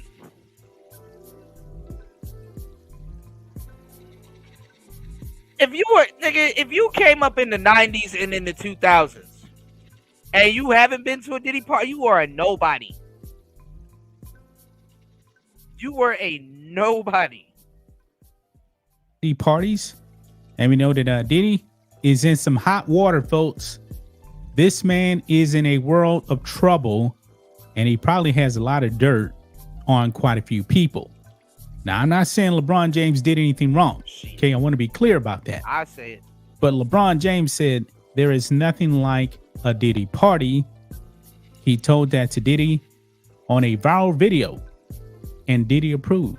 And black people. What does LeBron James actually know, folks? Under a rug. What y'all reactions to that, Playboy? Niggas got 50 Diddy videos. What y'all reactions to that? Niggas have swept that shit under a rug. I don't want to believe it, so I'm gonna pretend like I ain't hear it. Cause I still like LeBron, and he got raised his son in the league, and I'm on DraftKings, and where that at? All right, let's go. Hold up. Where y'all at? I don't know, but boy, LeBron James getting roasted. Now the internet, folks, is undefeated. By who though? Undefeated, man. The internet will never ever lose. And of course, we're in the world of AI, man. And this picture of LeBron James at a Diddy party is absolutely hilarious, folks. Absolutely hilarious. Whoever did this, man, should win a prize. They really should win a prize because it's so funny. We even have a video clip of LeBron James at a Diddy party. Let's get into it. Make sure you guys like this video, subscribe to the channel, become a channel member live stream every single Friday at 10 a.m. Central Standard Time. You guys can also support us by becoming a member on blackandwhitenetwork.com or supporting us on Locals, both for just $5 per month. Check the links in the description. So here we go. Right here, guys. This is funny. This is absolutely funny, man. People are making TikTok memes of LeBron James right here. And there's music here, so I'm not going to play the sound. But boy, that looks real right there. That looks pretty real right there, man. Oh boy. They got him. They got LeBron James. Now, this is the picture right here of LeBron James at a Diddy party. That is funny right there. I don't think he's wearing nothing underneath that maid's outfit. Just saying. Now I know this is fake. This is fake, but the point is, man, pray it's fake. People are clowning LeBron James. Now, if you're in the People's Republic of California, this stuff would be illegal because California is run by communists. LeBron James actually does live out there during the season. Does he actually live in Akron now? I mean, Ohio's a red state, so he probably doesn't actually want to be there. Snitch like shit. But still, that is hilarious, man. This picture right here is all over the internet. And there's people that's actually going to believe this is real. And actually, I believe they actually took a photo from LeBron's time in Miami, it looks like. And I don't know how they do this stuff, man. People get pretty creative here. They get creative. But I saw this, man, and this is everywhere. And just in case you guys didn't hear what LeBron James had to say about a Diddy party, this is the clip right here. Oh, hey, everybody know ain't no party like a Diddy party, so. Yeah, that's what's up. Yeah. Oh, hey, everybody know ain't no party like a Diddy party, so. Yeah, that's what's up. Yeah. Yeah, and Diddy is All right, so who dug off the Ciroc?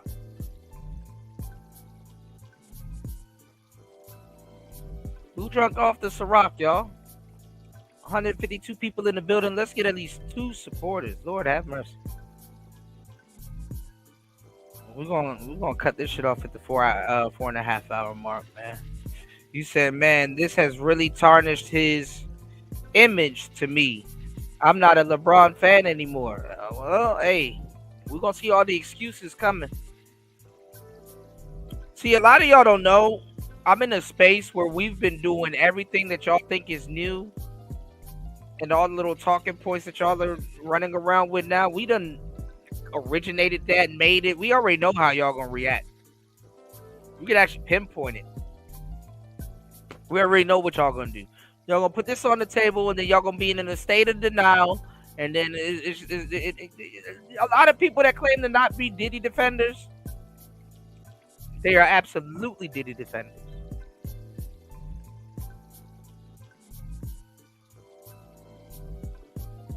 Their back ain't against the wall. That's the problem.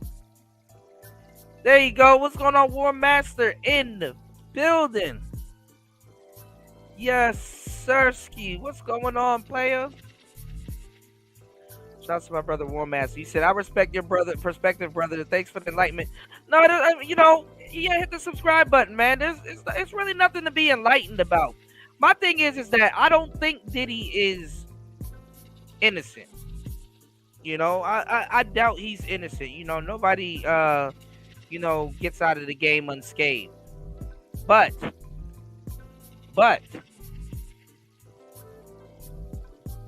I would rather black people or the black community or whatever is going on, I would rather we deal with them because everybody gets in on it. Everybody's like, ooh, look at Diddy. Ooh, look at Diddy. You know, if I look like Paul Wall, I could strike up a live stream. And I'd get more people in there because I'm doing a ooh, look at Diddy thing. Nigga, we as black people know about Epstein. And if my black ass fire up a live stream about Epstein, it's gonna be a billion niggas coming through here talking about some who? See, we make our business everyone else's business. You understand what I'm saying? We make our business everyone else's business. And then get mad when people are in our business talking crazy about us. Earlier today, when I was showing you the death of young Dolph, I showed you about three. I showed y'all three white content creators telling the same story. I showed you Cuff Boys, I showed you 1090 Jake, and Bruce Rivers, the criminal lawyer. Now, watch how masterful this live stream was. That's why these live streams need to be supported. Y'all support the channel, y'all. Listen to what I did. I showed you a video of a white man, and I'm not gonna make it a race thing, but listen to what I'm about to tell y'all, okay? Because I don't, the race thing ain't really my cup of tea. But I showed you a video of a white man that been to jail, who's a blood. He's a white blood. He's been to jail, possibly snitched on other people. That's what people say, right? I showed you videos of him. I showed you a video of him commenting on the situation. Then I showed you a video of like the average kind of video game nerd guy at home talking about that situation. And then there was another white guy who was a lawyer. Tell me how all three of those walks of life can come to the same conclusion. I can't show you no gangster talking about Harvey Weinstein. I can't show you no regular person talking about Harvey Weinstein and then run around here and find a black lawyer to talk about Harvey Weinstein. Hell, I don't even think the lead attorney did a video on Harvey Weinstein. I don't know what black rapper said anything about Harvey Weinstein. As a matter of fact, Harvey Weinstein was kissed up all over Oprah. She don't even say nothing about Harvey Weinstein. You dig?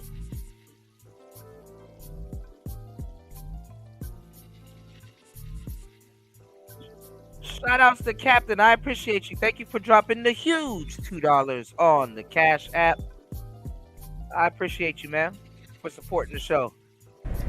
Ooh, ooh, yeah, big bag. Shout outs to Captain. I appreciate you, man. And I'm telling you, I don't want to put this on my community tab. I'm going to have to do this show like War Master said on Rumble and Kick. I got video footage of the Dolph stuff. You know what I'm saying? The one that people are looking for hasn't came out yet. But all throughout today's show, we was also playing video footage of the guy shooting the AK into the cookie shop. And then we was also I got pictures of the shirt that they showed in the court. You know, young Dolph had on a yellow shirt. I got pictures of the bloodstained shirt. The bullet fragments that they pulled out of his chin. It was bad, man. He went out very painful. I'm pretty sure he felt every single bullet.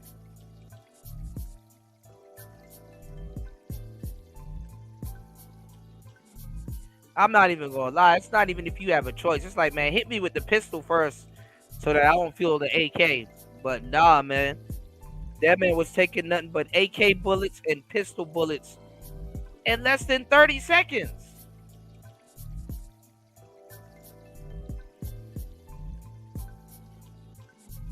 In less than 30 seconds.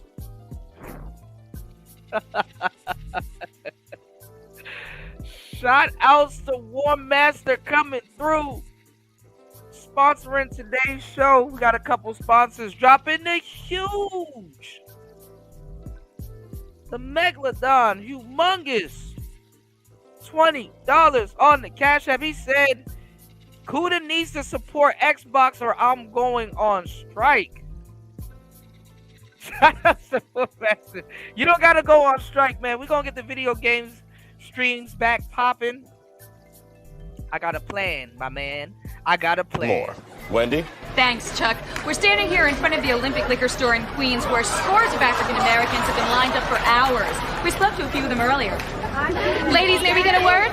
Hide the money, y'all. There's poor people around. With your broke ass. I got a plan. Y'all, I'm going through hell, man. I caught a flat on my one wheel, man. I think I gotta go find a bicycle kit or something like that to patch up this hole. I don't know where the hole is at, y'all. It was okay one day. I went out to go film the temples. If y'all go look on my channel, I have a what's going on, Chris G?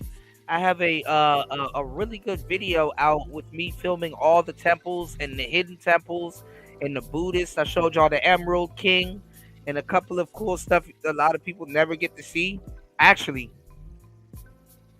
I didn't know it's illegal to film the temples and stuff like that. So, oops, whoops, you know how that goes. I didn't know it was kind of illegal to, be filming that shit. But they ain't say nothing to me. I was in and out too. So, I even got a couple of monks on that video. So, y'all enjoy it while it's still here, But yeah, man, my tire went flat. I cannot go back to Thailand and go get another tire. This quick. And it still got tread on it, but it's just flat. So I got to figure out. I got to get some slime or something. I got to figure it out. But we got a P.O. box, y'all. I'm waiting this week. He going to get back to me. We have a P.O. box. So hopefully I can start ordering shit. That will fucking make life 10 times better. I'll be able to get my hands on certain things, but I just don't know how the mail system goes. And then it's like an import thing. And then I got to be careful too, because if I'm ordering a computer or a monitor, because I got a monitor that I'm looking at. If I order a monitor, I just hope it's not Chinese knockoffs. But then I'm on the side of the world where sometimes the knockoff is better than the real thing. So never know. All right. Oh man, War Master, I'm not even gonna lie. I gotta laugh at that one. That's a good one. Hey, look, you should have seen what they told me to do. They were like, you know what you got to do? Spray your tire. God damn it! Spray your tire with water, and wherever you see the bubbles, because you got to get the tire wet, and wherever you see the bubbles, that's where the leak is at. I really wanted to get a that's what she said off real quick for that one. Also, I gotta wet my tire, pause. Find the hole and bubbles will be coming out of it. Oh, okay. Yeah, could have fooled me. Giving LeBron James praise. Giving him praise. So LeBron James, what do you actually know about these freak offs? I'm curious about that. I mean, the people are curious about that. LeBron's catching a whole bunch of heat, folks. A whole bunch of heat. Now, we actually talked about this on Sports Wars today. Ryan said that the entertainment industry, man, there's going to be a major shakeup because... No, it's not. Apparently, man, there was actually people involved in this, man. People involved in this. And there it is again, man. Everybody's posting this thing. Everyone is posting this. And that's a better picture right there, man. What does this person say? Did LeBron James have anything to do with Diddy and the freak offs? Feds found 15 years of recording from Miami and LA. And just so happens, niggas want to go to sex parties and shit, but now, oh my God, a freak off. So different. Give me 1 second, y'all. I'll be right back. Places LeBron called home too. Could be coincidence. We will all find out soon, I hope. That is hilarious, man. That photo's not real. That photo's not real. I want to be fair. The photo is not real. But boy, that photo was going everywhere, man. Everywhere. The internet is completely undefeated, folks. Another one here. Another person posting this photo, man. Oh, man. That is so funny, man. That is funny. And here's I guess it's supposed to be no. This is a different photo right here, because this one here. That this photo is different from that photo right there. I would have played the other video clip, man, but there's some music in there. Definitely don't want to get copyrighted on it. That is hilarious, man. Right here, they got LeBron James and Diddy right there together as well. I mean, Diddy's his boy, man. Diddy is his boy. Now, LeBron James, he may be going down with the ship, man. He may be going down. I'm not accusing the man of anything. Okay? I'm not accusing him of anything.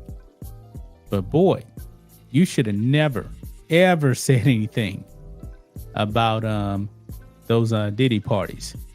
You should have said nothing. And I better be careful, man, because you know how it is if you're just scrolling on X, you never know what you're actually going to find. Okay? And I don't really want to have to edit out stuff here on this video, man.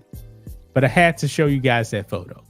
That is absolutely hilarious, man. LeBron James getting roasted on that photo right there, guys. But I'm going to leave it right there.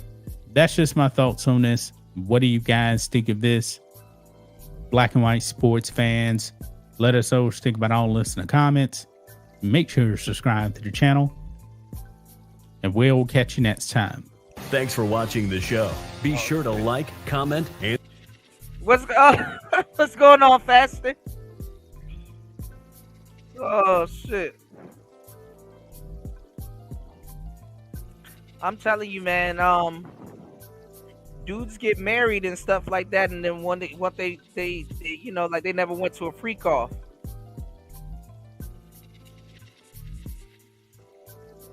Yeah, they say you can wet the tire and find out where it is, you know, because it's still a fairly new tire. Got a lot of tread on it, but I don't know. But I think somebody stole my umbrella the other night too. So I don't know if that motherfucker probably, I don't know if somebody had got it out for me and they punctured my shit. Because it was working for a good second and then, but I don't know, y'all. Bad luck be following me, man.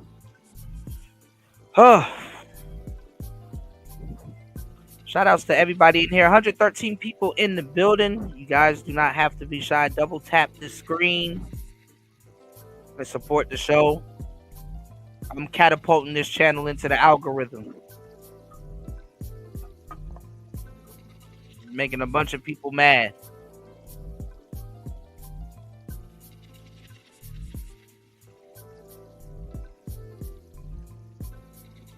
That's funny, like people did a whole live stream. Cootie, your channel is dead. Your channel is dead. And it's like, you're not even a YouTuber. Why are you even talking? And my channel is absolutely not dead. You can jump into the algorithm whenever we want. I got the channel unshadow banned. So guess what? You got a liquid dish soap mixed with water. Yeah. Actually, too, with my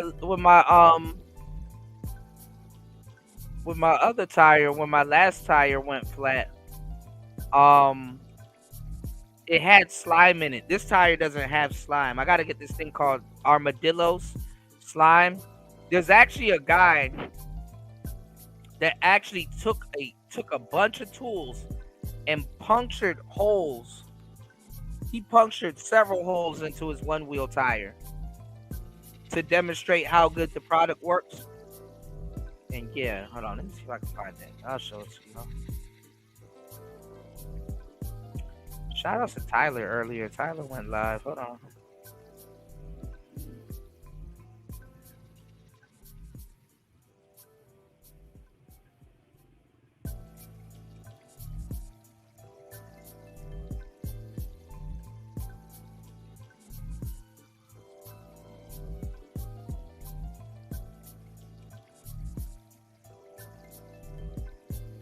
See if it'll come up.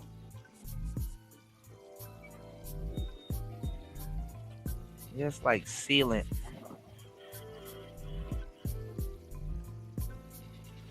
But there's this guy. Look, this guy right here. He had an XR though. And excellent. We are buried all the way in there. See if that. I guess it didn't seal it. See, that's what it did. Yeah. Nope. So we don't try to get it all in at once. Just gonna give it a good squeeze. These are pretty resilient. A lot of work to actually get one of these tools into it. I got it. So get a couple more. It would be like this. But like Christmas, everything's gonna be sealed right here. But let's just make sure. Let me put some holes in this guy. All right, go for it. Bubbly. Huge. Now, this is a really massive. Well, I don't know about this. I might collapse the table. We're gonna see though. So get a little bit in there.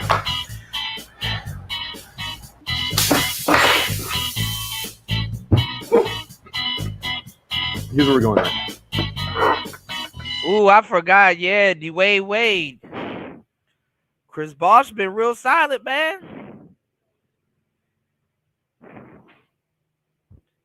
Where Chris Bosh at? I'm about to get sloshed like Chris Bosh. That's one of my sayings. But Chris Bosh been really silent, y'all. I know when they went to Miami, I know they was at them Diddy parties. Imagine going to, nigga, you ain't go to Miami if you didn't go to a Diddy party in Miami. Listen, and this is how I know a lot of y'all don't go outside. You can go to a Diddy party, just don't be around him. I think if you're around Diddy, then it might not be safe for you. Now it's not safe for you. Woo! Y'all gotta believe in Dillos. You know I do. Yeah. All right, folks. Hold up. So we have. Why is it playing? Hold on, y'all. What the hell? All right. This is how I can find what's being played. Hold on, y'all. God damn it, Bruce Rivers. Here it is.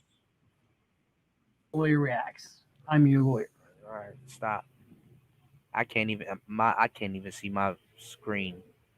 I just can hear it. Okay.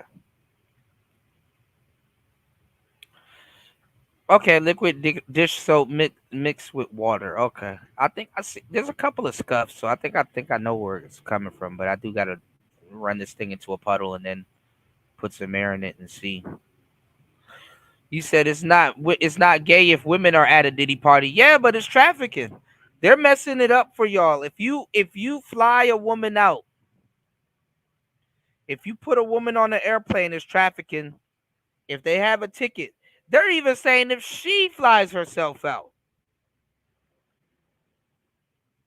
And if she kind of engages in certain things, they can still charge you with trafficking if any type of sex is involved.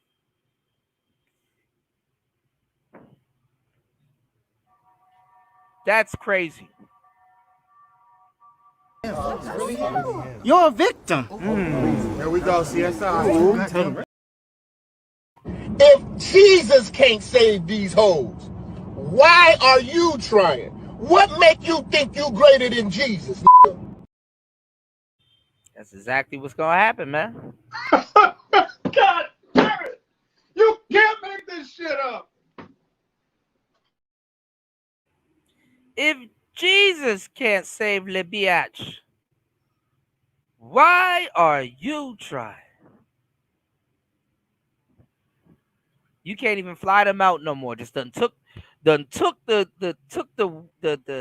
fucking air out of the plane wheels. Can't fly them out no more. If you get her flued out, you gonna get chewed out in court. That is. Your pussy. Hey, bring the camera, son. Bring the camera.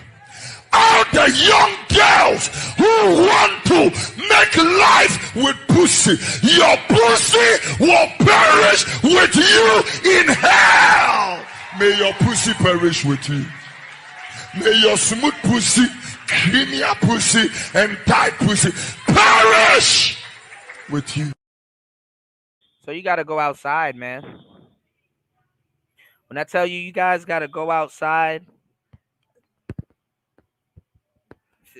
Shit, even the government is telling y'all go outside at this point. Just go outside, bro.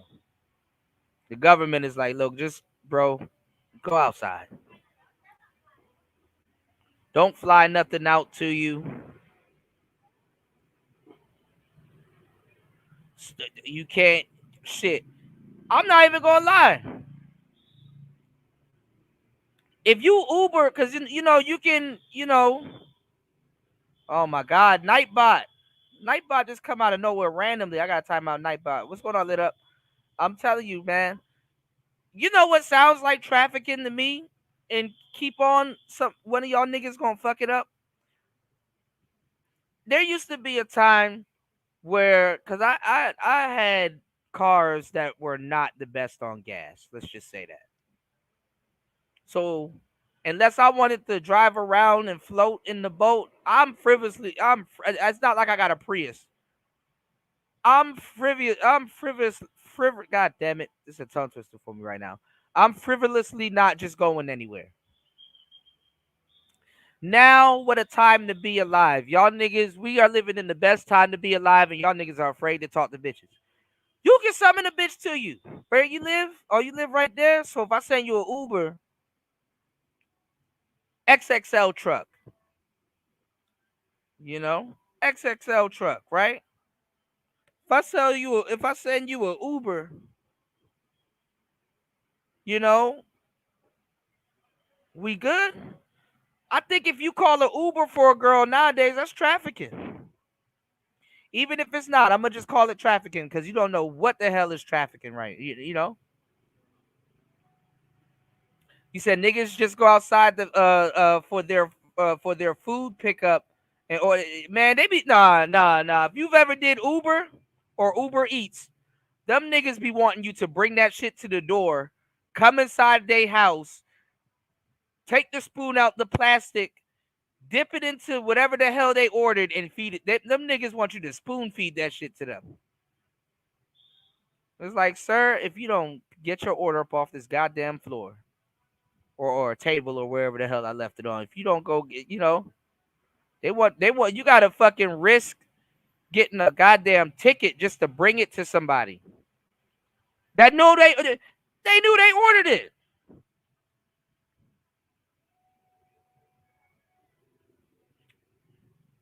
Trusting strangers with the food, y'all.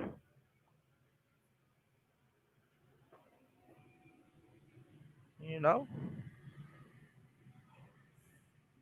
it's not even Uber. Well, it's not even the customers. It's Uber. Uber is doing the drivers dirty.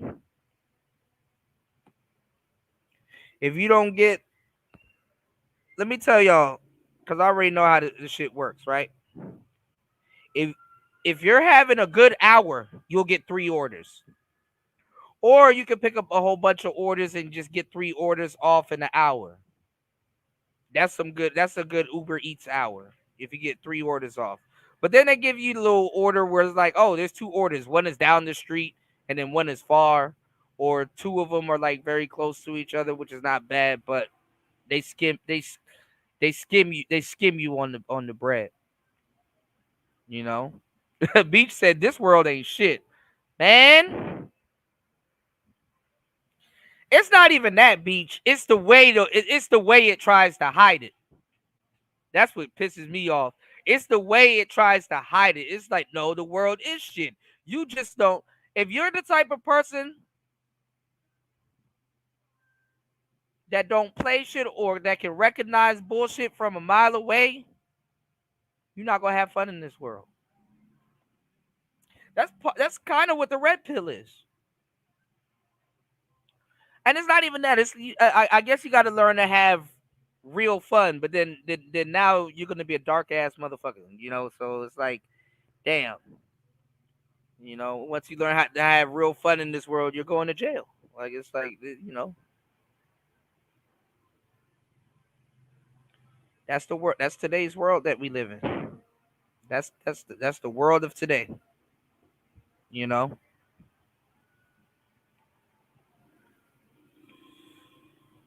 You got to be fucking dark to have any type of fun. And now you're evil.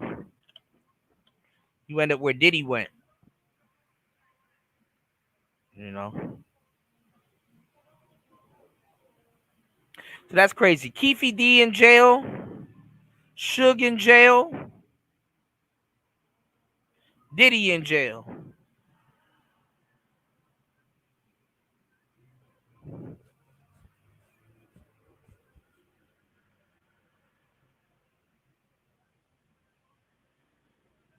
Dolph killers are snitching. Well, one of them. We got the craziest presidential run going on right now. I don't know if it's lit or sad as shit, y'all. I don't know.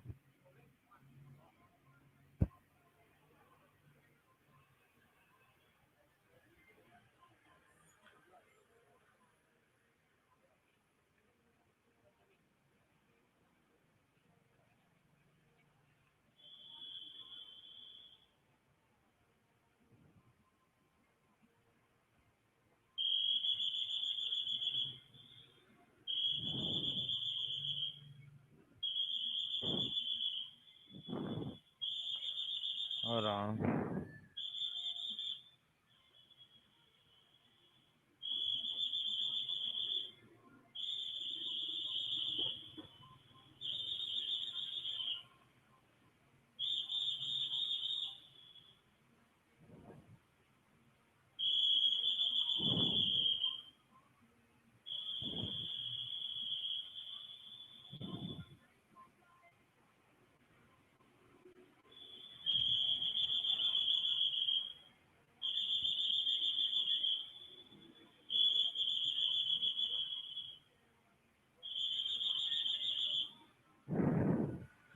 Okay. You said fake Biden on TV. I don't know. He looked like an android, man. Mike Pence looked like an android. Who got my android joke on the last show? I think it was Ghostman. I think Ghostman. When I said Biden, not Biden. When I said Mike Pence looked like Brian Fury, Ghostman got it right away.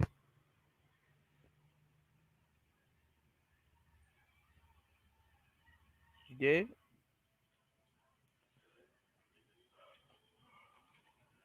Oh shit! All right, y'all. I gotta go study. 4 hours and 44 minutes. Y'all hit the like button, support the show. I was wondering, I was like, why is it so quiet? My spitting music gone. Here we go. But yeah, man.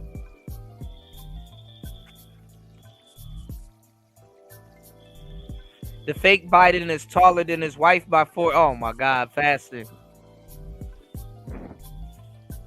The fake Biden is so efficient, they didn't give him memory loss. You know? They didn't give him memory loss. You know?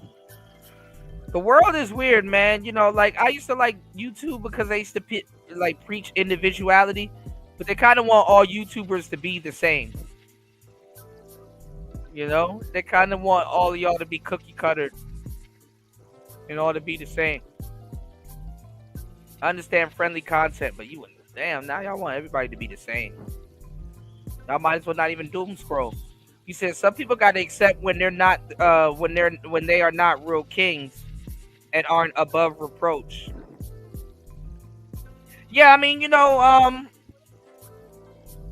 everything is all inclusive. You know, I mean, if a woman was to tell you I'm a queen, dudes will feel bad to say that she's not. You know, because it's now it's disrespectful in today's society. But you can tell a man all day he not a king. You know, men will be fucking delusional as fuck if we all run around and say we're kings. You know, and even when people use the term king or refer to especially black men as kings, it's like more of a just like it's not usually like a love thing behind it. It's just more of a greeting. Like, for example, we have a lot of social loopholes, right? Like, if I wanted to, like, when I was doing pickup, right? And let's say I went, I'm approaching a set. A set is like a group of people. It could be men and women or whatever. But let's just say, for the sake of this conversation, is 2 women, right? And let's say I or a wingman or me wanted to approach both of them, but not come off as if I'm like, you know, deriding them or about to hit on them and stuff like that, even if I am. I could go up to those 2 women and call them guys. because it's more so of a it's more of a greeting thing more than a actual honor or actual, you know, praising type thing, if I was to say that. So, you know, so it's you know,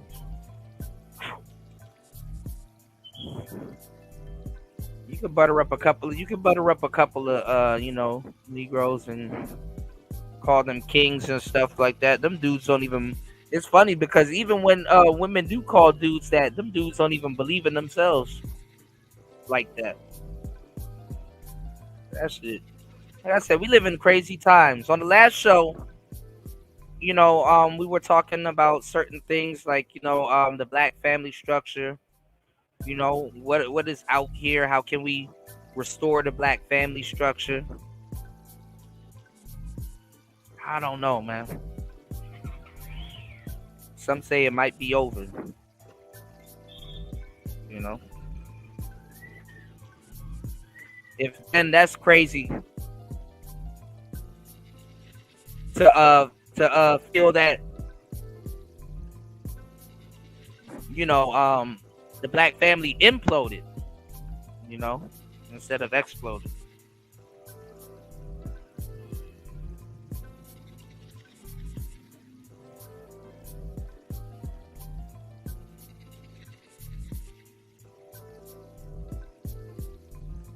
Emo said you have the wisdom and knowledge. Well, thank you. I get told I'm a know-it-all. I'm like, shit, I'd rather know something than know nothing at all. You know, I don't care about being no goddamn know-it-all. Shit, you better know something at the end of the day. You know what I'm saying? That's where imposter syndrome comes from. Nobody wants to listen to somebody that doesn't know what the hell they're talking about. You may disagree, you know, but you got people that will create full-fledged troll accounts just to try to talk to you. And it's like, boy. They're like, Kuda, I listen to you all the time. Thanks, man. Now you need to listen to me. It's like, it don't really work that way. It don't work that way, man.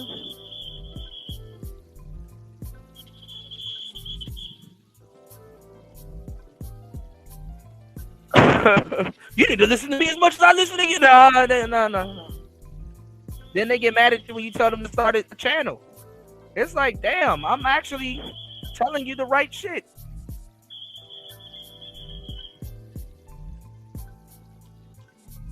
Go start a channel, nigga. Stop being weird. You know?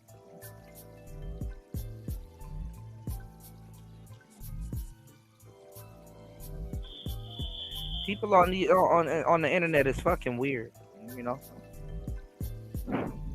But we got another show in the books, you know. This is definitely gonna be over 1,000. You know, we're definitely gonna hit over 1,000.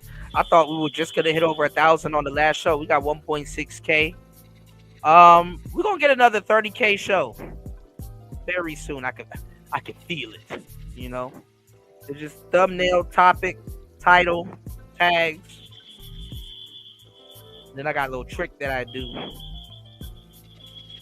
And it'll definitely plunge us into the algorithm. So, like I said, days like these are going to come. We on the up and up. I am paying attention to who riding with the show. Who's been riding with the show. I got a special... We going to be there. We on our way. You know what I'm saying? So, we got 70 subscribers on today's show. I appreciate everybody that hit the like button and subscribe. You know, my numbers jumped like, no, it wasn't 70. It was 50. My bad. Numbers jumped a couple of times, man. All right. On the last couple of shows, we was at like what, 3,000 and like, we was at like 3,030 for a long time. Now we're at 3,145. I think. I have to check. But I appreciate everybody for hitting the like button. Make sure you do subscribe to the channel, though. You know, I go live all the time, so it'll save you from doom scrolling. And make sure you hit the notification bells. There's 22% of people that's not subbed, but that's cool. We'll get it back down to 18-10. You know, I know a lot of you guys, you know, I got to get a feel for the guy, you know, so I get you. You know, shout outs to everybody that supported the show. Make sure you guys check out the replay of the show. Support the show on air. I don't even got to say the rest because y'all already know. But I'm going to say it anyway. Off air, anywhere, if you care. This is another one that ain't quite like the other one. But I got y'all. Player Talk Radio. I am your gracious host, DJ Kuda. Laying paint where it ain't. Make sure y'all stick around. We'll have a little end mix. I shut down everything. Player Talk. Thank you to all the contributors.